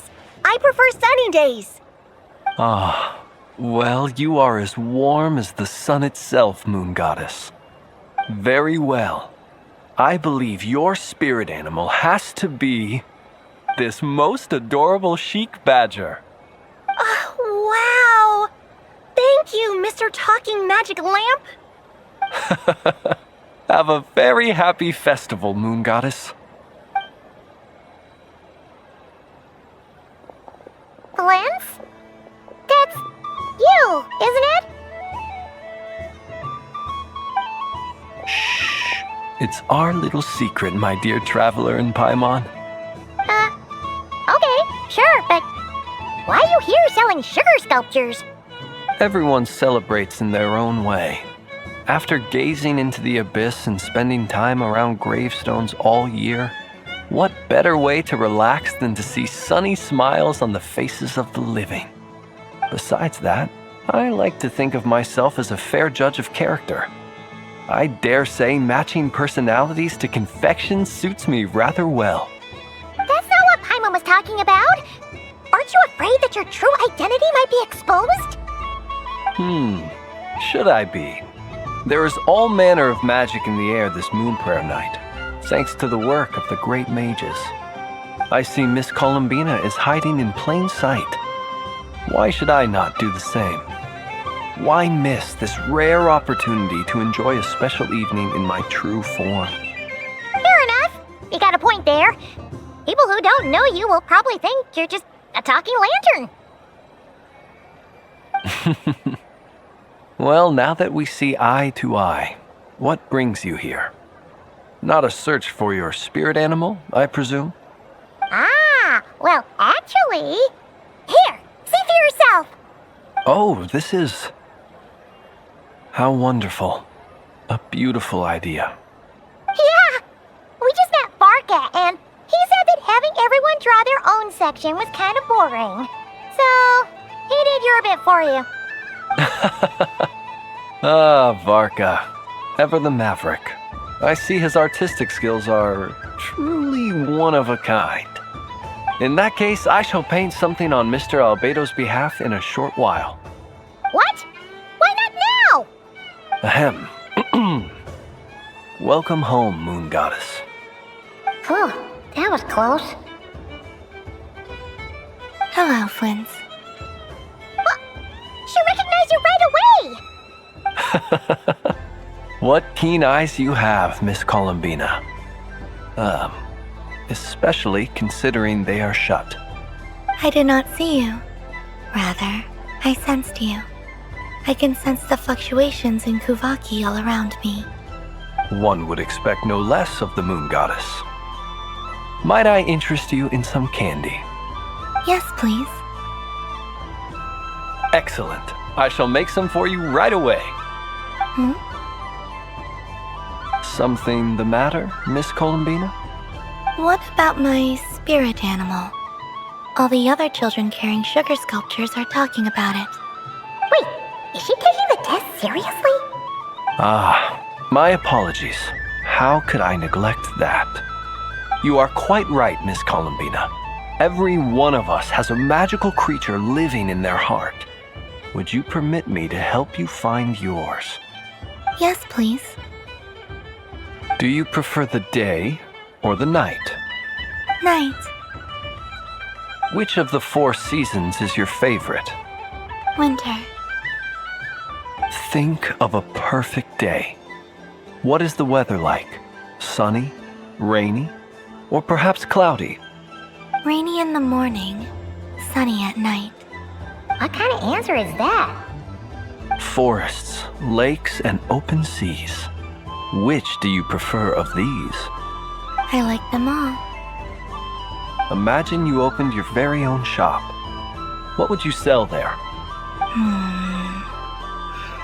Moonlight, I think. Wow! Paimon would totally shop there.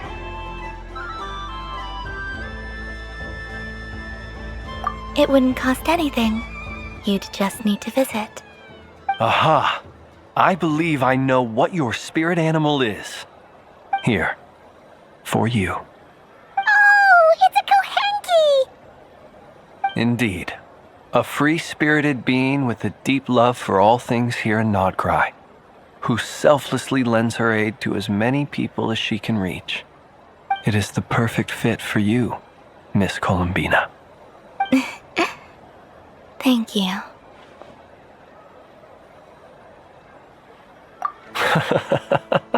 It would be my honor. But you shall have to forgive me. We have known each other for quite some time. I doubt there is any answer I could give that would come as a surprise to you. So instead, would you accept this sugar sculpture as a token of our friendship? It's a lantern. Hey, why don't you two go enjoy your candy over there? Paimon wants to try out this spirit animal thing too. Right, Flint's? Come on, play ball. I get this drawing done.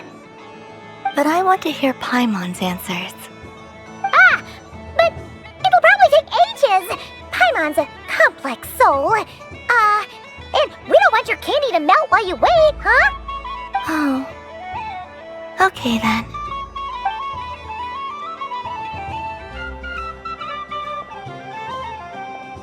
Phew. Nice excuse, Lady Paimon. That was some quick thinking. Yeah, no thanks to you. Although, help next time.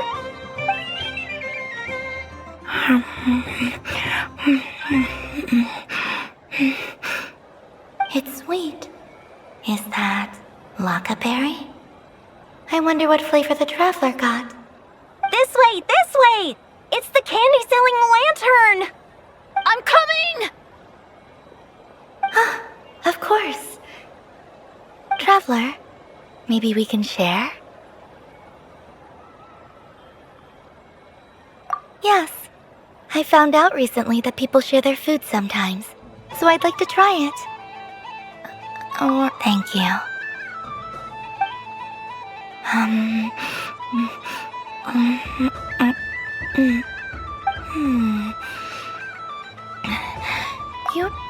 Are you sure? Amazing. My sugar sculpture has shrunk, yet my heart is filled with feelings of sweetness. I will remember this feeling. Sure.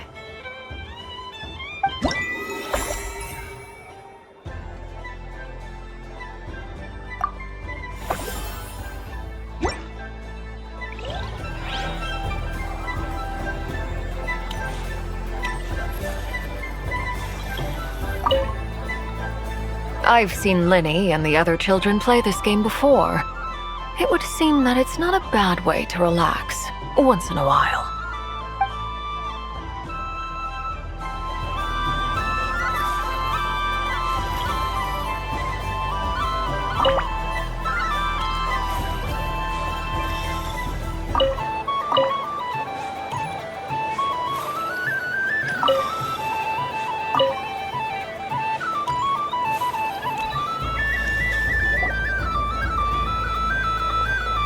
Dodoko's Whirligig!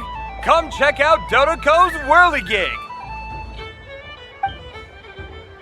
Ah, welcome home, Moon Goddess.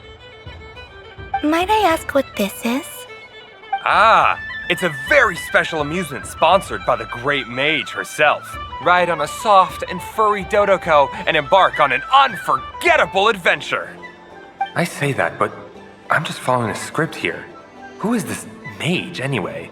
And what the heck is a Dodoko? I'd like to ride. No problem. But, are you by yourself? Is that not okay?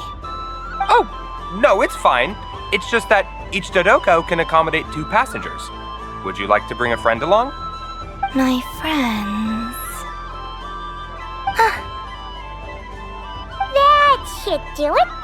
Now, we just need to get everyone else to draw something on it too. But we gotta keep it a secret from Columbina. Traveler.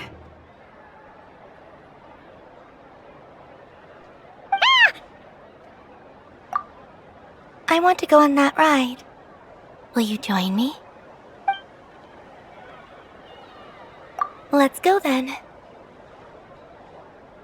Don't worry, Mom will do the rounds. You go have fun. All right. I think we have to wait in line over there. Please take your seats. For safety reasons, you mustn't try to leave the ride before it comes to a complete stop. All right, you're all set. I wish you both a wonderful journey.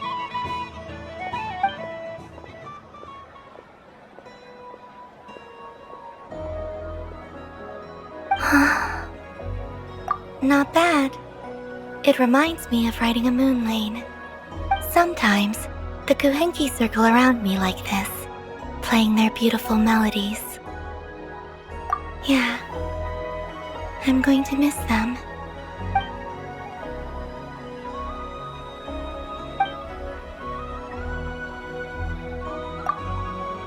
It does. I've felt scared in the past, too. But this is a little different.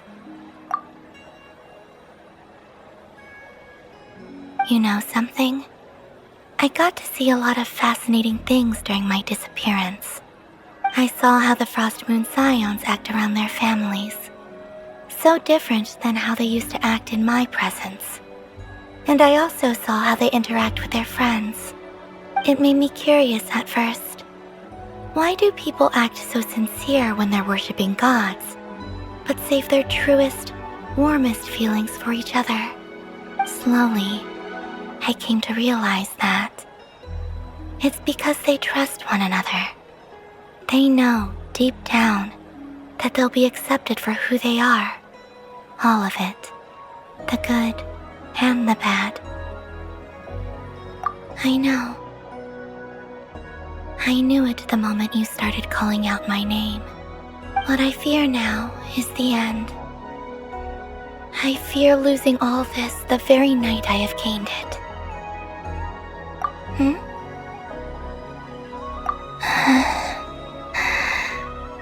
Thank you for this conversation. Thank you for listening to me. Don't worry. This fear I have, and the unknown that awaits me, they cannot hurt me. Not when I possess a treasure far greater. I just want you to remember this version of me, the real me, on this final night together. Dear passengers, Dodoko's awesome adventure has come to a close. Please leave in an orderly fashion, and we look forward to seeing you again in the future. Don't want the journey to end, huh? Don't worry, you two. There's always another adventure waiting just around the corner.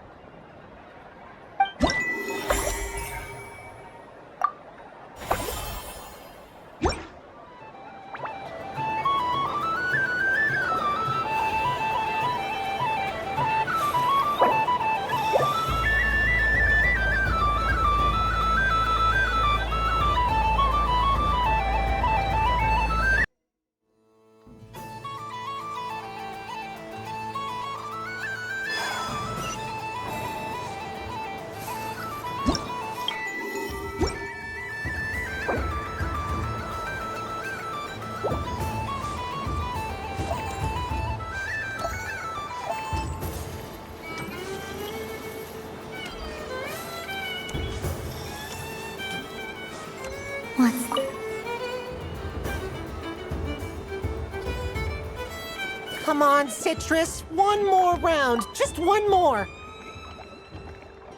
But my neck... oof. It's acting up again. You should take a break. Health comes first. Yeah, don't push yourself. We'll find someone else. Hey, don't look at me. I'm the referee. What are we gonna do then? Do you need any help? Yes, we do. We need one more player for our game.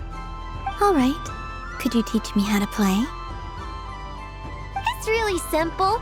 You just throw the dice and move by that number of tiles. First one to reach the finish line wins. Rolling a hamster means you move one tile. A paper frog is 2 tiles, and a flying squirrel is 3 tiles. 'Cause they go the fastest. Okay, I get it. So, we're all set?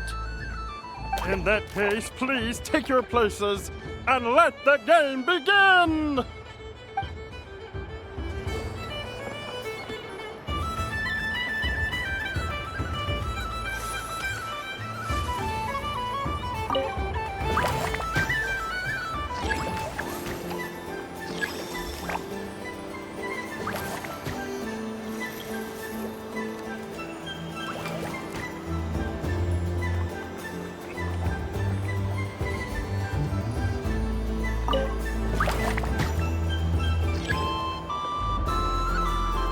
And the winner is the Moon Goddess! Congratulations!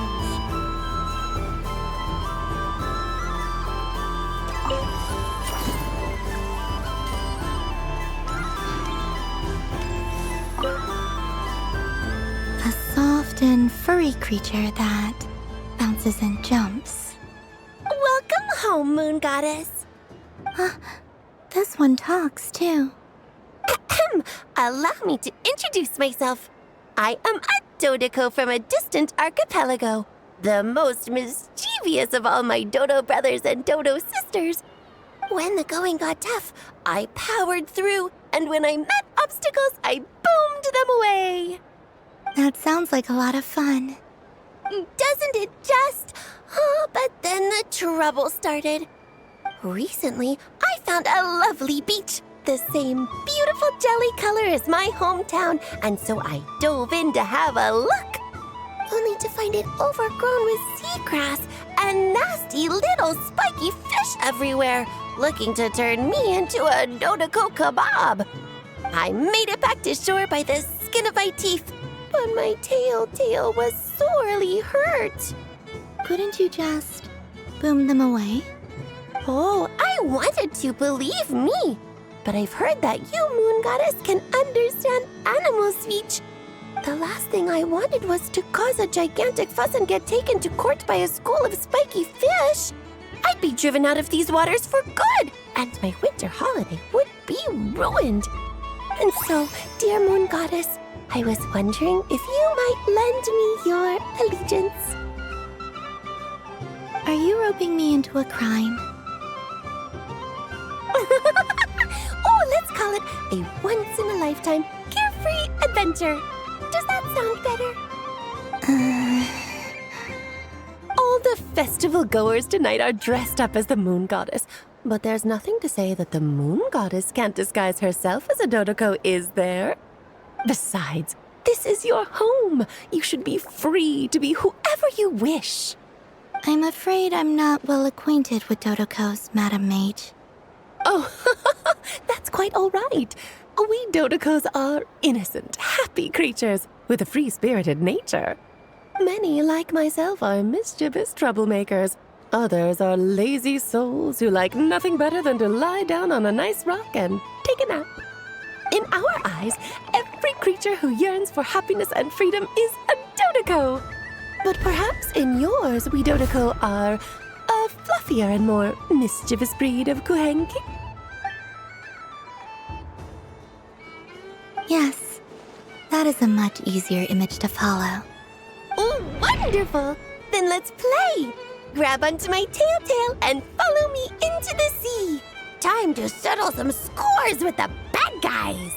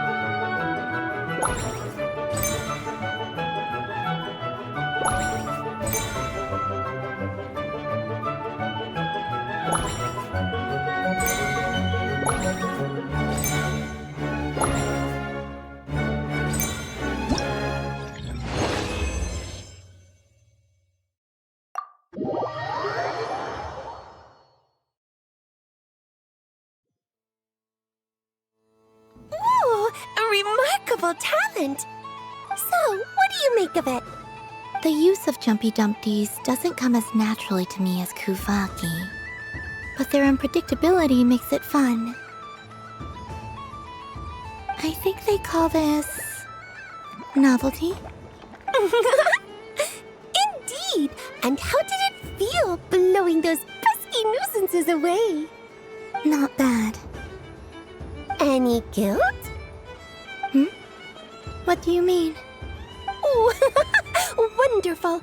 Lovely answers to all 3 questions. You've passed the safety test. Now I can give this special bomb to you as a souvenir. Remember, if you find any meanies living on the moon, you can use this to boom them into oblivion. I will.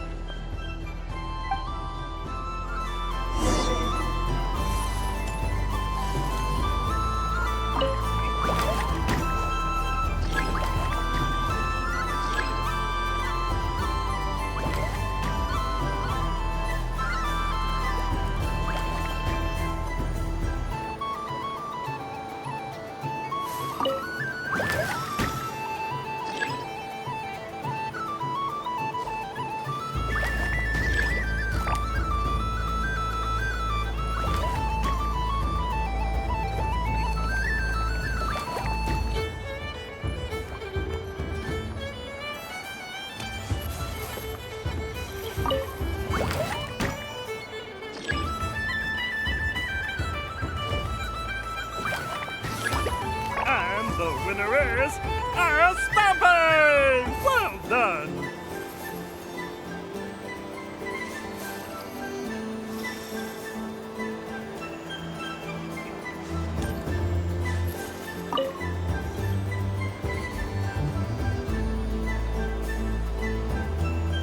I wouldn't say it's unfair, exactly. I mean, your voice goes right into people's heads. How would you explain that to the kids? You can't just explain it away as magic. Is something the matter? Ah, Miss Columbina! No, nothing you need to worry yourself about. Ah, impeccable timing. Stick around for a second, Miss Columbina. I need your input on something. This self-proclaimed Knight of Justice has yet to give me a satisfactory answer. I, for one, would like to hear your verdict on the matter. Hey, now, I left the flagship just to help you out, Miss Nicole. What's going on? So Alice and I are both using long-range remote control spells that work on similar principles, allowing us to attend this festive fair in Dodoco form. Sorry, let me backtrack a little. While similar, there are some key differences. Alice, being a great mage, wanted her Dodoco to reflect something of her own charm and mystique. So she adjusted the way its tail moves when it spins around. An entirely gratuitous move, in my opinion. I hardly see how anyone is going to notice that. If anything, I'd say that anyone who stares intently enough at a Dodoco's tail to notice such a small detail is someone we ought to be highly concerned about. I only say this to emphasize that my question has nothing to do with tails. Now that we're clear on that, why is Alice's Dodoco permitted to interact directly with the children celebrating Moon Prayer Night, while mine is not? Your voice speaks directly into people's minds. See? Exactly what I said.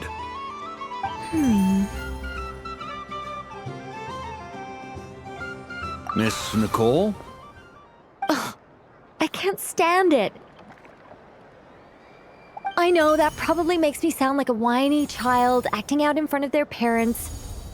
And it's a little embarrassing now that I think about it. But hey, I've said it now, I can't take it back. That would be even more embarrassing. Also, don't go reading too much into that analogy. It was off the top of my head. I'm actually an awful lot older than either of you.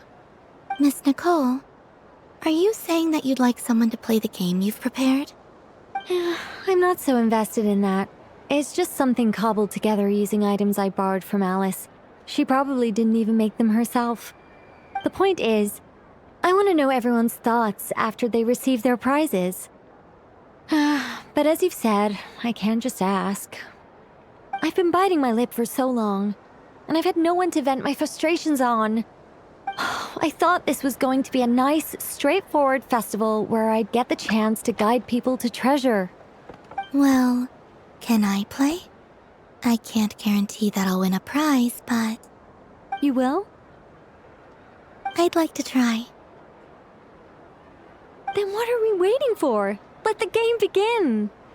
It's like they forgot I was ever here. Ha!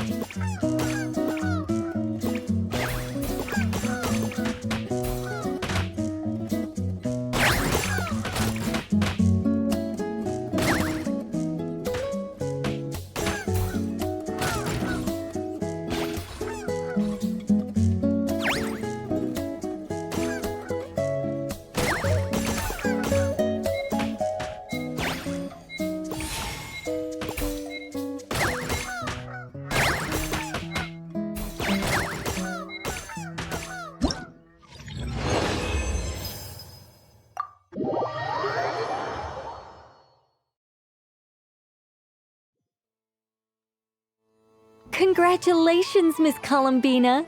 With your great wisdom, you have overcome every obstacle in your path and conquered the great challenge posed to you by fate. Fate? Well, something to that effect.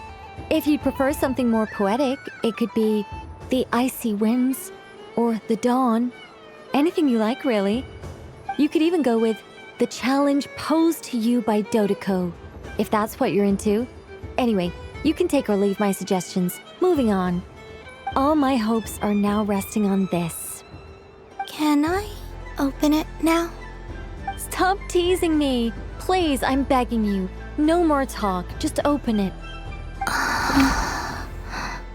Wow. What a lovely sculpture. Classic and cute at the same time. Thank you, Miss Nicole. I'll always treasure it. Ah, there we go. Music to my ears. You have my sincerest gratitude, Miss Columbina. Thank you for sharing your precious time with me and fulfilling my wish. Don't mention it. You've all done much to help me. And still, I'm the one receiving all these gifts.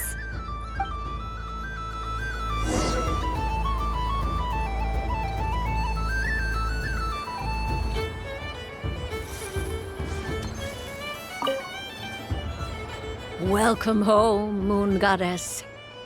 Oh, you're the genuine article. Alice was right. This moon prayer night was worth watching after all. Another one that talks. Greetings. Pleased to make your acquaintance. I am the Hexenzirkel member they call B. Barbeloth Trismegistus. Columbina Hyposelenia. Pleased to meet you too. Hyposelenia. A fine name indeed. Now then, Miss Columbina, do you wish to hear a mage's divination? Divination? The Frost Moon Scions used to ask me what would happen in the future. Is this like that? From the perspective of the one seeking answers, perhaps. As you look to your journey ahead, if you seek to understand the unknown, resolve your doubts, and soothe the confusion in your heart, divination could be for you. The unknowns on my journey. Of course, if one wishes to peer into fate, then hydromancy is the more precise option. But that is a complex affair, and to relegate that majestic art to the status of a festive amusement would seem somewhat uncouth. Besides, it is sometimes better to not know fate with great certainty. Hence, I shall use the suitably festive Luna Arcana to tell your fortune instead. It is more popular with the youth in any case. Lunar Arcana. Indeed. Unlike hydromancy, this will only display possibilities and trends. People like to think of themselves as creatures of agency and free will. Peering too far and too clearly into the future is detrimental to both body and soul. I'd like to give it a try. Of course you may. Come then, take a seat, Miss Columbina. Before we begin, are there any specific questions you would like to ask? Let's stick to general possibilities and trends, like you suggested. Ah, very well. Then I shall use the basic Lunar Arcana deck. Now, try to relax. Cast your mind upon the things you have experienced and the things you are soon to experience. I will shuffle the deck. Would you like to cut the cards yourself? You do it. No problem. Now then, to make things easier for the seeker, that is to say, you, I shall decipher the cards from your perspective.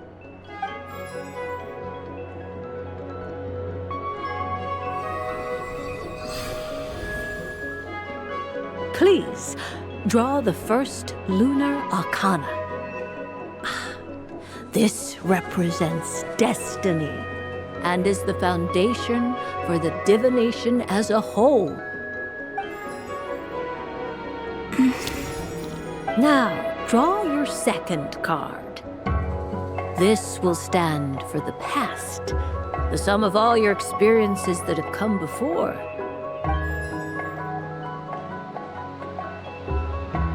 And now the third Arcana. This is the present, your interpretation of the current moment. Finally, the last card. This shall speak of the future, which...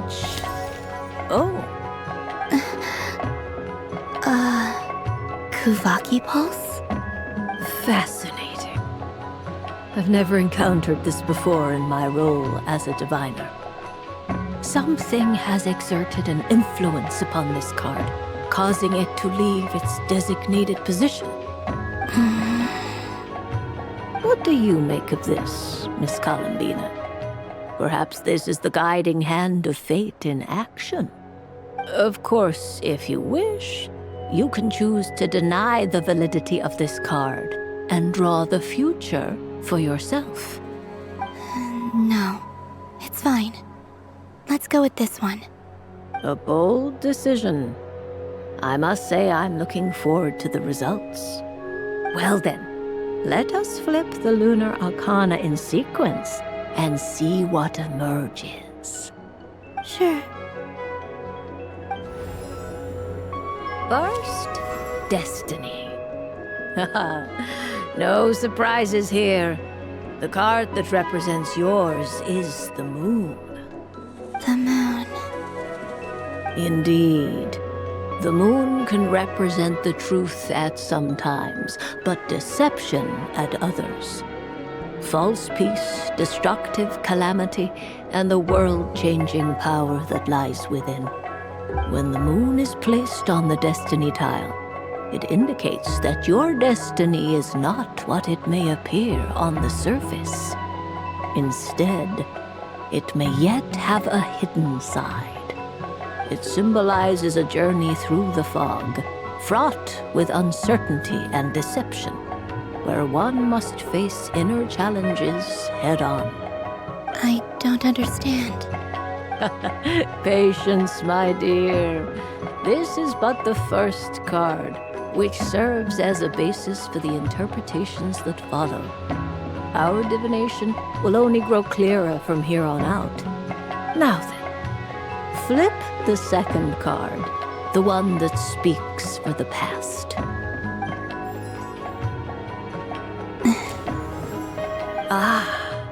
The Hermit, but inverted. Inverted? Yes. The Hermit symbolizes solitude, introspection, and the pursuit of truth. When inverted, it represents isolation, truth out of reach, and a path that leads one astray. Combined with the moon as one's destiny, the Hermit inverted represents a choice you made to stand alone in the past. It was a choice made not out of fear or arrogance, but for reasons that others could not perceive. You fumbled through the darkness without a guide, but you did not find your way. Rather, you went astray. More than once, it would seem. Is this about how I became Kutar despite not wishing to become a god?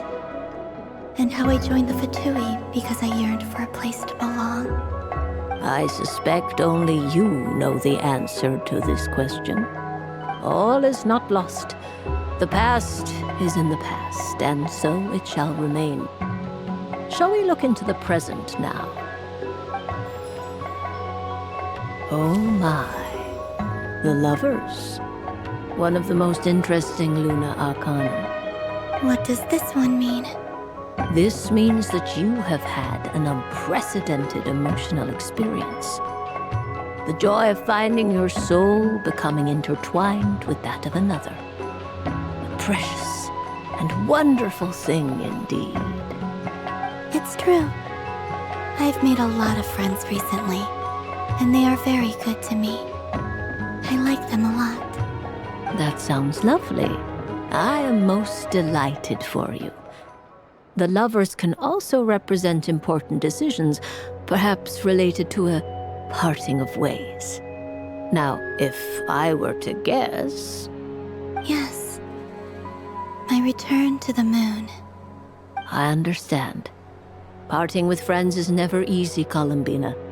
But rest assured, this is not the end of your journey. There is always another story waiting to be told. The future always lies ahead. The future. Well now, it's finally time to flip this most mysterious of cards. Why did it appear? And what does it wish to tell you? I'm ready. Very well. Flip this card and see what lies on the other side. Oh. Miss Barbeloth? What is it? This card is death. That doesn't sound very good. It depends on how we interpret it. It is true that it can represent an agonizing death, a complete and utter end, but at the same time, it can also represent rebirth. Do not forget that your destiny card is the moon. That lends your future many different potential meanings. If death spells the end, is it unavoidable? As I have said, divination can only display general trends. It is a rough guide, but it does not show predetermined outcomes. Allow me to summarize it for you. In the past, you may have lost your way, but now you have gained new connections and new strength.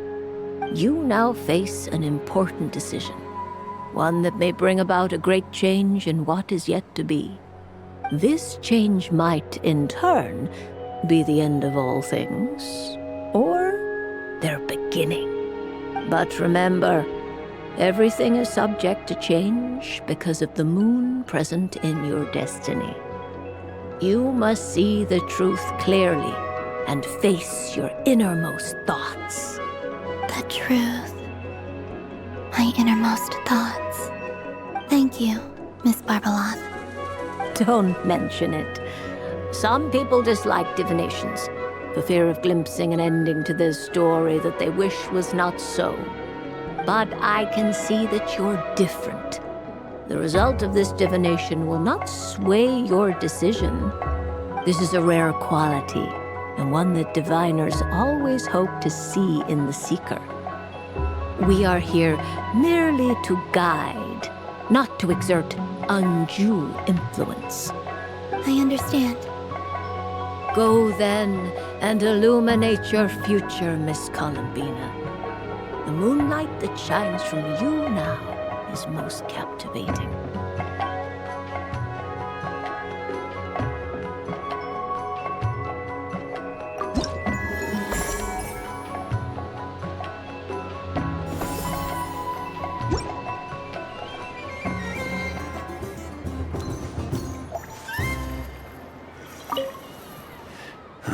It'd be rude to just leave without saying anything. But at the same time, I don't want to barge into their lively conversation just to announce that I'm leaving. I guess I'll just wait a little longer. Huh? Albedo? This sketch is for you, Grandmaster. Oh, a gift for me. Thanks. Let's see what you've done for me. The North Wind left in the lurch.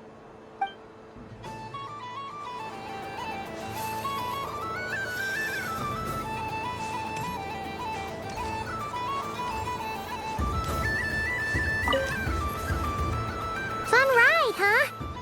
You and Columbina looked pretty sad to leave. This isn't gonna make Paimon dizzy, is it?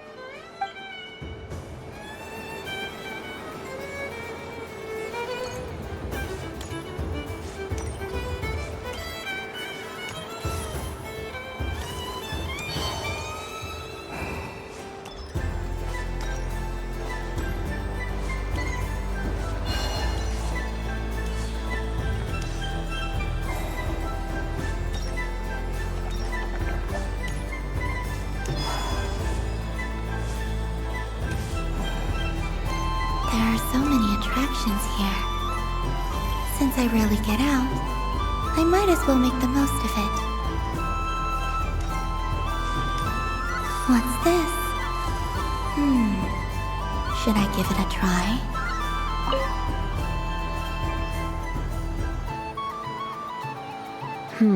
I don't have enough data. Need more samples. But who should I ask for help?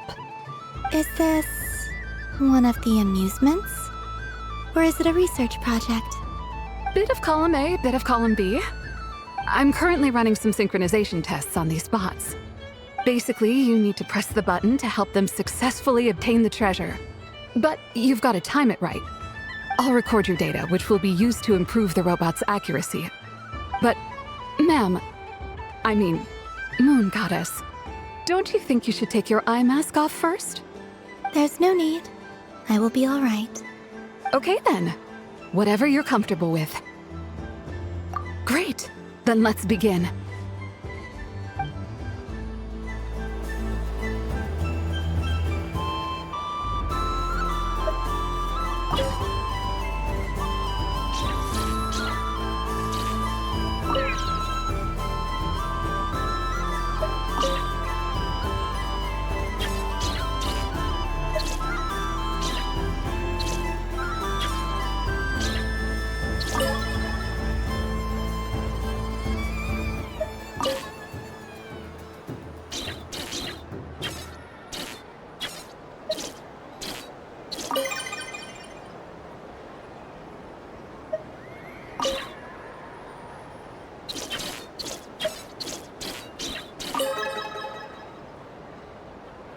Nice.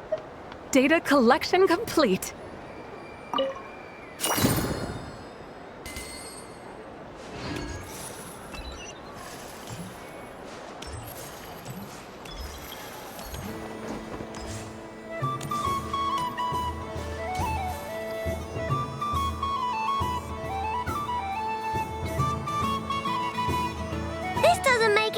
sense! How am I losing every single time?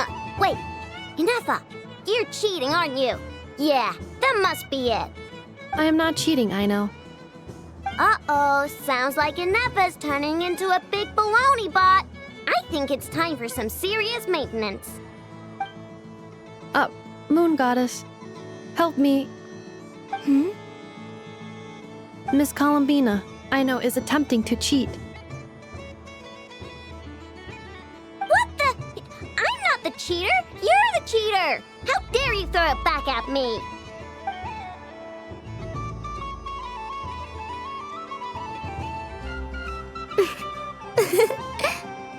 Alright, fine. Let's all laugh at Aino. Just you wait till I get home, because I'm gonna make a game bot that can win 100% of the time. Let's see you laugh when I come back and beat your butts. You'll all have your heads covered in stickers when I'm through with you. We came to check everything was okay after all that yelling, but,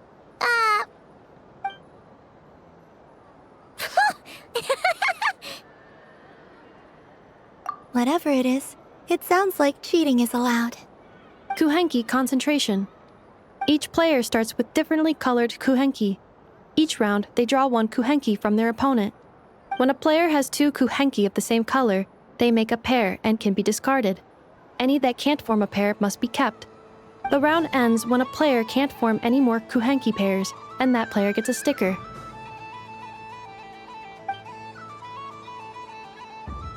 Ooh! Can 4 people play as well? That is fine, so long as the turn order is fixed beforehand.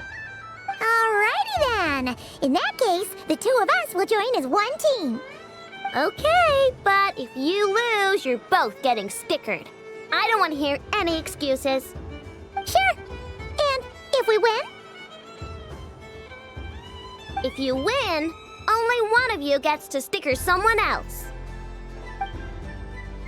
I have taken to calling this. I know logic.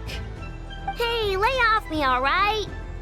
Okay, so we're starting the game from scratch again, which means all my stickers so far don't count. Looks like Luonatar is the Kuhenki of honor for this game. Anyway, let's go clockwise, starting from Inefa.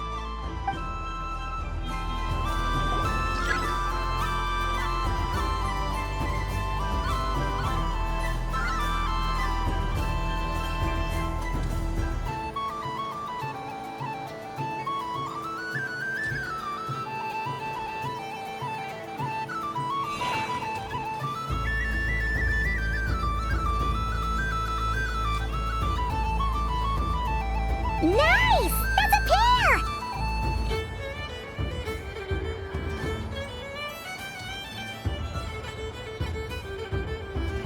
Go, go, fly!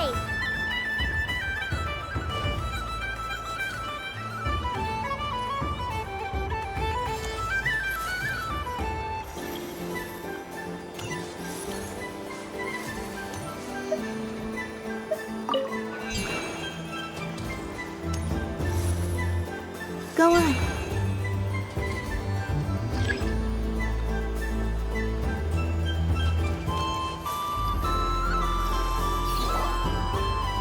I have a pair.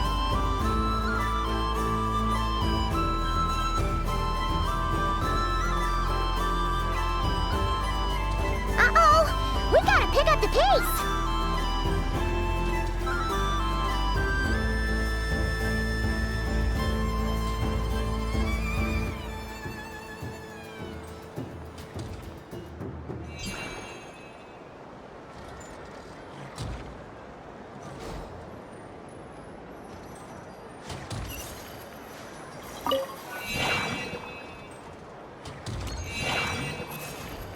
I win.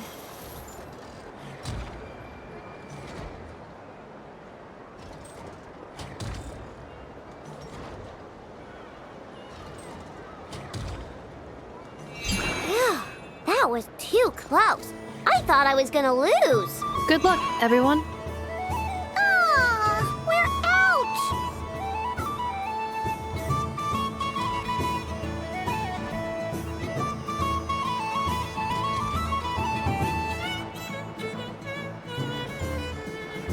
Let me pick a good one. What's it gonna be? You're looking very pleased with yourself there. What happened to being a huge Grumposaurus? I won. Duh.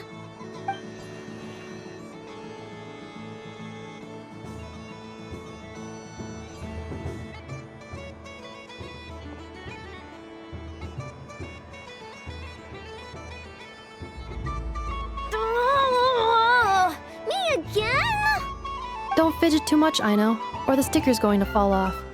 I don't care. If it falls off, it falls off. If a pair of Kuhenki get discarded, why not a pair of stickers? Huh? Huh?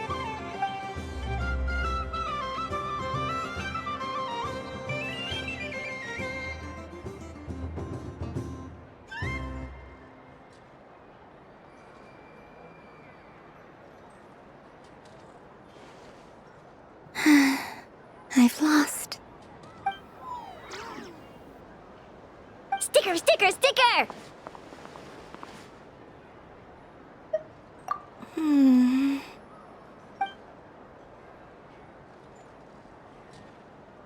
Cute! You think so? Shame. I can't see it for myself.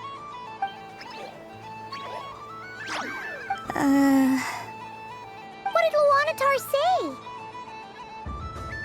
She said it looks so cute that she wants me to lose a few more rounds.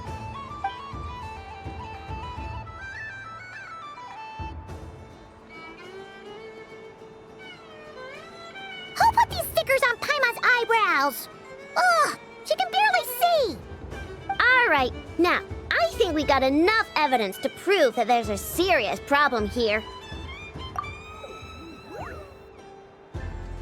Yes, I agree as well. The culprit is... Ineffa! Culprit? What did I do? Quit acting dumb, Ineffa! You're not wriggling your way out of this one. I've been watching you. Not only did you remember whose side Luanatar started at, but every time someone drew a Kuhenki, you were logging it and calculating every last possibility. Which Kuhenki pairs were gone, who had what color Kuhenki in their hand, even our facial expressions. You were keeping track of it the entire time. Exactly! What Aino said! Putting aside the fact that running calculations is not against the game rules, do you have any evidence to support your allegations? But that's not against the rules either. So she admits it. She certainly does. All right, everyone grab a sticker. It's time to get Ineffa back. But... Take that!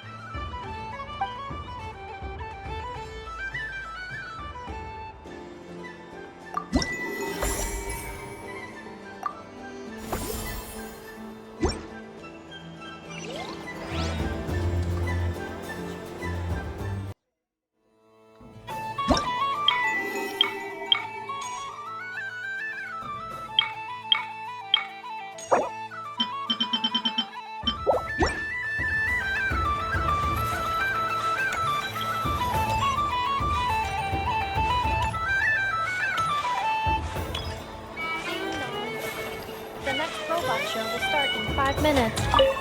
Aino is throwing a tantrum again. I believe it will take 3 Krumkakes to constitute a suitable peace offering. Ding dong. The next robot show will start in 5 minutes.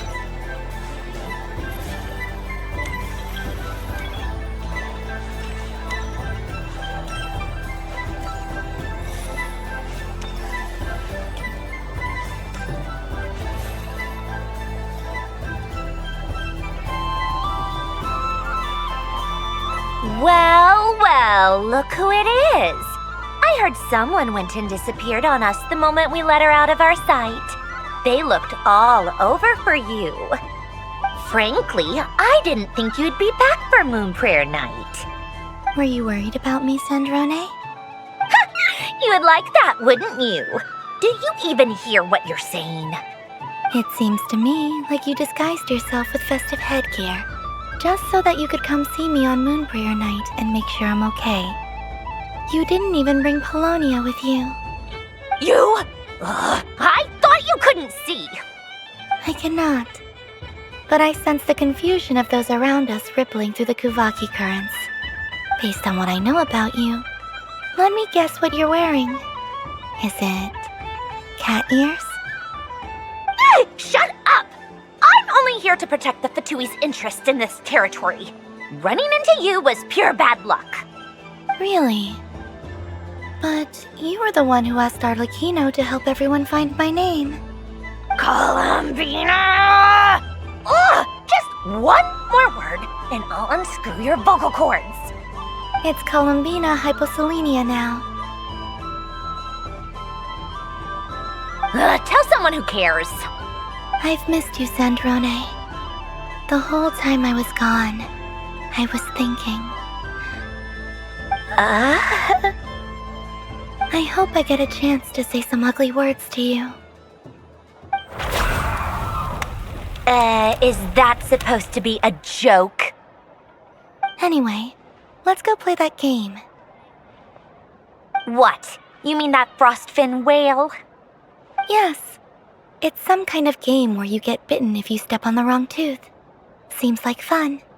Who in their right mind would wanna? Because you're not a scaredy cat. Fine! You wanna play? Let's play. Don't complain when I kick your sorry butt. Lovely. You old geezer! I'm gonna beat the pants off you! Just you watch! I almost forgot. Sandrone? What is it now? You'd better not lose, or I'm going to beat your head in. What? Allow me to demonstrate since I'm feeling so nice. You just step on the teeth, like this.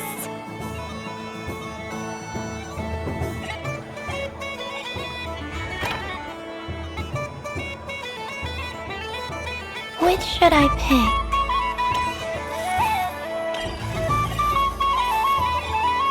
Your turn, Sandrone.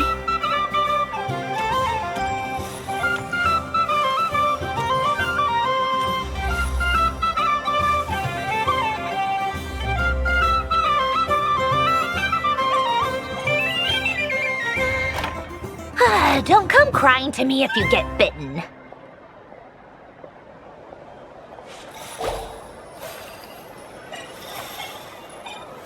There are less and less teeth remaining.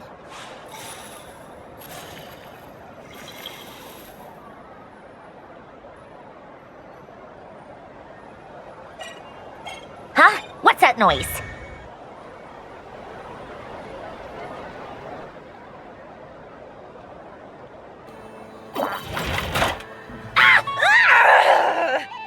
I think you might have picked a bad tooth, Sandrone. Shut it! Do you need any help? It seems like you're stuck. No! It's just a blasted toy! How is its grip this strong? Stop laughing! All right. Well, you lost. So just like I promised. Hey! What are you doing? Are you seriously? Hiya! Why, you... Oh, just you wait! Rematch! Are you all right, Sandrone? That was quite a strong bite. Are your clockwork parts? Quit your fussing! I don't need it! All right. I'll go first this time.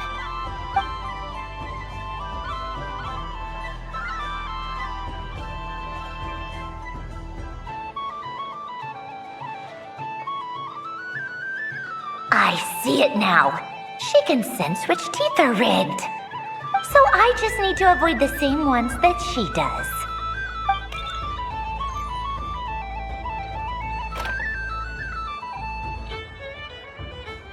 This one... Seems fine. She avoided that one then? Now I've got you. All right, my turn.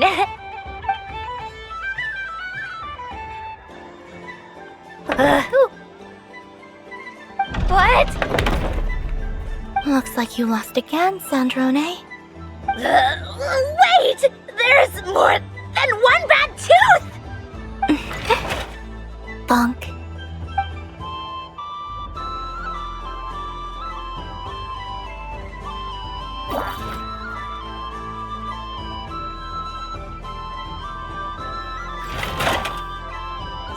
Stupid game! What idiot came up with this? Are you alright, Sandrone? You said some nasty things just now. Oh, I'm peachy. Should I let you bonk me on the head as well? Ah, forget it! Come on, bonk away. It can be your consolation prize for losing so badly. I told you, forget it! Gah, you've always been so annoying. Singing right outside my door, inviting yourself to my tea parties, going AWOL. And now you're off to the moon or something. Of all my days with the Fatui, the times I spent with you, Arlecchino, and Rosaline, they were my favorite. I will not forget them. Just as I shall not forget this moment. We'll always be friends, no matter where we are, right? Who'd want to be your...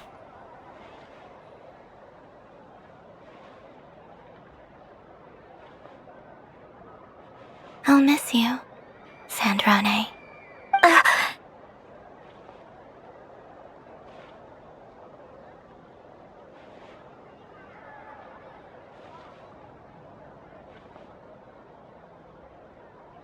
Goodbye, Sandrone.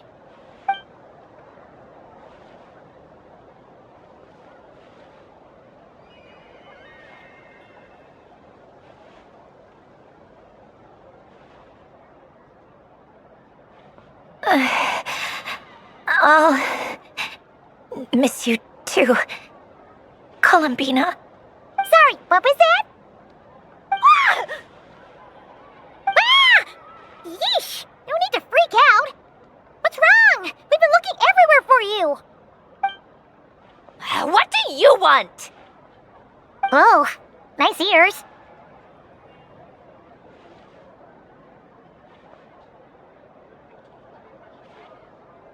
What do you want?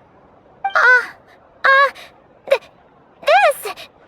Huh? It's your turn to draw something. You're one of her friends too, aren't you?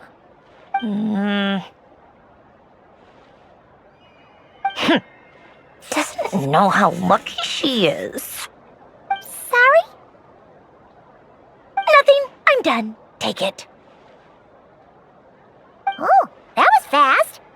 Oh, and one more thing.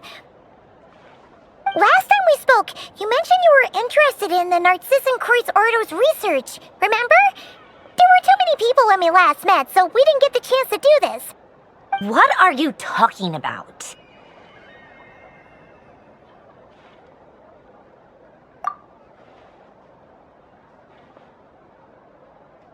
This is... Oh... Alain, Renee, and Marianne. Huh. The Holy Blade. A savior's plaything. It's not about whether I approve or not. These people, they would sacrifice themselves for the sake of the world. Especially Alain Guillotin and Renee. That is something I would never choose to do. Still... I didn't know they had any pictures left from that time. If I'd have thought to bring a camera, I'd have... What? Yeah, of you being bitten by the frostfin whale and Columbina bonking you on the head. Tear it up! Now!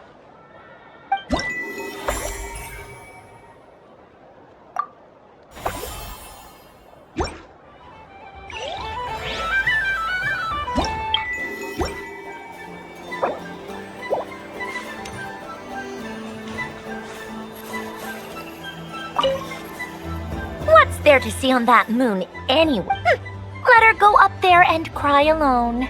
See if I care.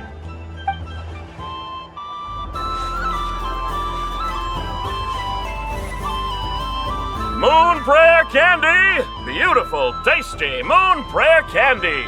Buy a whole box, share it with your friends and family! Candy? To share? I wonder what flavors everyone would like. Welcome home, Moon Goddess. Fancy a box of Moon Prayer Candy? Sure. I knew you would! Now, what flavor would you like? I'm not sure. What flavors do you have?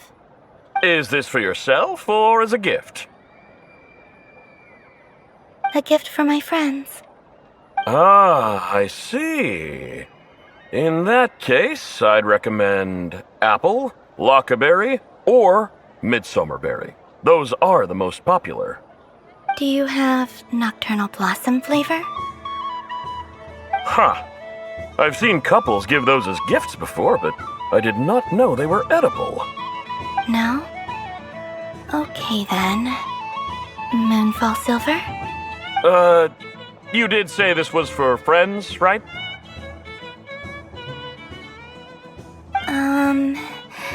Maybe smetana then. Hey, now that's a creative idea! I've never tried it before, but if you're happy to wait, I can see about whipping up a batch on the spot. While we're at it, you got any other ideas?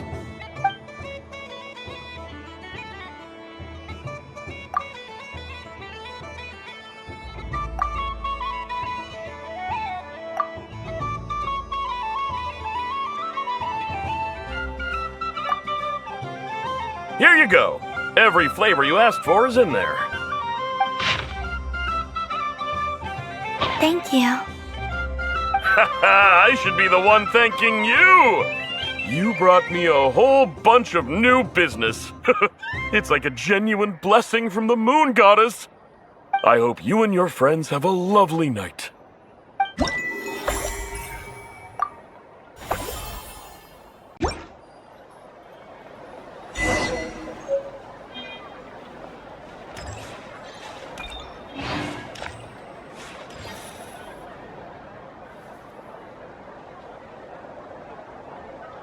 What is going on over here?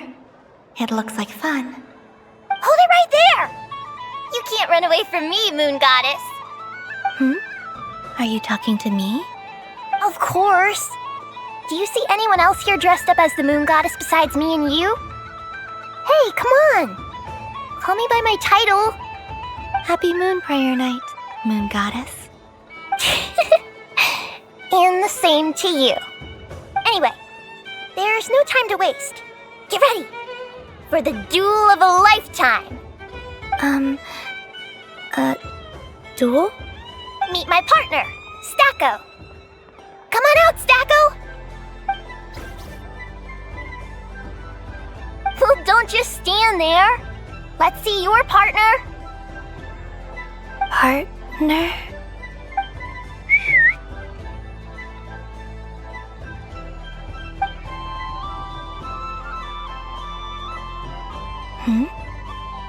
So I need to select a partner and command them in battle.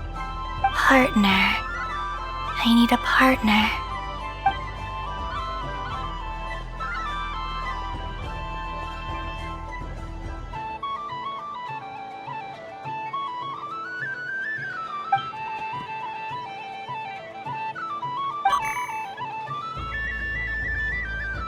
Whoa!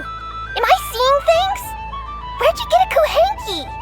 They're super rare. That's great. But you can only bring one partner to battle against me and Stacko. No ganging up allowed. They all look so eager to be picked. Which one should I choose?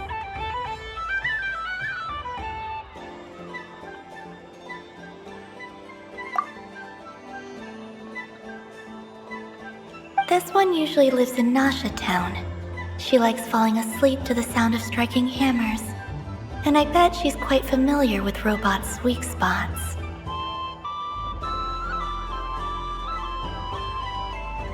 They all look so eager to be picked. Which one should I choose? This one usually lives in Nasha Town. They all look so eager to be picked. This one usually lives in Nasha Town. She likes falling. Testing! Testing! Oh, this is an emergency broadcast! An exciting battle is about to take place right here at the Nasha Town Special Arena! In this corner, we have the Moon Goddess and her robot partner. And in the other, we have the Moon Goddess and her Kuhenki partner. Only one Moon Goddess can be victorious in this ultimate battle of destiny. But who will it be? There's only one way to find out. Now, without further ado, let the Battle of the Moons begin! I don't care who we're up against. Stacko and I ain't gonna lose.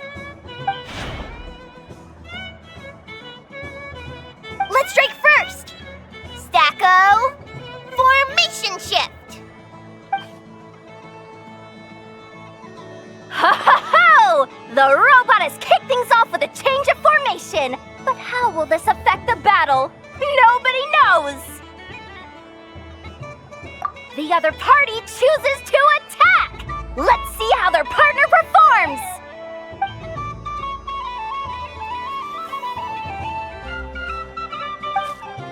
Stacko! The attack lands! And if those sizzling sounds are anything to go by, it was very effective! Okay then. Stacko, maintain formation and enter your empowered state. Empowered state! There we go! Now we're talking! Absorbing the immense Kuvaki present on Moon Prayer Night, this lean, mean machine has greatly increased its offensive power! Oh, they chose defense! But Stacko's about to attack with full force! Is it too little too late? The battle is heating up fast! I'm about to start sweating machine oil over here! Go for it, Stacko! Set Kuvaki to maximum! Can their opponents withstand this blow? And what will this Moon Goddess do? Don't be afraid. Fight however you wish. It's a moon lane! A deft use of a moon lane allows the Kuhenki to dodge the blow, and now it's spiraling around its foe in circles! One loop, two loops, the robot's screen is bugging out! It's getting dizzy! Stacko! Oh, Stacko is down for the count! Our winner is the Moon Goddess! The slightly taller one, I mean. You did your best, Stacko. I'll take you to Ainos for a checkup right away, don't you worry.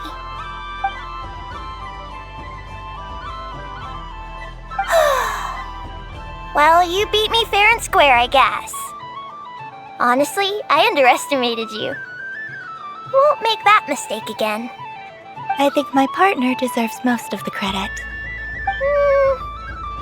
Just you wait. When I'm a little bit older, I'm gonna come back a whole lot stronger. You ready for a rematch?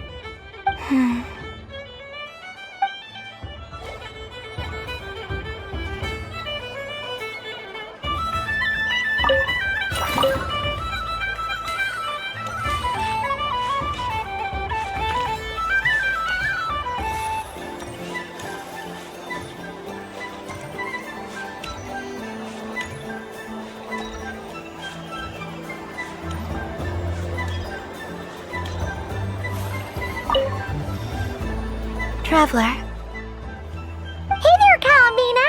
Are you done checking out the festive amusements already? Are you sure you don't want to look around some more? You might not get another opportunity like this for a while. Right now, what I'd like to do is...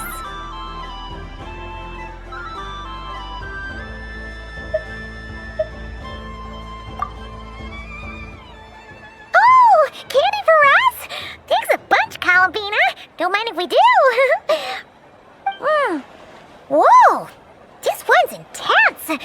But it's so tasty. What about you, Traveler? How does yours taste?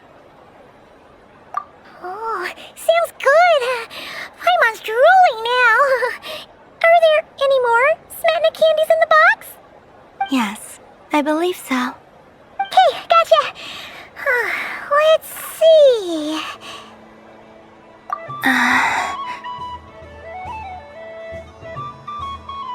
Sure. This one, and yep, this one looks right too. Okay, that's 3. Here we go. 1 per person. It's so sweet.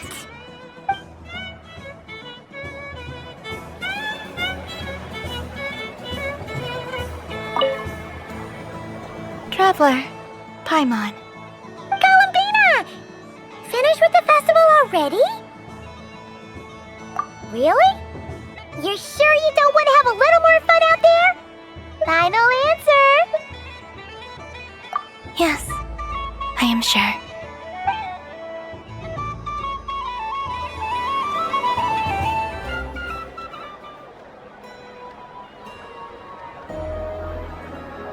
This was the most fun I've ever had on a moon prayer night. Everywhere I went, people were saying, "Welcome home," and there were friends at every turn. I only wish it could last longer than one night. Oh. Yes, you're right. The moon prayer blossoms. Ooh, look! Look! Moon prayer night has come.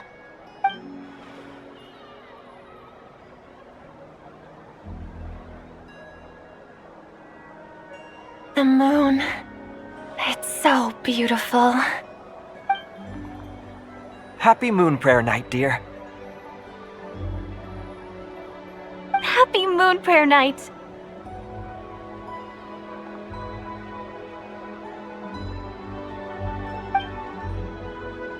Happy Moon Prayer Night.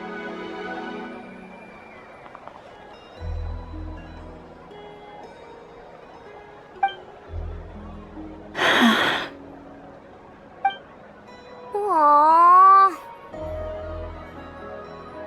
Huh.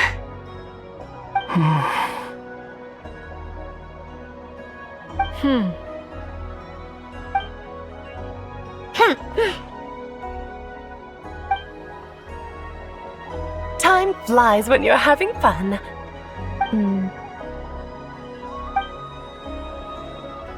Oh.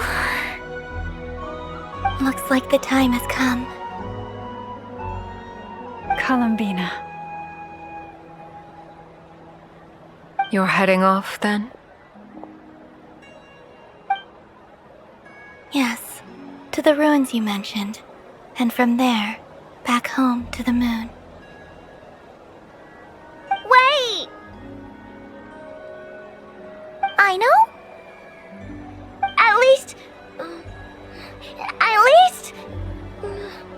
Take one of our craft shop's crumb cookies up to the moon with you. You know, for a snack. Sure, why not? The Curatorium of Secrets believes in proper farewells. No story should be left without a satisfactory endnote. Never. Farewells are an important affair for the Ratniki, too. We never know when we might meet again. Haha! And here I thought grand farewells wouldn't suit tonight's mood. But I suppose friendly passion is not to be stopped, eh?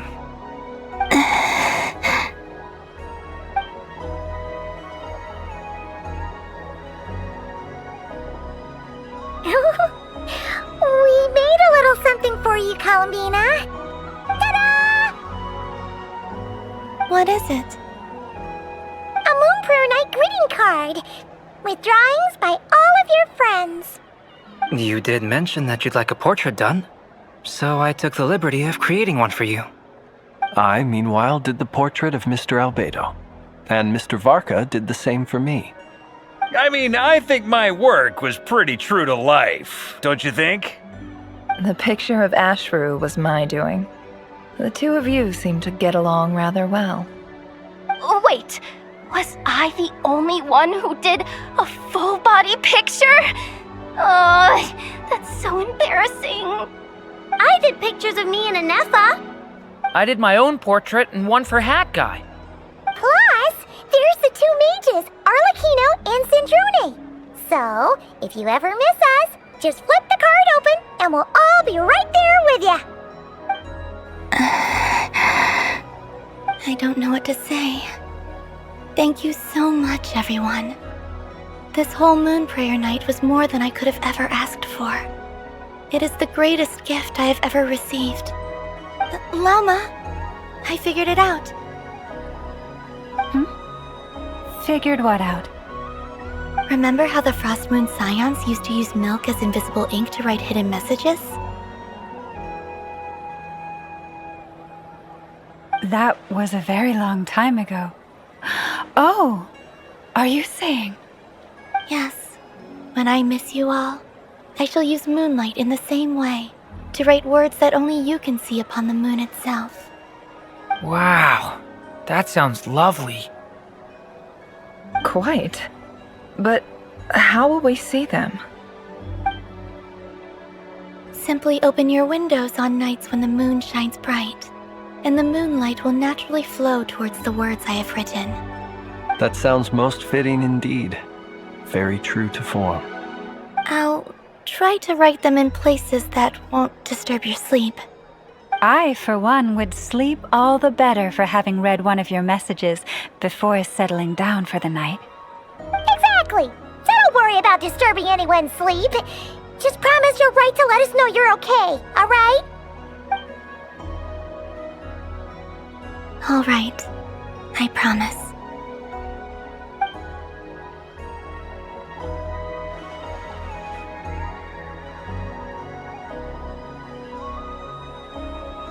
In that case, Columbina. I'm ready.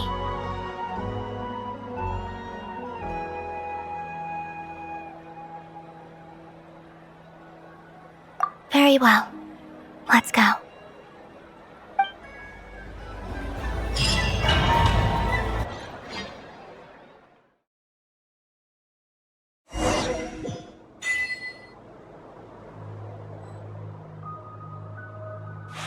In just a few moments, I will be gone.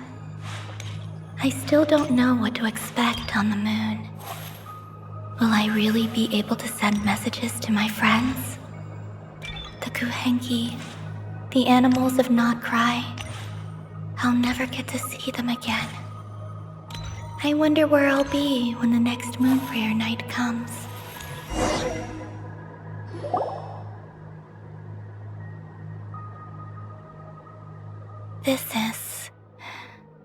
This is where the people of Hyperborea used to communicate with the moons.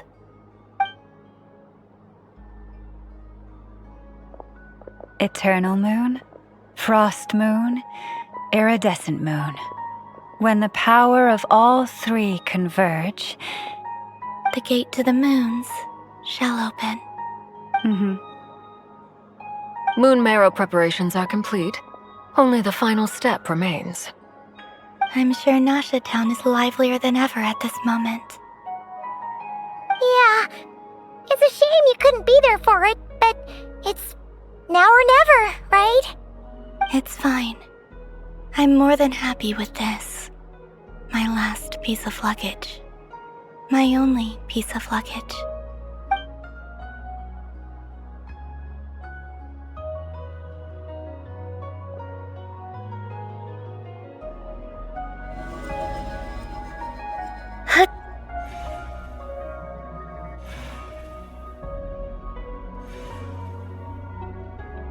I can already feel the moon calling to me.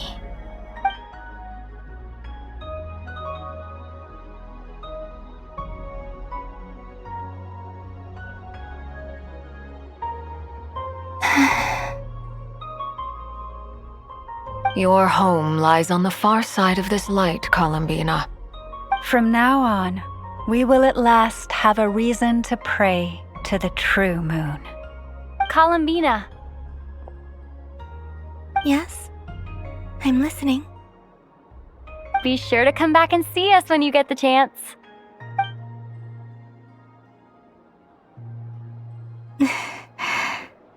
Of course. But if that chance doesn't come, then remember that you have friends on this planet. People who will miss Columbina. Yes, I will. Thank you for everything you've done for me. And remember, come night or day, the moonlight shall always connect us. Well then, farewell, my friends.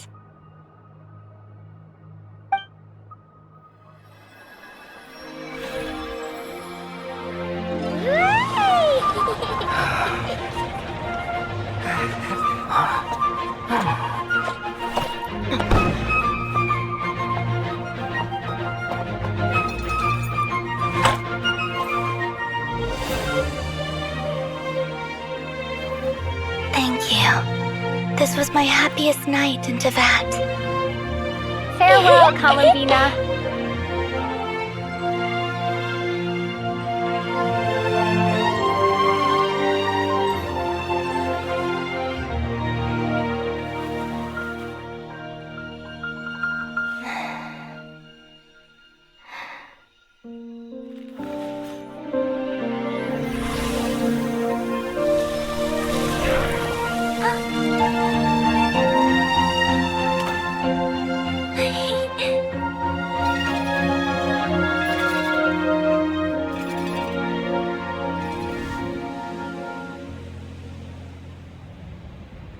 The moon really is closer than ever tonight.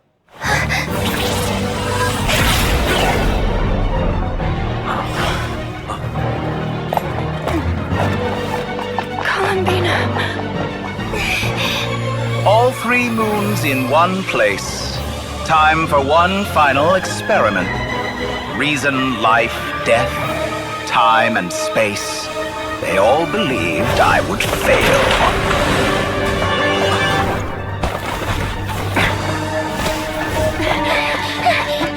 How could this happen? But Tevat's primordial power never did belong to the throne of heaven. And now, they are mine.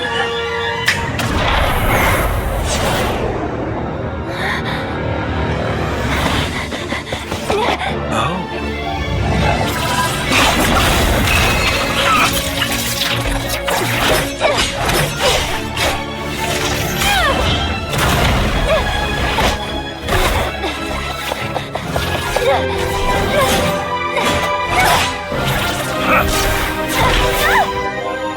No, as long as I'm here.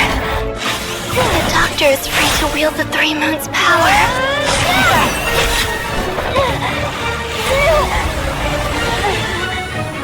It's the only way.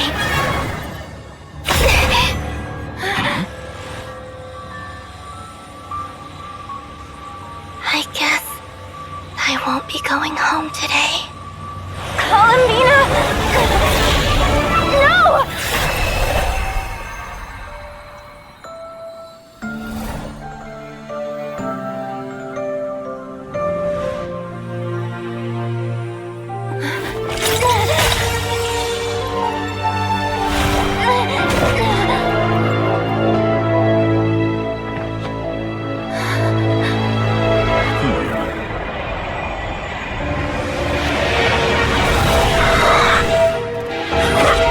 Stubborn world, do not try to control me!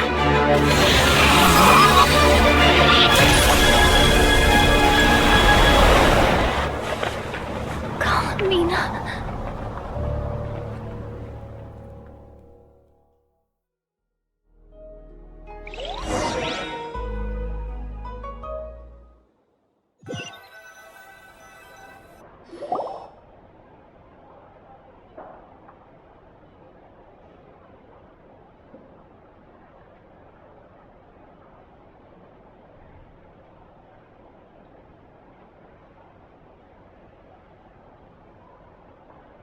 Are you all right?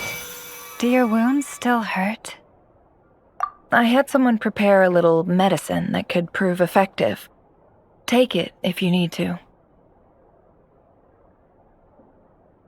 In that case, let me relate the contents of the call we made to Alice after the incident occurred. That Dottore is a crafty one. He distracted the Hexen Circle by creating a huge fuss at Tevat's borders. I'd assumed that the cause was an abyssal intrusion from the outside world, which in fairness is a rather common occurrence. But after learning that you managed to influence the phantoms in Nordcry, I realized that perhaps this interference could have come from within Tevat instead. But we weren't able to change their fates. True, you couldn't change how their stories ended, but you did build some variables around yourself.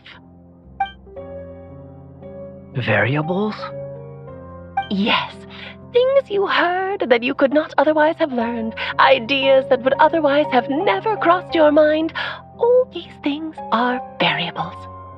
Of course, most variables usually pale into insignificance with the myriad of possibilities floating around. But the moment you start treating them as building blocks and intentionally stacking them, that changes things.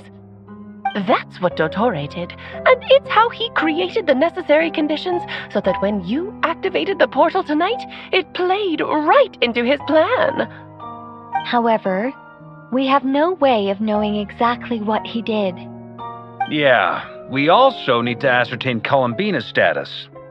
And that about sums it up. As I suspected, Dottore has disappeared completely.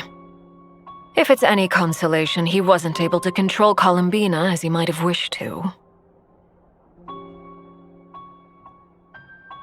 Oh no!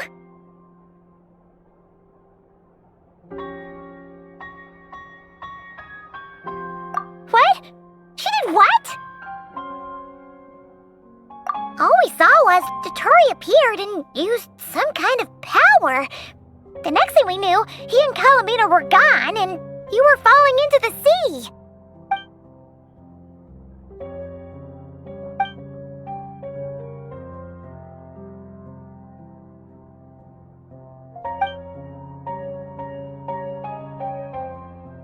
So, Columbina intentionally opened the Moon Gate and escaped into the same mysterious world as Rerir and Thalindis. Sounds like bad news.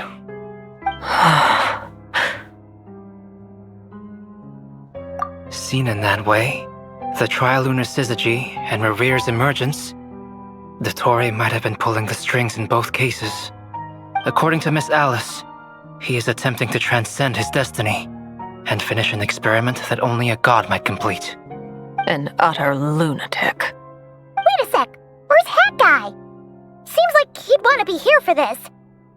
He took off with the Dodo communication device after we spoke to Alice. He said he had a hunch that he wanted to investigate by himself. The look on his face was terrifying. I've never seen him like that before.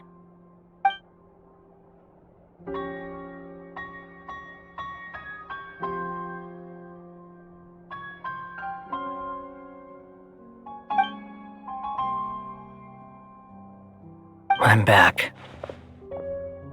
Hat Guy! I went to look for the Hyperborean phantoms again. I think I've gotten to the bottom of it. I got them to talk to Nicole on the other end of the communications line. Turns out, the history they describe is different from how Nicole remembers it. Really? But how? Surely Nicole can't have been wrong. Because the phantoms are the ones who are deceived. They speak of a savior who appeared in their history. One who never should have existed. This savior promised to create a new moon within the false sky, and even bring back their moon goddesses. Foolishly, they believed in him, and told him everything he wanted to know about the moons. It's obvious that this was Dottore's doing. Now you mention it, the first time we entered the Hyperborean ruins, we heard the phantoms discussing their history, and I remember Nicole commenting that something sounded a little strange. But Dottore shouldn't have been able to get in there in the first place! He didn't. Nicole said that this was an anomalous state triggered by disruptions in the causal connections between phantoms from the same era. The variables that Dottore put in place were substantial enough that they even affected phantoms that he never met. So it's not that their memories were unclear. They'd been tampered with. That's exactly the possibility Dottore was trying to manufacture. He turned these variables into knowledge and engineered the situation so all that knowledge would fall into his hands. Then, he harnessed that knowledge on Moon Prayer Night to truly create a false moon. How is that even possible? To be precise, he exploited a weakness in the way the spell works.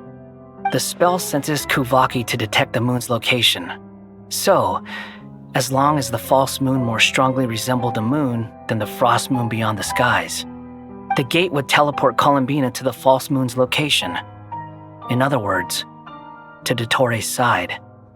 Once he had her under control, the teleportation spell remained active, and he manipulated her power to seize both moon marrows. At that moment, the moon marrows disappeared right before our eyes. It was already too late, even as we were leaving the ruins. By then, Dottore had already amassed the power of all 3 moons. So, where does that leave us? What do we do now? I'd certainly like to know what Her Majesty thinks, now that the concerns I expressed to her have come to pass. But we cannot simply sit and wait for her to decide the matter. And in any case, it is not the Fatui Harbinger Damselette who sees us as her friends, but rather Columbina Hyposelenia. If, even in such extreme circumstances, Her Majesty will not lift the prohibition on Harbingers drawing steel against one another, then I will do as my heart demands. I will fight as Peruware instead. Oh, Arlecchino! Time is short, so I'll make the first move.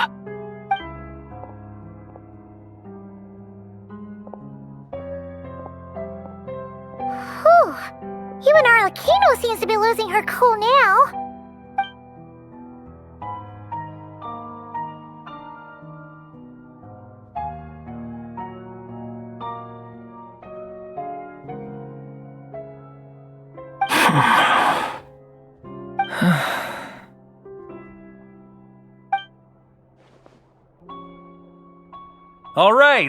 All right. Lose those dejected looks for a moment and let me get a word in. It looks bad, I won't lie. Very bad, in fact. So Dottore's pulled some real dirty tricks to gain the upper hand. For now. And yeah, it's to the point where even the mages say that his variables have affected destiny. I'm not so sure, though. Many have told me that Tevat's destiny is fixed, and that does appear to be the case. Well, what makes Dottore so sure he'll be the exception? And since he was able to stack these variables up, who's to say we can't do the same? You of all people should not be discouraged, traveler from afar. This isn't over yet. And you're not alone in that. Everyone here does, whether they've spoken thus far or not. But none of us are the type to sit back and wait for the sun to shine again. That's exactly how a knight should roll. If they knock you down, you get back up and get back in it. Don't forget, Honorary Knight, you're a legitimate member of Mondstadt too. Bark is right. This is far from over. Dottore's already way overdue a butt-kicking given his past shenanigans. And after this, he's earned himself a double dose. That's what I'm talking about. How's everyone else feeling? I'll use Kuvaki to investigate Columbina's whereabouts. I am not ready to give up either. Leave the intel gathering to me. Whatever happens within Nodcry's borders, when the Curatorium of Secrets wants to be in the know, we always find a way. Ano and I will do all we can to support you. We will attempt to reverse engineer Dottore's actions and seek a breakthrough that way. Alice and Nicole are busy dealing with an emergency at Tevat's borders, so they can't return just yet. But they're both very angry about this. They've asked Albedo and me to act on the Hexen Circle's behalf and do everything in our power to fight back against Dotori. Are you ready then? We're going to have to conduct a lot of research, even in the early stages. I'll do my best. As for me, I'm pretty familiar with Dotori's way of doing things, so I can try to predict his next move. I'll help with your investigation. Nice! Looks like we have our basic division of labor. I'll get in touch with Flinch and Itlua, get them to have a chat with their Starshiner. It couldn't hurt to bring the Lightkeepers on board as well. At the same time, I'll pass on instructions to the Knights present in Nodcry to assist the Lightkeepers and other organizations in ensuring the safety of those living here. Yeah! We'll show him! That's it then. Good luck, everyone.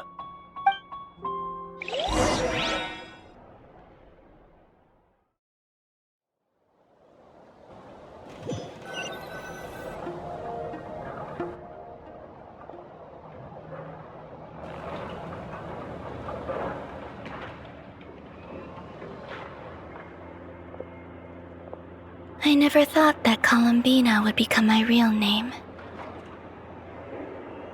It went from being a Fatui code name to something my friends call me. And remember, come night or day, the moonlight shall always connect us.